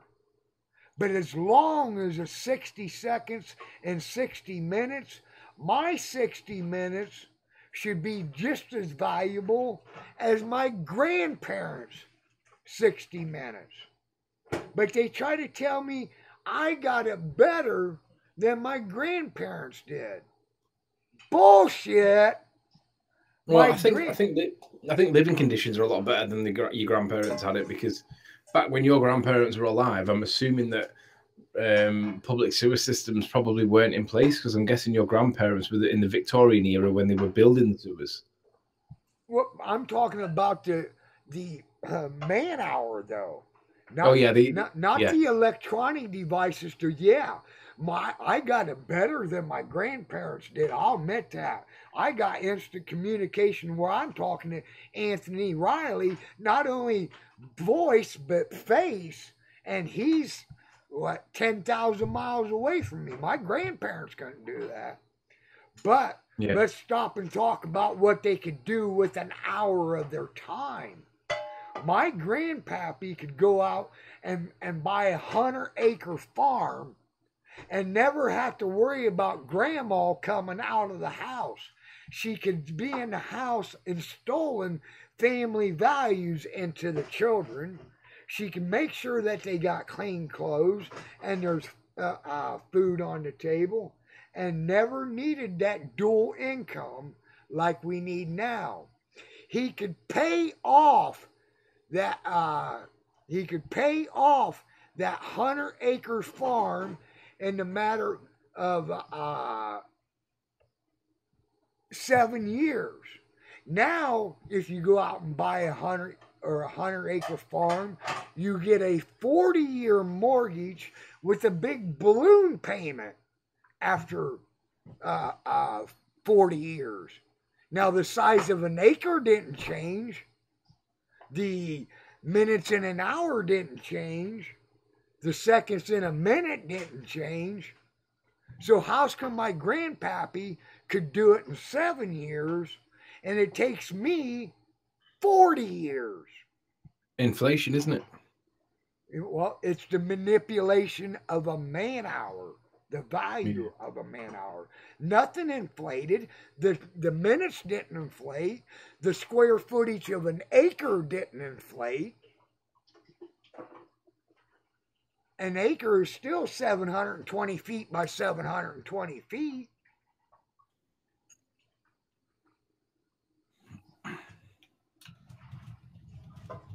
Right? Yeah. So inflation, that's one of those words they put in your head that means absolutely nothing to hide their corruption.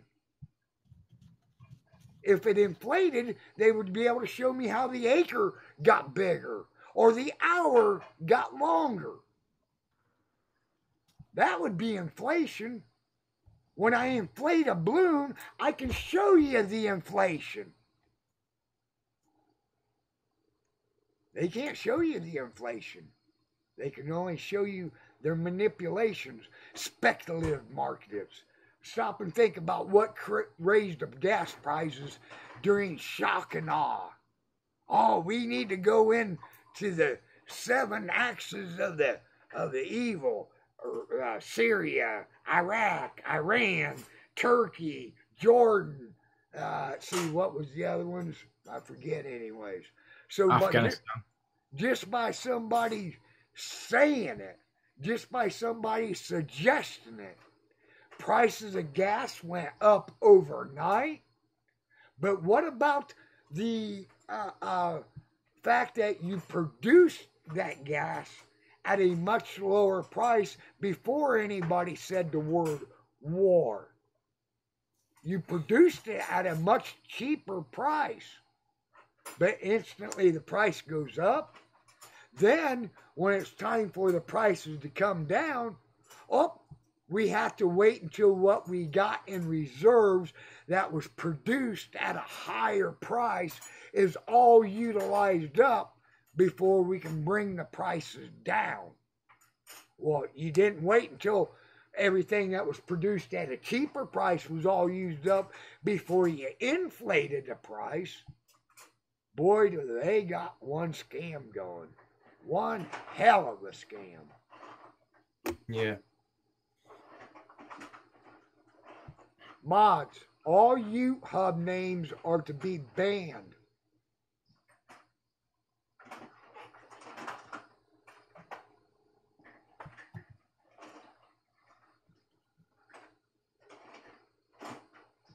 Flat earther or no flat earther, he cannot be disrespectful like that. He cannot throw demands out. Who are you talking about? YouTube. For some reason, he thinks my private life is his personal business. YouTube you're on about? Huh? The guy you're referring to, is it that YouTube? YouTube or whatever his name is.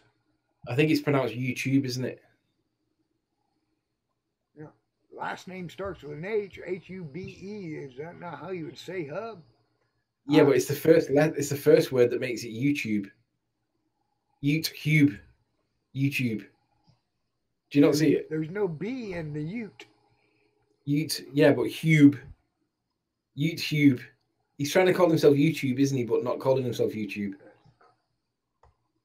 You're not on camera. You're not on camera. Want to eat now? Sure. I'll try to do it. If you can't, I'll get up and do it. Huh? If you can't, I'll get up and do it. Oh, yeah, I just gotta sit down for a minute.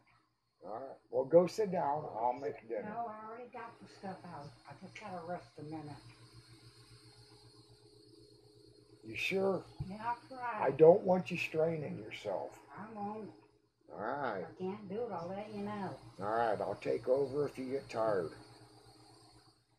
Hillbilly Cooler Master says, did you get any of those $35 donations I sent you from Antonio's fundraiser? It depends on who you sent it to. If you sent it to Vinny via PayPal, yes, I got it. If you sent it by YouTube or Super Chat donation, nope. Antonio's in the same boat that I'm in, trying to fight to get our money. Jumping through hoops to get it. Chris Truth Seeker says, Cooler Master, so what about this death threat earlier on? I'm interested to know about what the death threat was.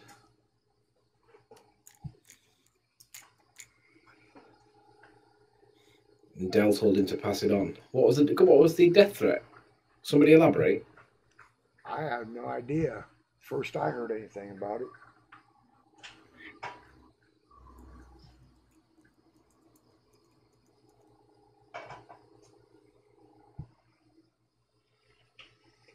Man, I'm starting to regret my decision on my raccoon. What was the decision? To not let him out of his cage today. Yeah, he chewed up my cable. Got out of his cage last night while I was sleeping and chewed up one of my cables on my computer for my webcam. Luckily, it wasn't a power cable or something like that. And luckily, I had a spare one, right? And luckily, my computer was shut off. I don't know how bad it was zapped him. So for day, he doesn't get out of his cage. But now I'm looking down at him, seeing those big brown eyes hidden behind that mask. It's getting hard to say no to him. My heart's too soft.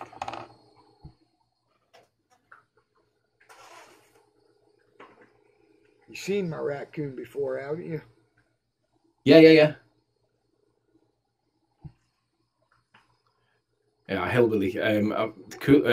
Chris Truthseeker sent me the message, the death threat, and Cooler Master has said, Chris Truthseeker, you live 1 hour from Leeds? ?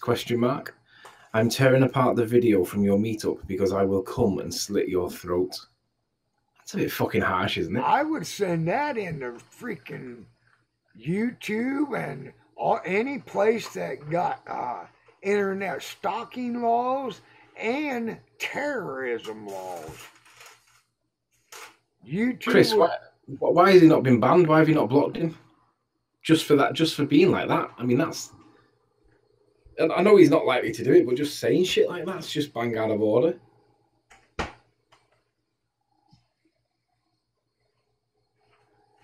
Chris, why don't you do the deed?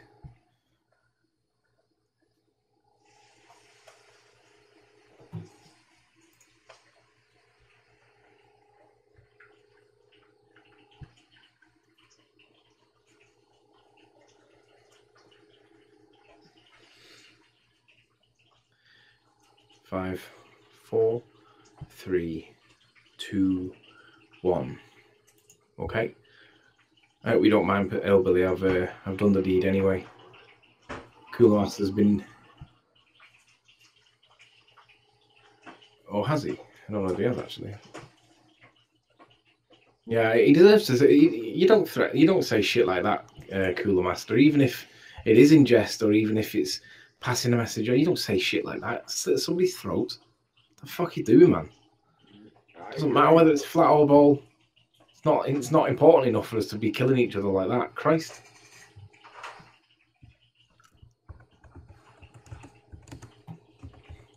I'm surprised you gave him the dignity of letting him know that he was being said goodbye to. You should have just done it. Has he actually gone? I don't actually see him saying that he's gone.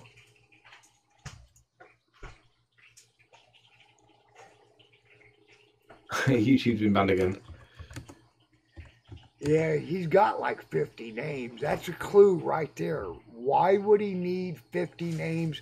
Not just for my channel, for other Flat Earth channels too. That ought to be a clue. Chris, are you coming into the chat? Oh no, he's not bothered. He could come in and talk about how he enjoyed his day yesterday, though, if he wanted. Yeah, you should come in, Chris. Come in anyway and tell me about your journey home, because I want to know how long it took you to get home. Because I was watching your live stream on the coach, and I thought that looks like he's on the M6. Yeah, give me a chance to step out for a cigar, anyways. That way I won't leave Anthony here by himself. No, you can go, man. I'll just reference chat for a bit. Go and get your cigar or whatever. Cool. If you don't mind, I'm all over that like shit on stink on shit. Go for your smoke, man. Go for your smoke. Let me mute both my mics here. All right. So I don't think Del would say anything like that to anybody. Maybe he might do to Antonio, but even if it was Antonio, I still don't think Del would say anything like that. And in any event, even if he did, you're a dick for passing that kind of message on. I mean, why would anybody pass that message on? Come on, Chris, jump on the chat so we can chat. I just noticed Nathan's live at the moment, and in Nathan's chat, he's got Tim, he's got Everett Anderson, Uppercut. I mean, Nathan's got attracted them all for some reason. I don't know why. So what I'll do, Chris, I'll send you the link anyway, because I know Hillbilly was going to do. And then if you come, you come. If you don't, you don't. Chris Truth Seeker, go to channel. And then about. Send message. Paste. Send. Message in inbox. All right, stuff for you then. Okay, so what can I talk about then whilst I've got the control of the reins? We don't have any thingies in at the minute, do we? Negative people. They're all over at Nathan's. So let's just see. I just want to see how many people are actually viewing this at the minute, because I can't remember. It's Hillbilly, isn't it? H. The name of the thing, because he's got two, and I'm not over familiar with this first one. Oh, with this second one rather. Where has it gone? If East is about, let's just see if East is about.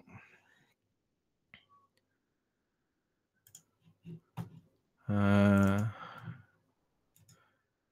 just send Easter a chat request, see if he wants to come in, because it is a bit shit when you're on your own, especially when I don't know half the people in chat here. I recognise 2 or 3 maybe.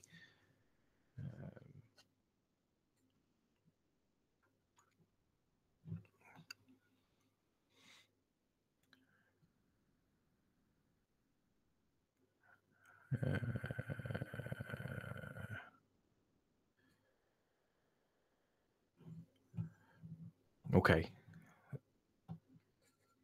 I don't think he's online. He should be online.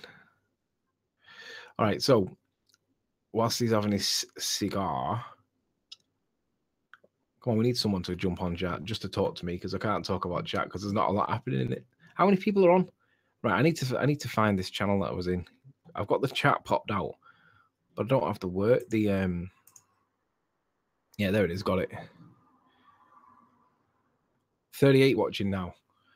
Talk about anything. I'm missing football, stroke soccer. Saturdays and Sundays are normally good football days in the UK, and there's not been anything for ages. So I'm feeling withdrawals from football or soccer, and it's really hard not having anything cool to talk about because it is shit. It's boring. Rugby's boring, and the rugby season's on at the minute, and it's bloody boring. Yeah, and pizza rocks. It was half pepperoni and pineapple, and the other half was hot and spicy, which I think was doner meat and chilies. Oh, it's lovely on a thin base as well, so it's dead crispy. Oh, my mouth's salivating now just thinking about what I've only just eaten it.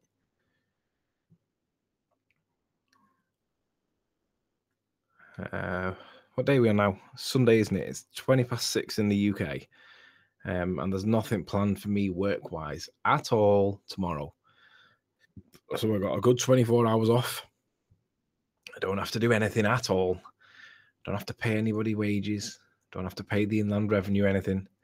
I don't have to do anything. I've got a full day to myself. I might even go and do something interesting, like some kind of P900 observation or something. Did Ranty meet his mates for a few last night? Did he meet his mates? Well, if you're referring to me, Ranty met me at Blackpool. So I think you're on about me at the Blackpool meet. Ranty did go. He met myself, Antonio. He met Chris Truthseeker. And he met a couple of others, Gav and his girlfriend. And he met, there was one other, there was two others, and I can't say who they are because for some reason they wanted to keep their privacy for some reason. I don't know why. So yeah, he did get to meet some people. It's dead hot in the UK at the moment, though. Sun's out, cloudy, and it's dead humid. And it's like, oh, it's so lovely. I love the summer. I love the warmth. Well, I go back to. I'll go back to political. I'll go back to critical mass for a minute. I think that if we ever do get to the point where critical mass is met, it's going to be an interesting crossroads because there's going to be a fight for power, power with a little p, because you're going to get the likes of Matt Powerland, maybe Jeren or whoever, fighting to be the controlling person that's in control. And the reality is there's nobody in control. So the Flat Earth movement, really, does it need anybody? Does it need a leader to be able to go beyond critical mass? No, I don't think it does need a leader. I think it needs a combination of 3 or 4 people that work together, probably an odd number, so that there can be a majority rule, so that you always get at least 3-2, 4-1, 5-0, so that there's always an ability to make progress, so that you don't get into a state where there's status quo is maintained, because that's no good. But we should really have like a set of 10 commandments that we never break, ever. And if there's ever any suspicion that there's a breakage of one of the 10 commandments, like we don't lie to each other, we don't steal, we don't take money off people when we don't need to, we don't spend money on shit we don't need to spend, we put it all back into our own businesses, our own company, our own people, our own citizens. I mean, these are the things that we need to be thinking about, because it could come to the point where we get to critical mass, and it could come to the point where we're dealing with stuff that we never really expected to realistically deal with. I wonder whether or not we're getting closer to it by the day, or are we never going to get to it at all, and we're only ever going to be a minority influence? I mean, the reality is, everyone's got their own journey, And everybody's got their own perceptions, and I respect people's views. But I also realize that even where flat earthers disagree, it's better than having the powers that ought not to be in control. That's a problem, Anthony. Once rules are set down, it then becomes a religion or a cult, and we have to stay individuals. The problem with staying individuals is that we're divided. And if we stay individual and divided, we're not united. So we need to be united, not disunited. I think that there is going to have to be some kind of little leader with a little L, but not a power-based leader. It's going to have to be somebody that articulates the way forward, the objectives that we're going to meet, and the aims that we're going to aim for, and the objectives that we're going to try and achieve to get the aims met. I don't know. I mean, it is doable, but you just need more people behind it, and you need to have the ability to have that one spokesperson that's able to do the Tony Blair thing, where he does a lot of talking with his hands, and he says that we're not here to hurt you. We're not going to hurt anybody. We just want establishment change, regime change, because the people are being abused. We are not getting our basic civil rights. We are all entitled to live this planet without having to pay just to live. We should be implementing this. Nobody needs to pay anything to live. If you buy a house, great. If you don't buy a house, then you don't have to buy a house, but you shouldn't have no financial burden on you to live, just to live. I'd put a load of police on the streets to keep the citizens safe, to keep the local businesses safe, to keep the infrastructure safe, but I would rip down the establishment as quick as I could. That'd be how I'd deal with it. That's why I wish more kids could be responsible like I was when I first bought my house. We had two incomes coming in, and one income was dedicated nothing more than to put into an escrow. Didn't buy the house until we could pay for the house. That meant for 5 years we didn't go out on our date nights. We didn't order pizzas at $15 a pizza when we could make one for $5. We was very responsible for the first 5 years, to where we could go and pay cash for a house. You don't have the interest payments, and it's easily done. Why this is not instilled into the kids' heads of today, I don't know. My dad drawed it out and showed it to me, and it was so plain and simple to see it. That's exactly what I did. I agree. I did the same thing myself. I bought my house on an interest-only mortgage, but I'd saved 40% of the deposit. You needed 5. We saved 40% of the 40% of the purchase price and used that as the deposit. So that meant that our mortgage payments were fractional, and we only paid the interest so that we could overpay and pay back more than what we needed to.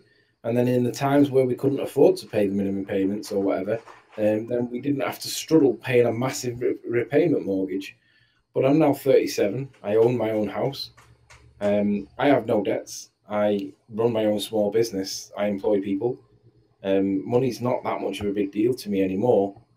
But in the same sentence, you got to be financially aware, and we're all living our own little business. Our life is our own little business, and some people are not very good with money, but they need to be taught how to deal with money, because debt is harder to get out of than saving for the thing that you wanted before you borrowed the money to go and get it. So I do agree at all. We need to teach people the value of money, because the way I was taught it was this: if you wanted to buy a pair of trainers that were $50, how long would it take you to earn that $50? And is it actually worth doing that time to pay for it? And most of the time the answer is no. It isn't worth the time that it takes to earn the money to go and buy it. So that's how I learned it. And it was that simple analogy, and I always keep it with my life all the time. I mean, you go and buy a P900. How long will it take you to earn the money to pay for that? And for me, the answer is not that much, not on time now, but a few years ago when I was working in a different capacity, it would have been, I don't know, 2 weeks' wages. But now It's not like that anymore. But would you really, really want to be in a position where you went out and bought it on a credit card and you were paying 28, 29% APR on it and you were paying it off forever? I mean, no, nobody would want to do that. Yeah. Well, it comes with some hard love lessons when you apply those practices to your kids. Like, for example, first time one of my kids came up and asked for a pair of Nike tennis shoes with those lights and stuff in it. You know, at the time, those were going like $140 or something like that. It was my oldest daughter, and she said, "Dad, can I get a pair of Nikes?" I said, "Well, sure you can. How much money you got in the bank?"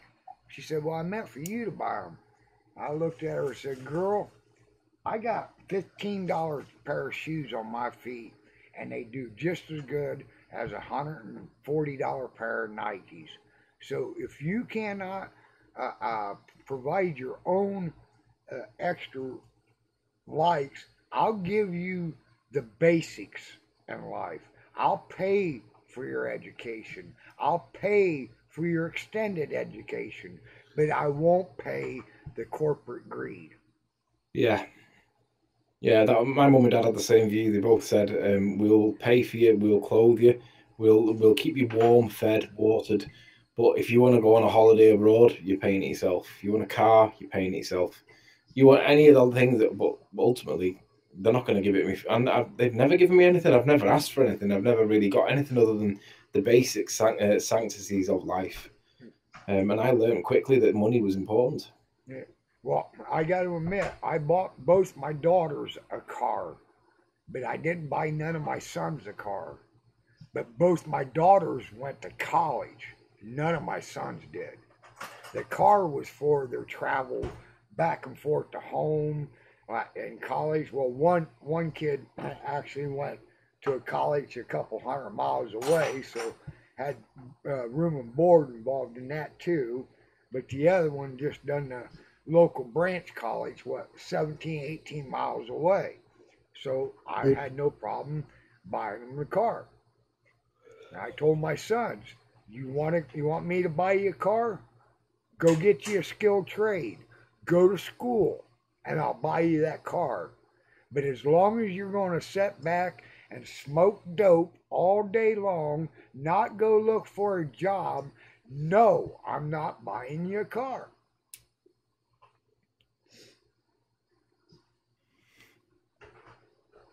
Yeah. My nan gave me my first car. It was a piece of shit, but it was my first car, and for me then it was ace. But that was the only thing that I was ever given, and it was a terrible car. It rotted like a bitch. It leaked when it rained. It wasn't particularly quick. It was economical on fuel, but it was just shit. It was a shit car. Obviously, I affectionately remember it, but nonetheless, it was still rubbish. But my mum and dad never really had the money to give me anything, so I always had to work my way for. I mean, I had the paper round when I was like 13, and I was earning £7 a week. I mean, now I think paper boys are getting like 25 quid. I don't know how much they get, but I know that they're not getting what I used to get. And it was hard. It was hard work doing for nothing, for little money. But the one thing I bought with it, I bought a little a stacker player. You know, it was a Pioneer. It had twin. Do you remember in the olden days when you had twin tapes side by side? Yeah. And you had and then if you had a CD player, the drawer came out. Well, I had a triple play CD player where the drawer came out and a spindle popped up, and then there were 3 CDs on a rack, and then from there you could play your music, and it was brilliant at the time. It was like brand new, and I still have it. It still works. I still use it, and I bought that maybe 30 years ago, 25 years ago. So it's like, and I've still got it, and it still works. So you kind of learn the value of it. You don't want to let stuff go that's you've earned yourself, because you make it last. But kids these days, they don't really give a shit. They expect iPods, and then they lose them, and the iPads, and then they break them, and shit like that. And it's like, what? Couldn't do that, me. Rather save the money and not buy them and let them go without, because you just know they're not going to look after it. Yep. That's one thing too that was installed on me. The things that were bought for me in life, take care of it because it's only bought once, you know. Like when I was 14, I got so many mowing jobs that a push mower just wasn't cutting it. There just wasn't enough time in the day, so I wanted a riding lawnmower, but I didn't have enough money at the time. So my dad pitched in what I didn't have. But he says if he ever seen me start that without checking the oil, without looking at the tires, without maintaining the blades to be sharp, he'd take it right back away from me.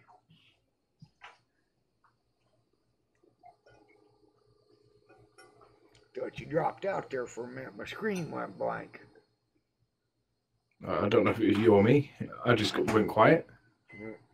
No, my screen went blank like you dropped out for a second.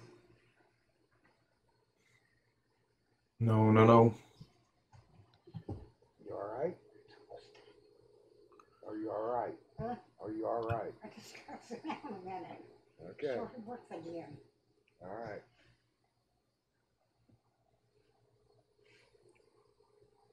Yep. You might want to turn the beams down a little bit, I'll get it. if you don't mind.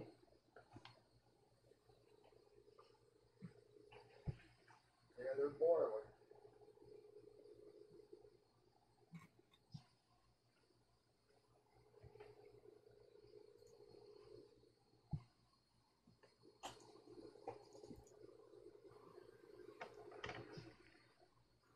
It's family values. That's why they made it so there's 2 incomes needed to keep a household going. There is no such thing as, well, there is, but it's rare to see somebody installing family values. Look at the divorce rates going up. Look at domestic violences increasing. Not just in my country, all across the world. Yeah.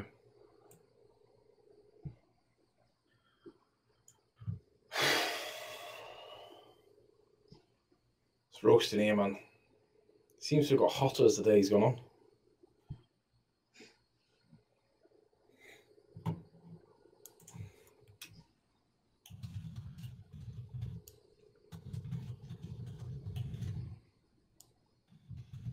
Dave Bates made a good point. Maybe it's not a good idea to broadcast the view window by the mods.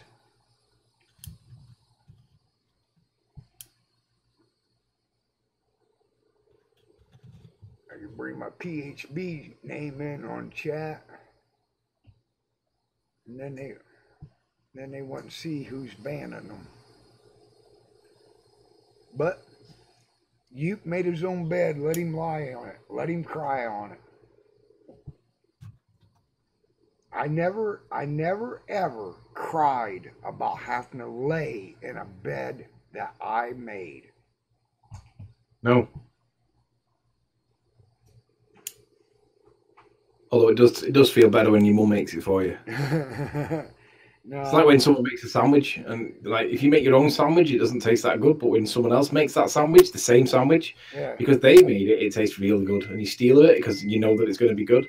Or they make a brew, and it's a good brew, you nick it. But you make the same brew yourself, and it's not as good. Like right now, she's making barbecue pork cutlets. It smells great in here right now.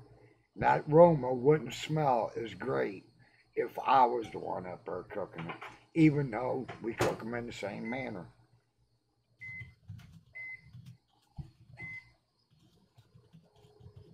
But the beds I was talking about is, say, I accidentally run into somebody's car. I would never ever cry about having to pay for the damages. But no, we got people that will run from their responsibilities and making restitution for remedy. Yeah. If I did it, I'll pay for it. If I fucked up, I'll pay the penalty for it. without crying, without trying to shift the blame. You see a lot of that too. There's a lot to be said for admitting your mistakes. Yeah. Like the 18.5 gram mistake. I admit that Where is that video? What's it called? It was in the middle of one hangout somewhere last fall. I don't even know which hangout it was. It was just something that was done on the fly, and they took it totally out of content because I misworded it. When I properly worded it, and after they pointed out that I misworded it, they never want to address that. They just keep on going on with their 18.5 gram hillbilly, 18.5 gram hillbilly. You know? Now, if the wrench would have floated or fully submerged, but being that the wrench was too big for the container, but if the wrench would have floated, that 18.5 grams that displaced water outside of the measuring beacon, that would have been the true to life scale of buoyancy versus density.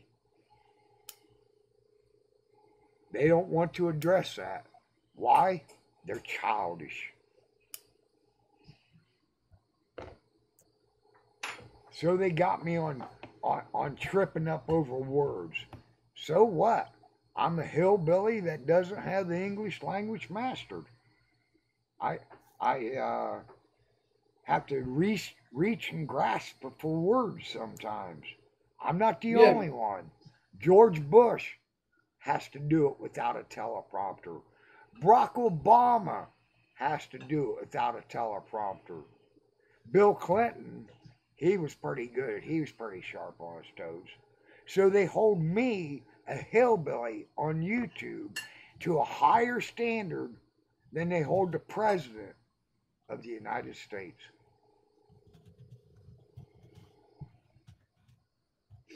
They hold us flat earthers to a higher standard than they hold NASA. And themselves. Yeah. I mean, do you know what I always misspeak with? You know, the 8 inches per mile squared? I always misspeak with that, and I always refer to it as 6 inches per mile squared, because it's 8 inches is just not one of those sentences that blokes say. We're all familiar with 6 inches. 6 inches sounds perfect because that's the one that we all use. Yeah. And no one talks about 8 inches. And then when you try going into 8 inches per mile squared, that phraseology it's not even in my head, 8 inches. I know. Now, I had a hard time figuring that out when I first came into Flat Earth. I even made a comment on Mr. Thrive and Survive's channel. How do you guys come to this? As I see it, over 2 miles, there would only be 16 inches of curvature, which in reality is right. I couldn't get that squaring. Okay, once it comes down, you're already established a curve for your second mile to begin, and then that goes, there's your squaring of mile per mile square. I had a hard time putting my head around that one.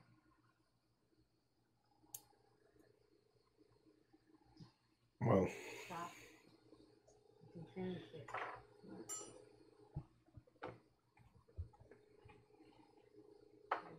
I put salt and pepper on everything.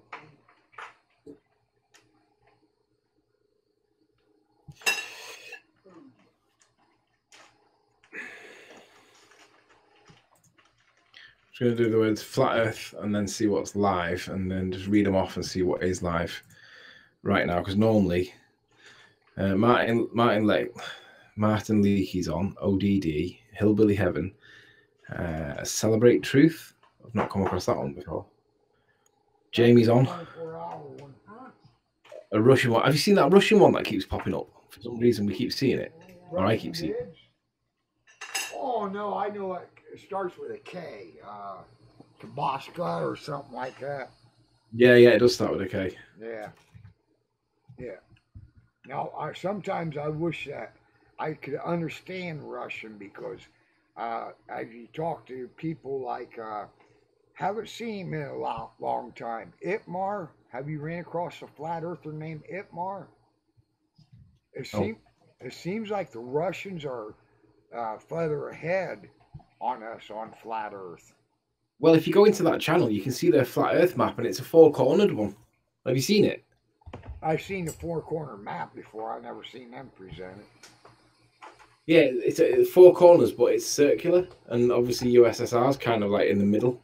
They focus it on the USSR being the main focal point, obviously, because it's local to them, but they've got it based on four corners, which is very biblically accurate.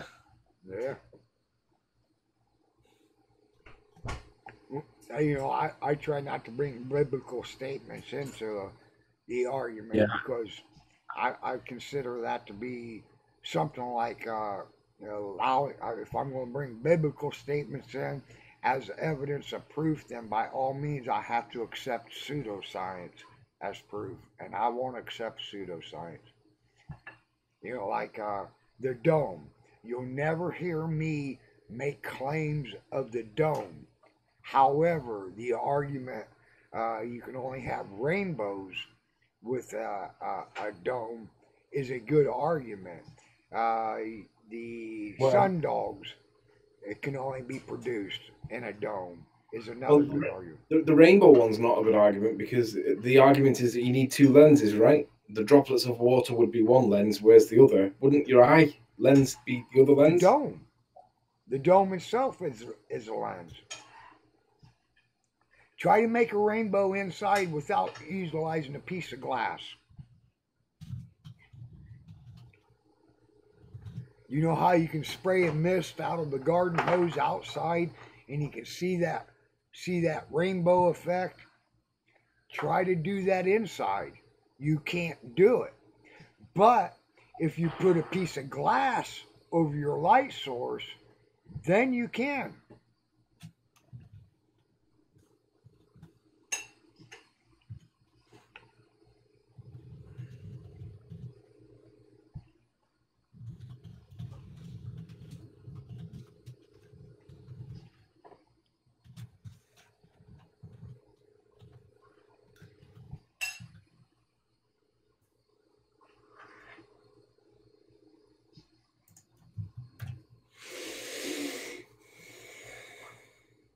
Is Globebusters having a show today? It's about time. No, I don't think so. Aren't they? Well, I guess that'd be another hour anyways.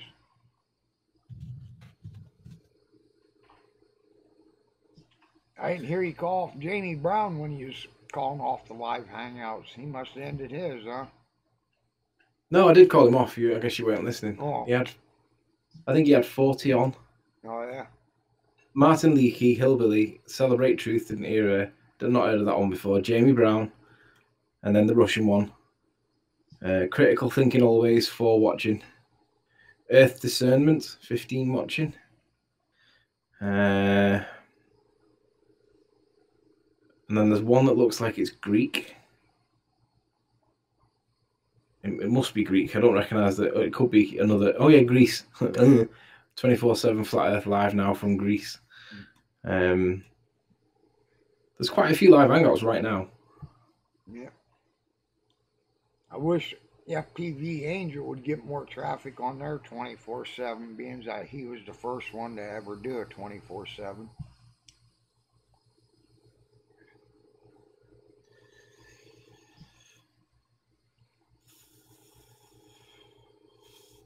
Sort of upsetting to see long-time flat earthers hanging in ODDs 24/7 all day long, because it's a repetitive loop for one, and all the information he puts out is more or less for people new to flat earth. It's an excellent reference point for anybody new.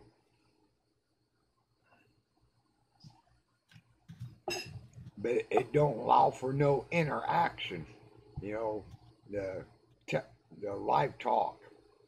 But then again, not too many people willing to go out there and put their name out there in live talk like you or me. And granted, most of my camera shots are from behind here. I have put my face out there already. Well, it's between me and you, I don't actually use my real name. I don't mind my face going up because a face is just a face, but I do actually use an alias. Yeah. Just in case. It's not far off my real name, but it's far enough for no one to find me. I have a fake Facebook profile on it as well, which people keep asking to invite me, to accept friends on, and I can't do it because there's a line, isn't there, for me, and the private side of me is private. I will only allow certain people close. Now, I put my real name out there too. Not all of them know my last name, but some of them do. But my name is truly Scott. Your name is what? Scott, Scott. Your first name is Scott? My middle name. I won't use my first name. I hate my first name.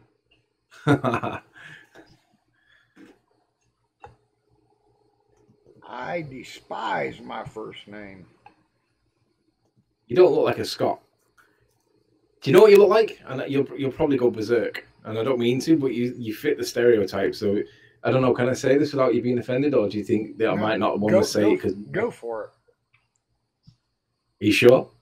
Go. I reckon your first name is Randall. Randall. I don't know why. Is that not right? I don't know. How many people in text who's actually seen my face before think that I look like a Randall? I've seen your face before. You showed it before when you were playing the video, when it was the Sly video. I'm somewhat embarrassed of my weather-beaten face, but 31 years in excavating, you're bound to have weather-beaten skin, right? Yeah. In what state are you in? Ohio. All the years in the sun and the wind beating on my face has paid the price. I got wrinkles. I don't have no gray hair. I don't use Grecian formula or nothing like that. So I'm lucky in that aspect. I still got a full head of hair. I'm lucky in that aspect. But I got wrinkles. You look like a handbag. Yeah. Then my teeth missing. I'm not embarrassed of that at all because that happened during an automobile accident. Not because of bad hygiene. I've been toothless since the age of 23 when I was in a bad car accident and broke my jaw. We had a halo on and they had to surgically remove some of my teeth and they left 7 teeth. 4 up, 3 down. And then none of them lined up with each other. I said, what kind of joke is this? Why didn't you take them all while you was in there? Because I had some pearly whites. Yeah, you don't want to lose all your teeth, though, do you? Yep, I've been without them so long, I'm used to it now. Like right now, I'm chomping on this pork tenderloin, and I don't have my teeth in now. I can chew up a piece of steak. Thing I miss is nuts. I love peanuts. I can't do them without teeth. That reminds me of a joke. Go for it. I'm just trying to think. Hang on, let me get the punchline before I even start it. I can't even remember it. If I told you the punchline, you'd probably get it. You probably know the joke because I can't remember what the joke was. But the scenario was where somebody goes to visit with one of the members of the family but are in hospital, and they're sneaking the peanuts while she's not watching, and she gets caught right at the end, and she says, "I'm so sorry, I didn't mean to steal the peanuts." And the woman says, "Don't worry about it. I've sucked all the chocolate off them." I can't remember how it went, but it was funny.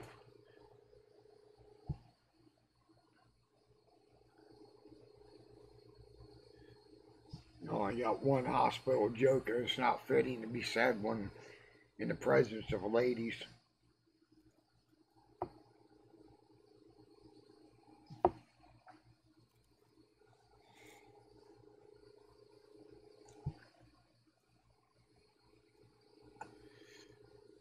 What are the flat earthers do you talk to? You know, the mainstream ones. Do you speak to any of the bigger ones? You know, like Max Sargent or whatever. Patricia, Antonio, before they broke up. Now that I try to stay neutral and stay out of their argument, but fact that Antonio comes onto my hangouts a lot, Patricia don't participate in my hangouts no more. Bob from Globebusters used to frequent my hangouts a lot. Let's see, who else would be in the bigger ones? Morgau's been on a couple times. Yeah, I love Morgau. Yeah. I love the way he goes off on a tangent, like a psychedelic psychotropic tangent. And thank you. And just goes all like batshit crazy for a minute, and then about 5 minutes later he comes back down to earth and goes, "Where were we?" kind of thing. I love that idea. I think he's cool for that. Then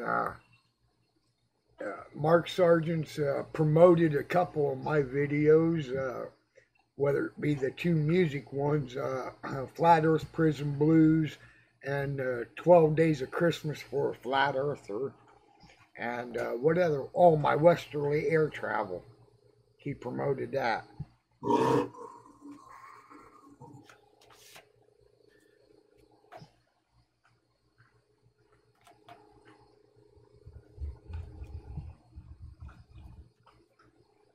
I sort of think that both my songs I got, Flat Earth Prison Blues and 12 Days of Christmas, is funny as heck. I just wish somebody who knew how to sing actually sang them for me.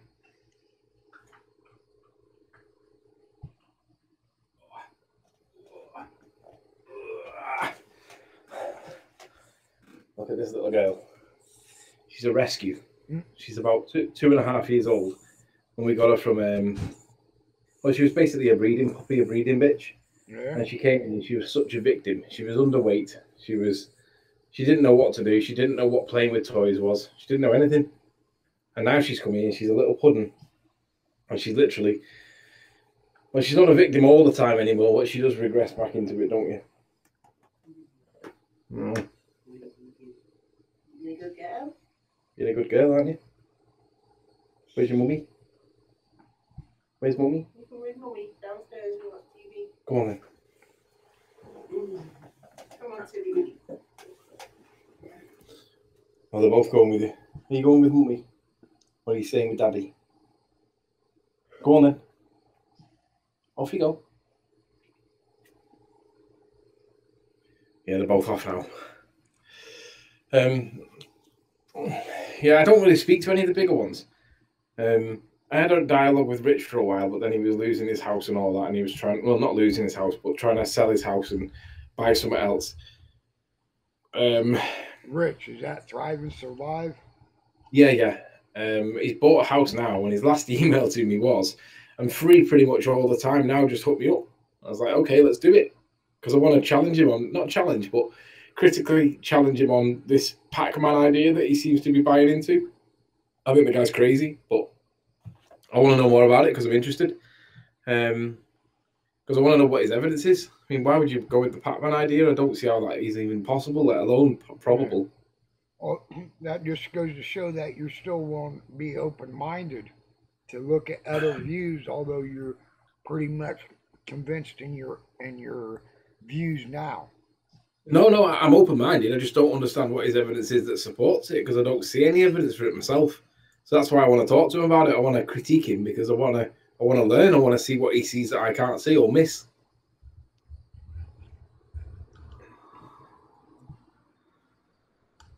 Yeah, he knows it's not an attack. It's more of a critique, because it's like with you. I don't necessarily agree with you on something, but it doesn't mean I'm a hater. Rich knows that I'm not necessarily on his side on everything, because we're not all on everybody's side with everything. We all have people that we don't agree with. Yeah. But he knows that I don't disagree with him in a bad way, and we can talk about it. And it's interesting to hear what he's bought into recently, because I mean I want to know what he's bought into, because for me it's mad, but it's cool.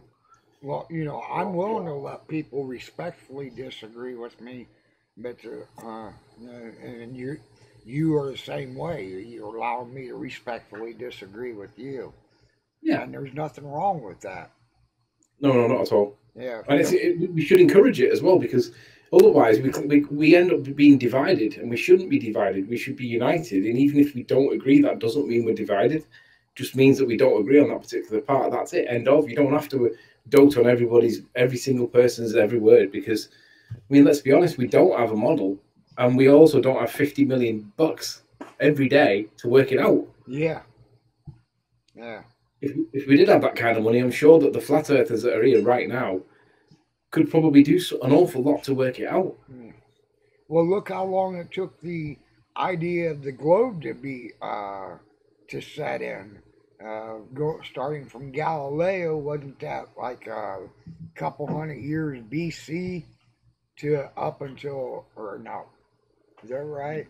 Up until 1585 when the globe was accepted. It took them 1,500 years to push their idea.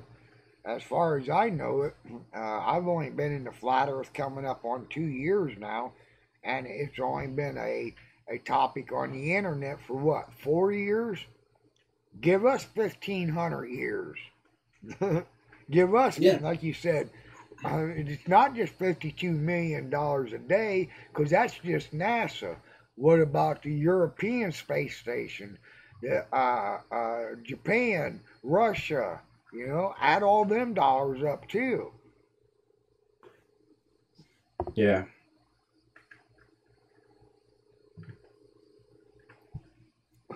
Got a Hubble telescope allegedly, and they can't turn it around and take a picture of Earth? Come on now. They admit that it needs to be maintained to for the booster rockets to thrust to regain elevation, because it's constantly falling towards Earth, but it hasn't been serviced since 1998. Excuse me, shouldn't it crashed into Earth by now? Yeah. Globers will never address why the ISS does not get crash into Earth when it's on its orbit around the Earth on the west side.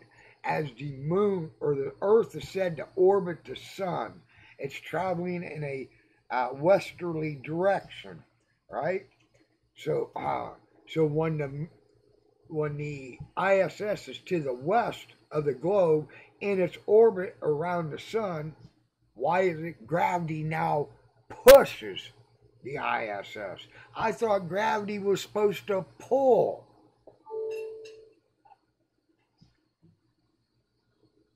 Well, yeah. Constant state of the sweet spot, they say. It's in that magical sweet spot. Boy, that's a high scientific explanation, ain't it? Sweet spot.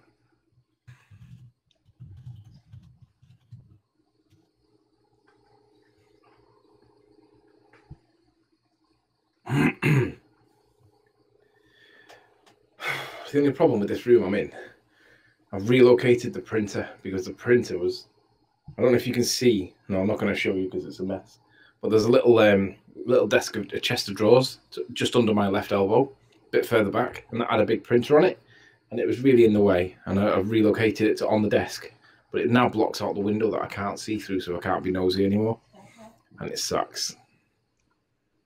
Well, I want to do that. I want to take this big old monitor on my right and switch them around and put it on the left so I can free up some of my desk space. But I'm afraid with the raccoon running loose, this stool is sturdy, but if I put something this heavy and top heavy on top of it, I'm afraid he'd have it crashing down on him. I ain't worried about being out an old monitor. I'm worried about the safety of the raccoon. Yeah.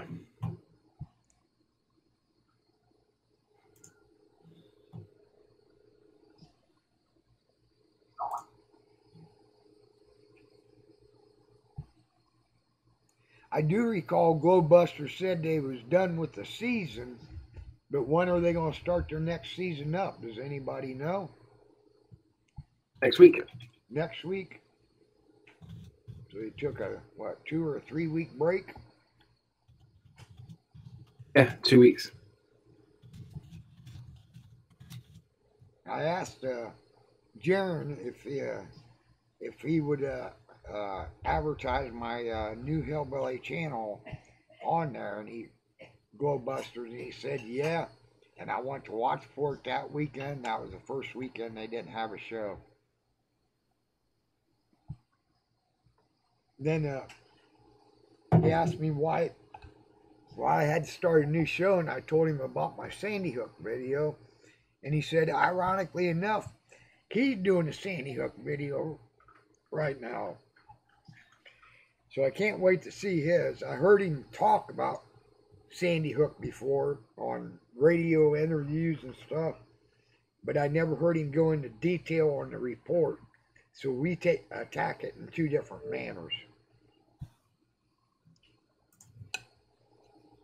I refuse to go outside the official report because anything the media says, trolls could try to use against you to try to discredit you. I can't take the media or a misstatement by the media to a court of law. But that final report, I can introduce that into a court of law as evidence. Those are sworn statements. Just like a cop can introduce your sworn statement in a criminal case against you. That's exactly what I want to do with the sworn statements of the Sandy Hook final report. I would love to be on the prosecuting side of each and every one of the individuals who gives a sworn statement in the report.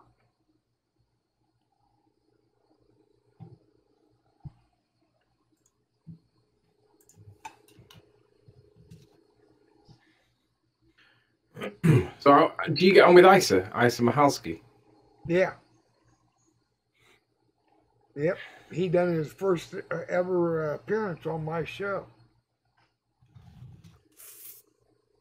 Whilst you were out getting your cigar, I messaged him a link to come and join.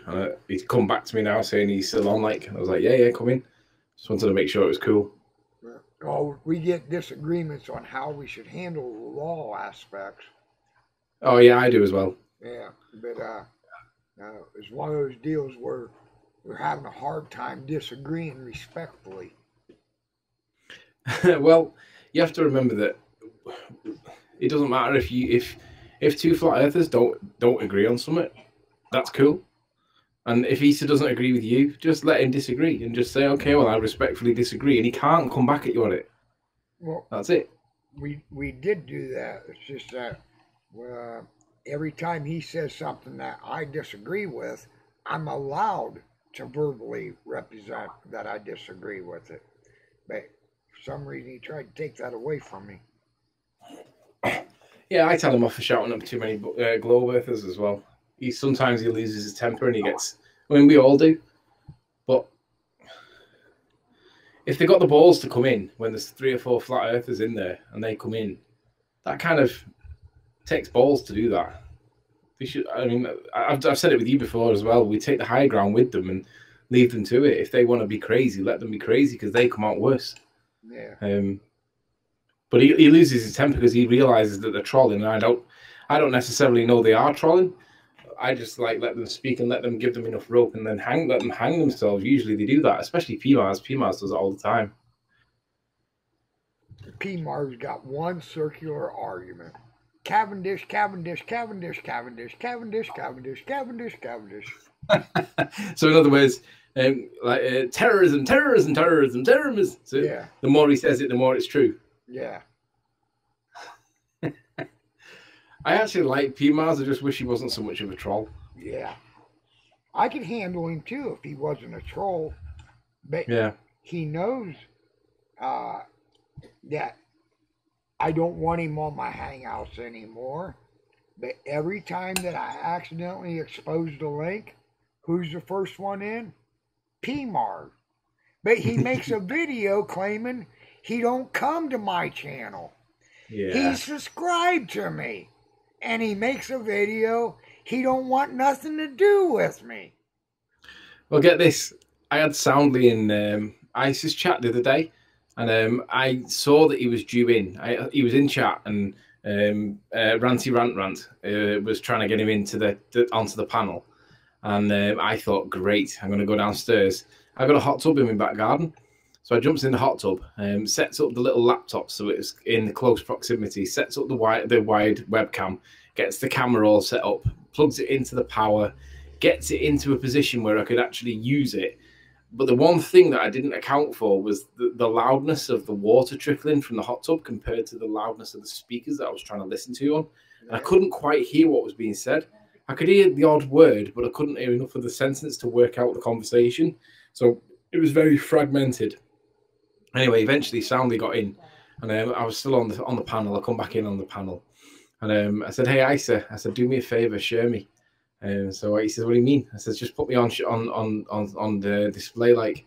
And I don't know if he actually did it or if he didn't do it, but I presumed he didn't do it because I couldn't see myself.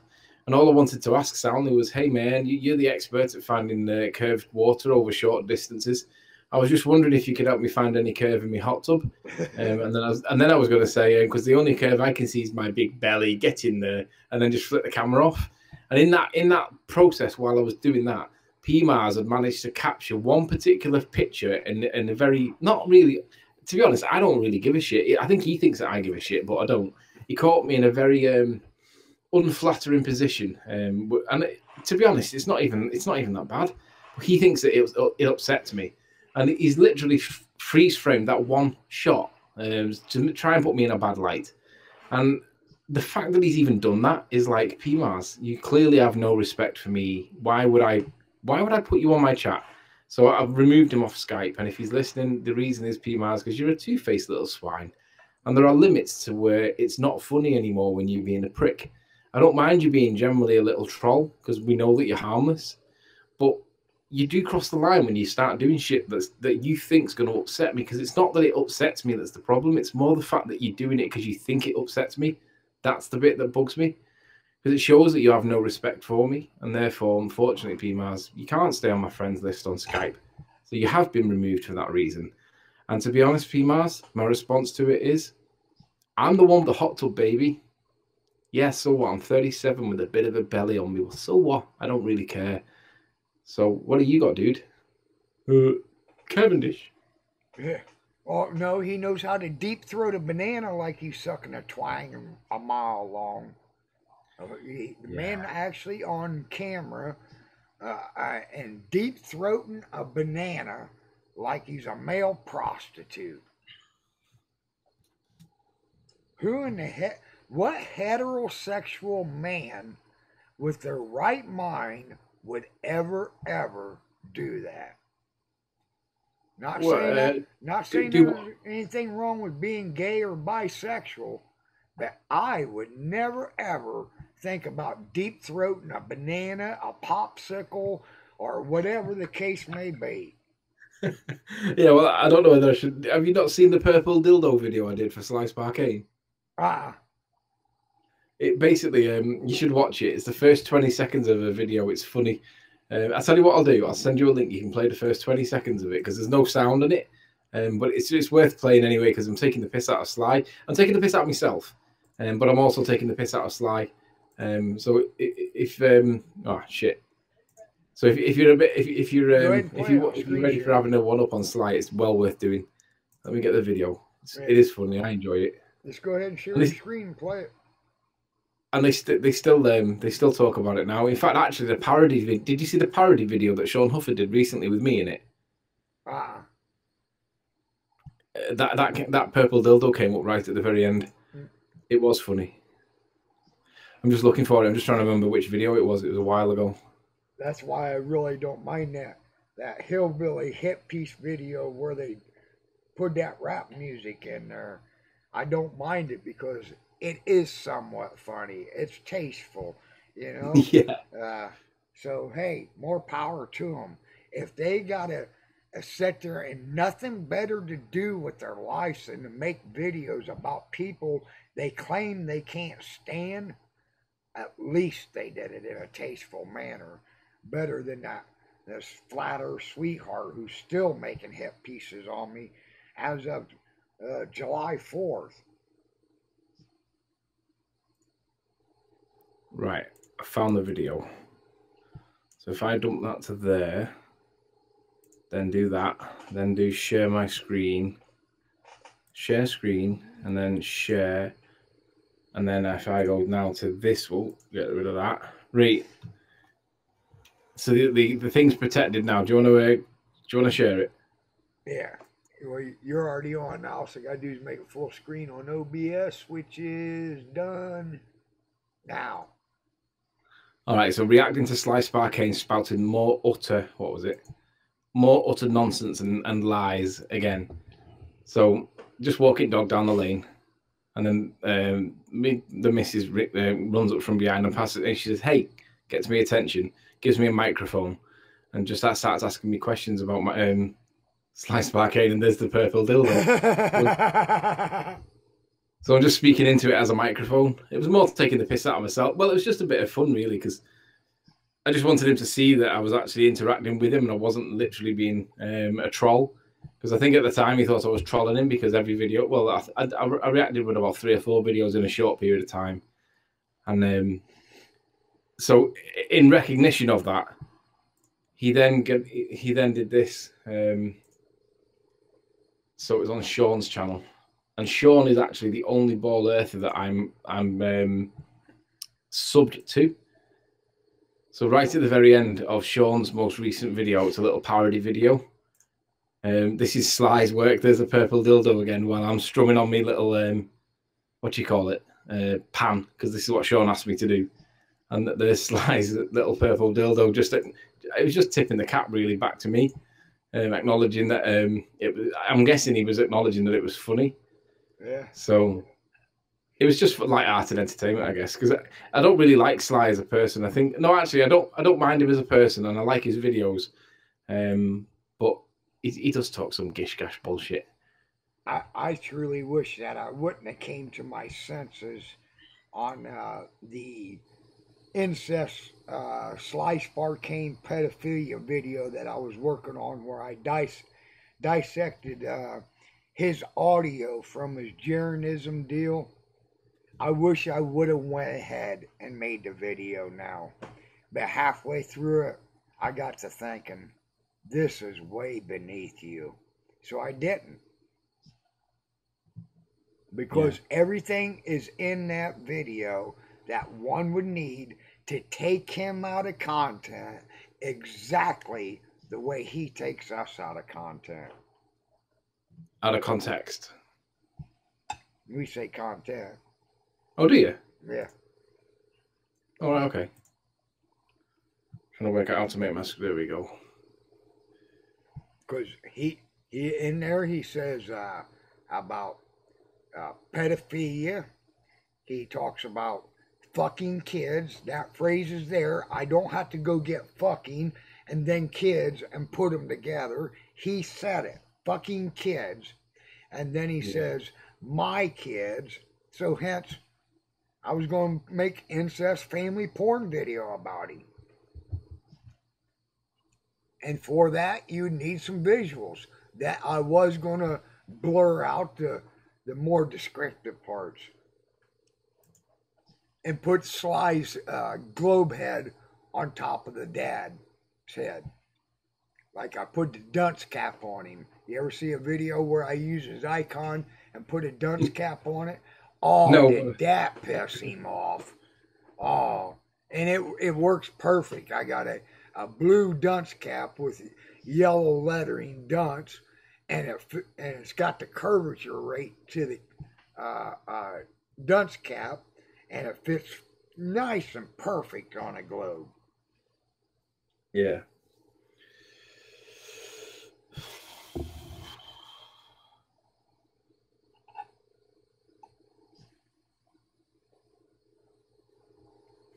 by the way, just to let you know, I've got a couple of chat windows open at the moment, just because Martin Leakey was on a minute ago.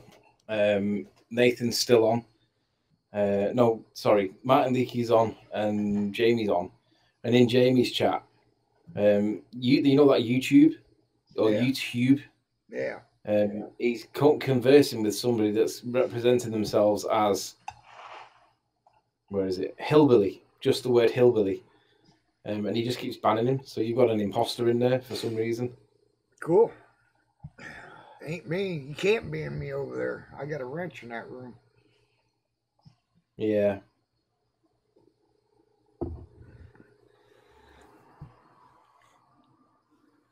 It's probably him making an argument with his own self, trying to give me a bad name or something.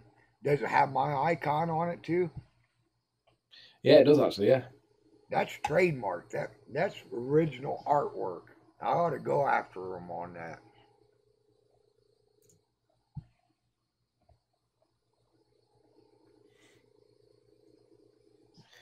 Yeah, there's a guy called Hillbilly, and there's a guy called Hillbilly Incest Heaven. He keeps getting blocked. That's Jim Panda. The Hillbilly Incest names is Jim Panda and Sly. Yeah, most people realize that it is bullshit. I don't care what they think. For one, no, I don't care either. Every person's watched porn. Every person's touched themselves at one time or another. It's just part of being human, you know. So I care less what people think. But common sense will tell you, if you're going to have porn on your computer, you don't save it on your desktop. It was on my desktop for easy access for the video I was making. My whole desktop wasn't loaded with porn, just the 2 videos that I needed for it, the father-daughter deal. And if that's the best thing, how much can they hate when they can't debunk a video to where they stop and take a screen picture of when you exposed your desktop and sit there and study every damn icon on it to see what's on my computer? Is that not hate at its best? Yeah. So I care less what the trolls think about it. It goes to show how childish and how little they got to hold on to. The 18.5 gram statement is 8 months old. Can't they get some fresh material? The porn is 6 months old. Come on, trolls. Whoa. You're boring me. Yeah, they bore me as well. To be honest, I mean, I'll be honest, I laughed at it when I first saw it because I thought, fuck me, what were you doing? But then it goes round and then eventually it runs out of steam and then you're like, why are you still bringing it up? It's not even fucking funny anymore. Yeah. And it's like, get some new shit. Yeah, you need new shit. They do need new shit. I think it really pisses them off that they know I don't ban those names. They know I don't ban those names. Very seldom will you see me ban anybody but YouTube in my own text. Mods take care of it for me. I sit back and laugh at them. Hell, I'm too busy laughing at them to ban them. Sometimes mods get to them so damn fast, I don't even get a chance to read their stupidity. Yeah.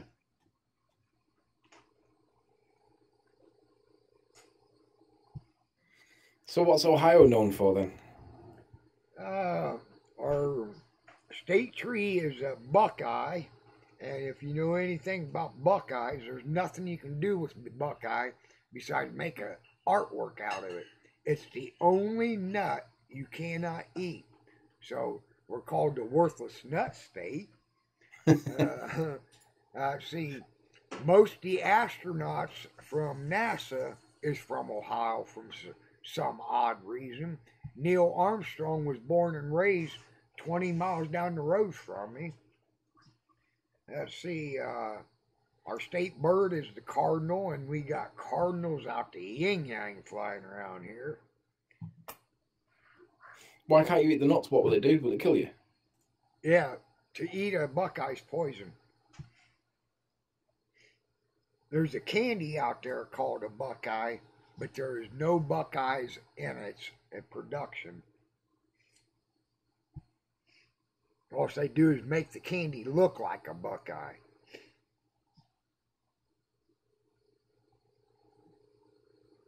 Let's see, what else would we be known for? Wilbur and Orville Wright is from here. Or even though Kitty Hawk was down in, where was it, South Carolina or North, yeah, South Carolina. Their first flight was down there.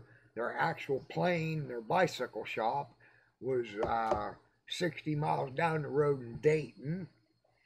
Let's see, for one of the smaller states, we got a huge population. We got, let's see, a pro basketball team, 2 pro football teams. We got some of the better casinos now since gambling's legal in our state.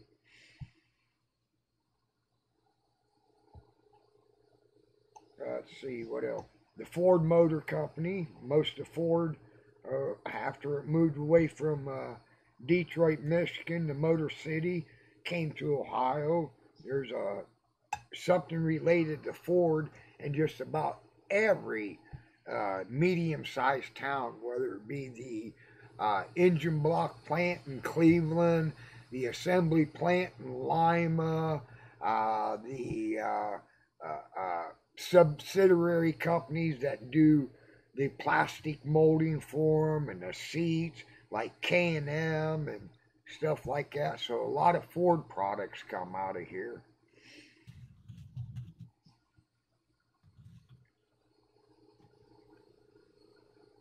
Let's see what else. John Dillinger, his great escape out of jail happened right here in this county, where he took a bar of soap and carved it up to look like a gun and actually fooled the guards to where he got the guards to open the door for him. He locked the guards up, and next thing, he had their real guns. Fooled them with a piece of soap.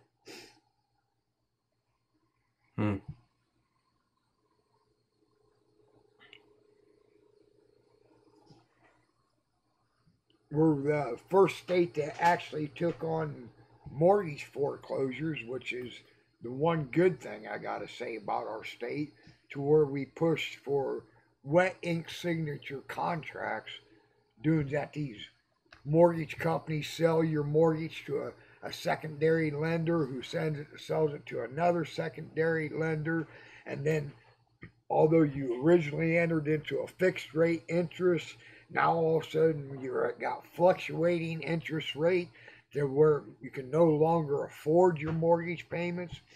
Well, Ohio was the first state to go after them and say, unless you can produce the actual original contract with a wet ink signature, you don't have a leg to stand on. People started getting their houses free and clear due to this manipulation of mortgage companies playing mortgage shuffle.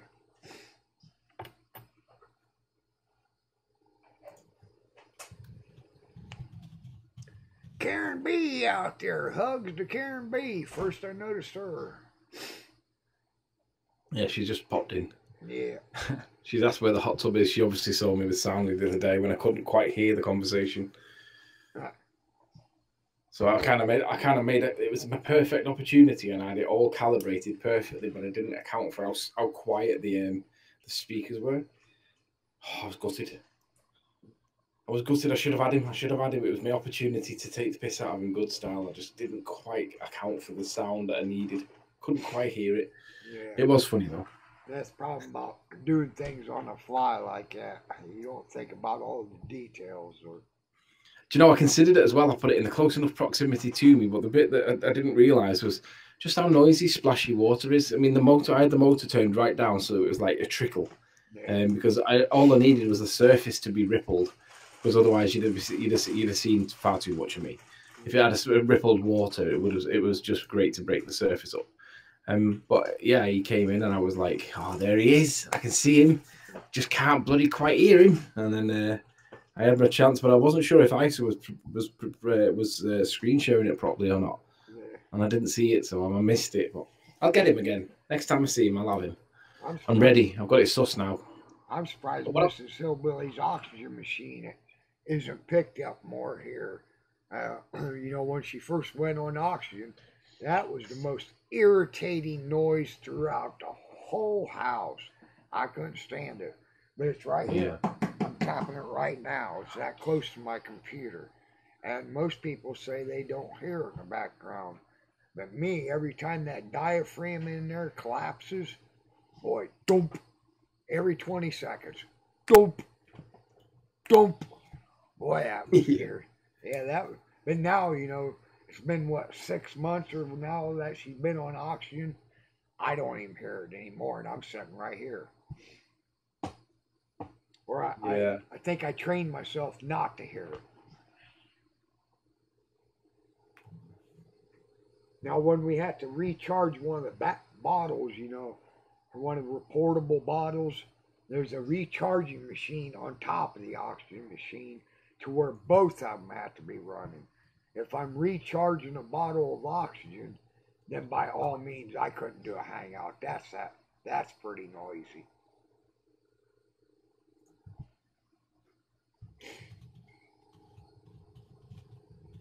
Can you hear the oxygen machine in the background? Like every 20 seconds, doop, there, it just did it. No, I can't. If you keep quiet, maybe keep quiet. Let's see if I can.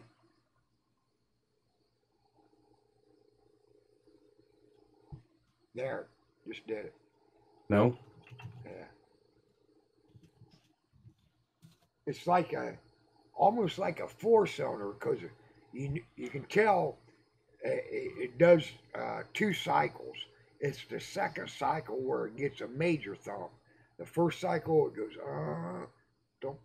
Then the second cycle you can like it's straining harder almost because the is louder and the dope is louder.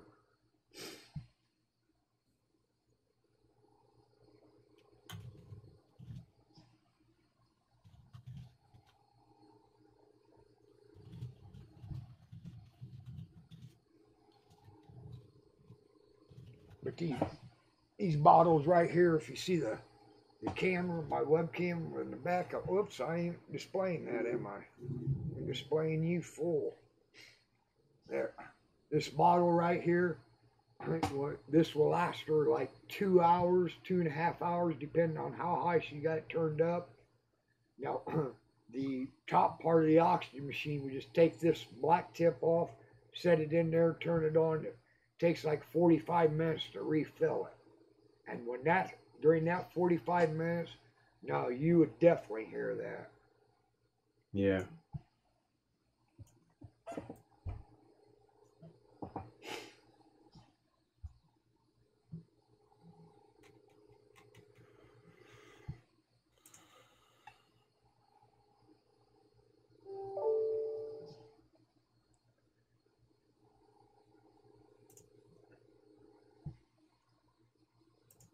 Should ask Karen B how they're doing with their video with the information collected on the sun tracking. Maybe they don't want to give it away until it's actually done. Haven't heard the progress status on that lately. I think Vinny P getting all wrapped up in candy. He's not doing too much 3D video animation for him. I don't know.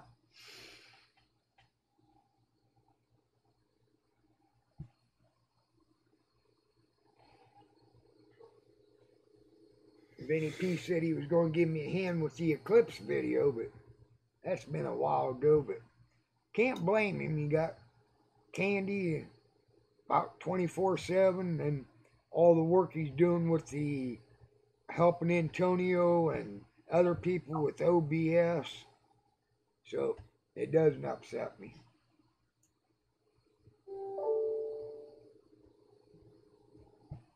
That and Sly never debunked the first video. He lied in the first video. As soon as he debunks the first video, I'd be all over making a second video like stink on shit.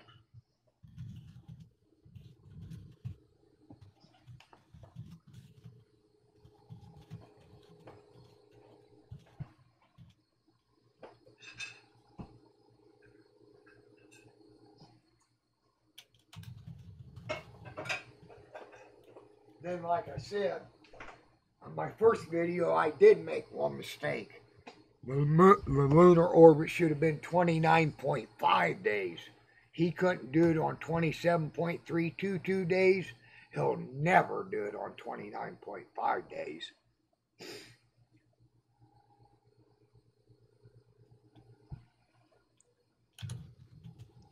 Working with Zach on a project with magnetic declination.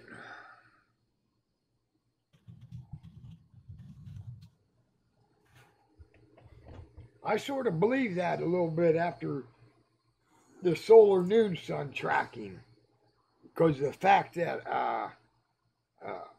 the way that people who was close to the same longitude line was bringing in different times within matter of minutes difference. Like Karen B. I believe she's just a little bit, just a smidgen to the east of me. But our solar noons, hers should have been first and mine should have been seconds behind it. But no, mine was minutes behind her solar noon.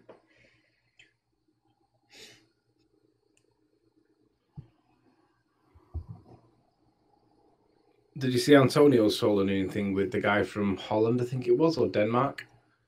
And basically, according to the European map, Denmark should have got the sun before Antonio. But Antonio should have got the sun before Denmark, but in the real world, Denmark got the sun before Antonio, and Antonio was like, what? It's a proper head scratcher. Yeah.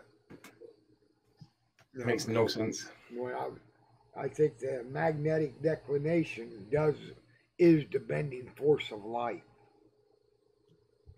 That's why we're getting these phenomena.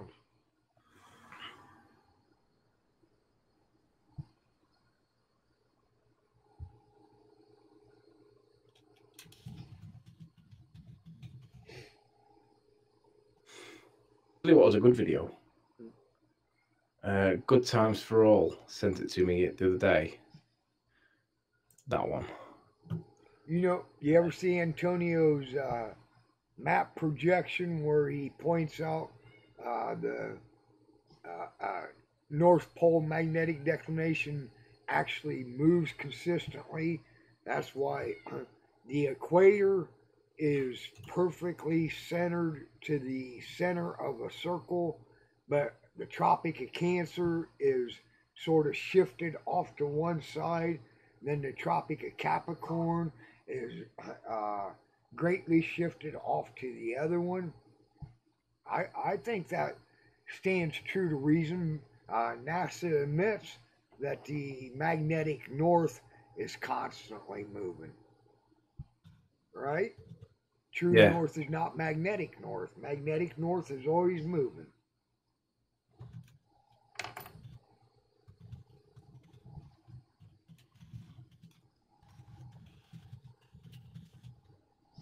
Time and date had solar noon 1 minute apart from my two towns, 8 miles apart. 8 miles apart, but we're said to be traveling at 1,034 miles per hour, and you're real close to the equator.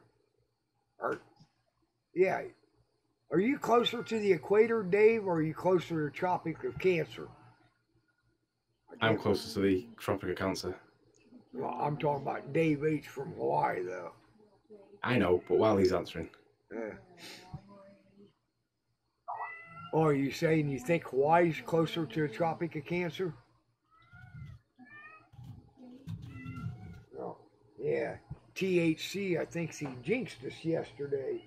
He said he wants us to even give some THC oil to our animals in case anything is ailing them. Got up this morning, we got a kitty cat with a broken leg.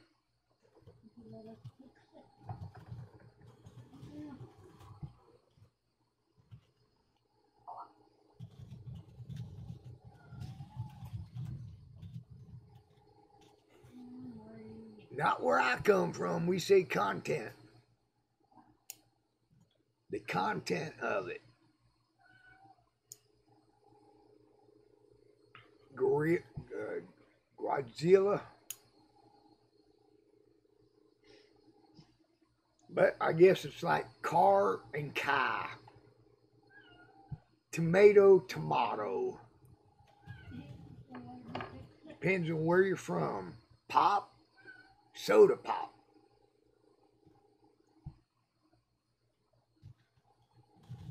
Or pop versus soda. Yes, it's all what you brought up with.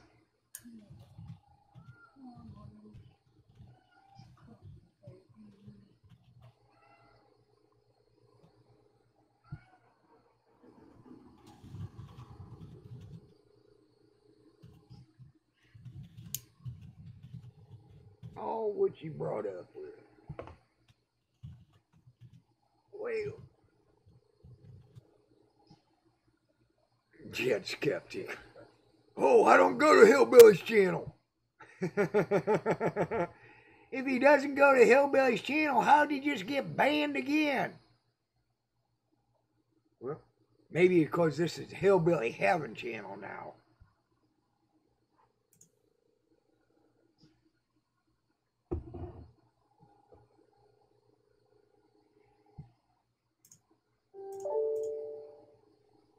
Look at the difference between the way Dredd talks and the way I talk.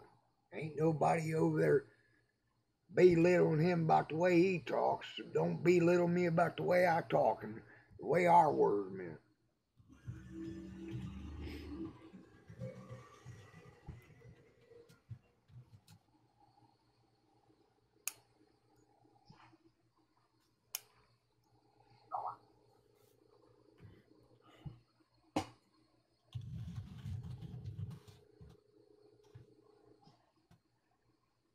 So you're in the UK then too,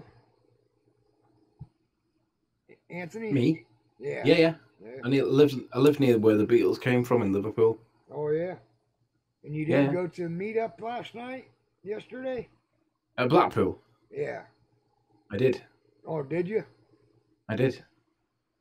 I met Ranty Rant Rant, who is now affectionately known as Runty Runt Runt. Oh yeah. By the Ballers, which I love, and he laughs about it as well. I met Ranty Rant Rant. I'd already met Antonio a few times because he lives near me. I met Chris Truthseeker and I met Gav, Night Angel. Night Angel, yeah. And there was another two there. Can't remember who they were. Yep.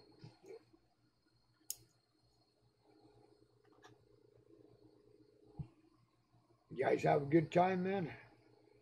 How long? Well, Antonio came up on the train, and unfortunately, it took him 4 hours to get there when it should have took him like an hour. But the train guys were all on strike, so we ended up just waiting and just persevering until Antonio turned up, which, to be honest, was really shitty. By the time we got there, we were well ready for going home. So we gave it like an hour just to be there to like make him feel as though we weren't fucking off the minute he turned up. Which was really what we wanted to do. Yeah. And I ended up driving him back because the trains were in such a mess. And the poor guy wasn't going to get home for hours. So I said, like, come on, I'll run you back towards mine. You can jump the train nearer to home. So he did that, got straight on the train, got to Manchester. Everything was going fine, but he couldn't get the connection back from Manchester to his house for some reason. So he really, really struggled. Boy, he hasn't had no good luck on the last 2 times he's been on the train. You hear? Yeah, but the guy's got a car. I don't know why he's struggling. Well, the one time when he went up to visit Poncho, I don't know how far that it was, but it sounded like it justified the train. Do you know where Poncho Pete lives? Somewhere in Ireland, I guess. No, Poncho's in the UK, ain't he? All right. I'm pretty sure he is. Or in England, I mean. But, anyways, on his way home, they had to stop and said what was going to be a 20-minute layover. And so he figured he'd get off the train and go grab a quick smoke. But he wasn't allowed to smoke around there, so he had to go off a little ways, you know. And this was within the first couple minutes of him being off the train. and they announced it was going to be a minimum of 20 minutes. He no more than lighted up a cigarette, and he watched his train pull away with all his personal, his laptop and whatever else he had with him. But luckily, he got to relay a message to the train station ahead to where they pulled this stuff off and nobody stole it. And that's the moral of the story, don't it? I mean, would you really want to go out for a cigarette and leave all your stuff in the train? Not in case it runs away, but in case someone steals it from you whilst you're out having a cig? Yeah, I mean, I can't say I would. At least my laptop not anyways. I might leave my coat, but I wouldn't leave my laptop.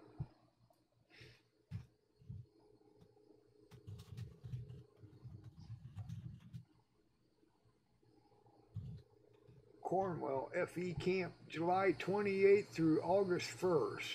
Torrent Point. I take it that's over on your guys' side of pond too.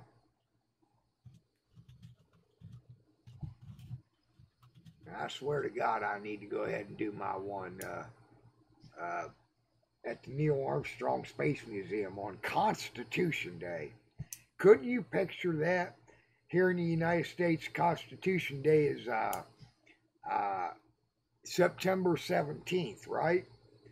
When we're guaranteed, the First Amendment says we're guaranteed the right to expression.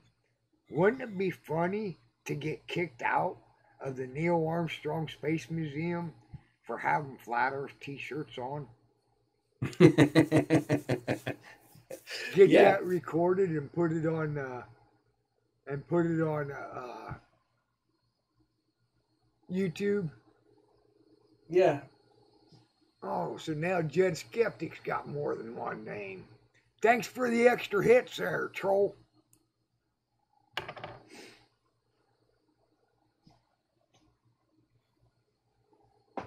Come on, people. You guys are letting the trolls win with the thumbs down versus the thumbs up.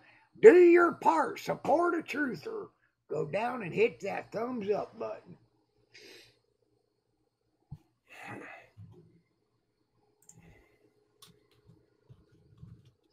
Hate to give myself a thumbs up, but being I got name in there, let's Sly Spark Kane does it, why can't I? Come on, people, need two more of you, three more of you to get one ahead of them. 3 people out there hasn't hit the thumbs yet. Let's see if I'm one. I don't think I am. I think I've already done it. I've got too many windows open now.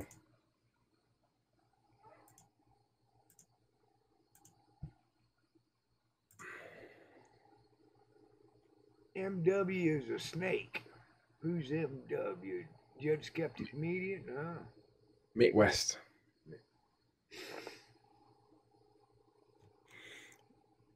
Have you heard Ice's song about Mick West? Oh man, it's funny. It's really, really good. He changed his channel. Which one's he putting his music up on now? See, Flat Earth. He's called it Flat Earth Court now. Yeah. Or did he just change the channel? And it's still the same channel. He just modified the name somehow. I think he's changed the name somehow. I think he'd be a good lounge player. Lounge music, you know, cocktail lounge. Where you can just sit back there on that keyboard. And granted, I personally like to hear him playing the keyboard more than the guitar, but he's damn good on the keyboard.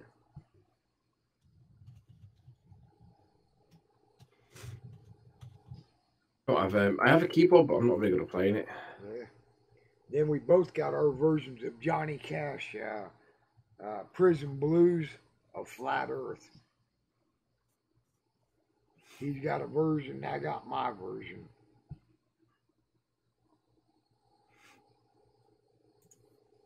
You ever heard mine? No, play it. Let's see. It's on the PHB channel, ain't it? Opening a new tab. Let's see. Chris Truth Seeker, there's that many trolling channels. There's just so many.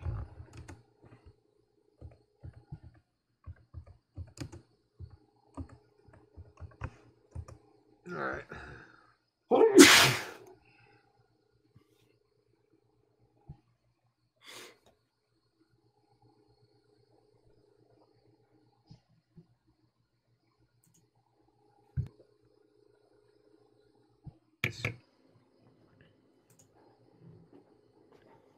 Alright, screen share. Full screen. First, shares. Okay. And boom. Boom.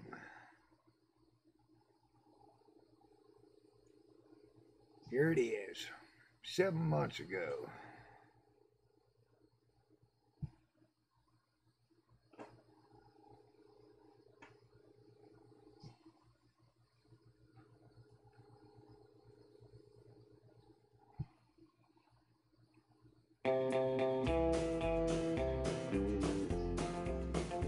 I see the light coming, it's presented by NASA. They claim they show curvature, but they use a GoPro. I'm stuck with pseudoscience, the globe charts keep dragging on.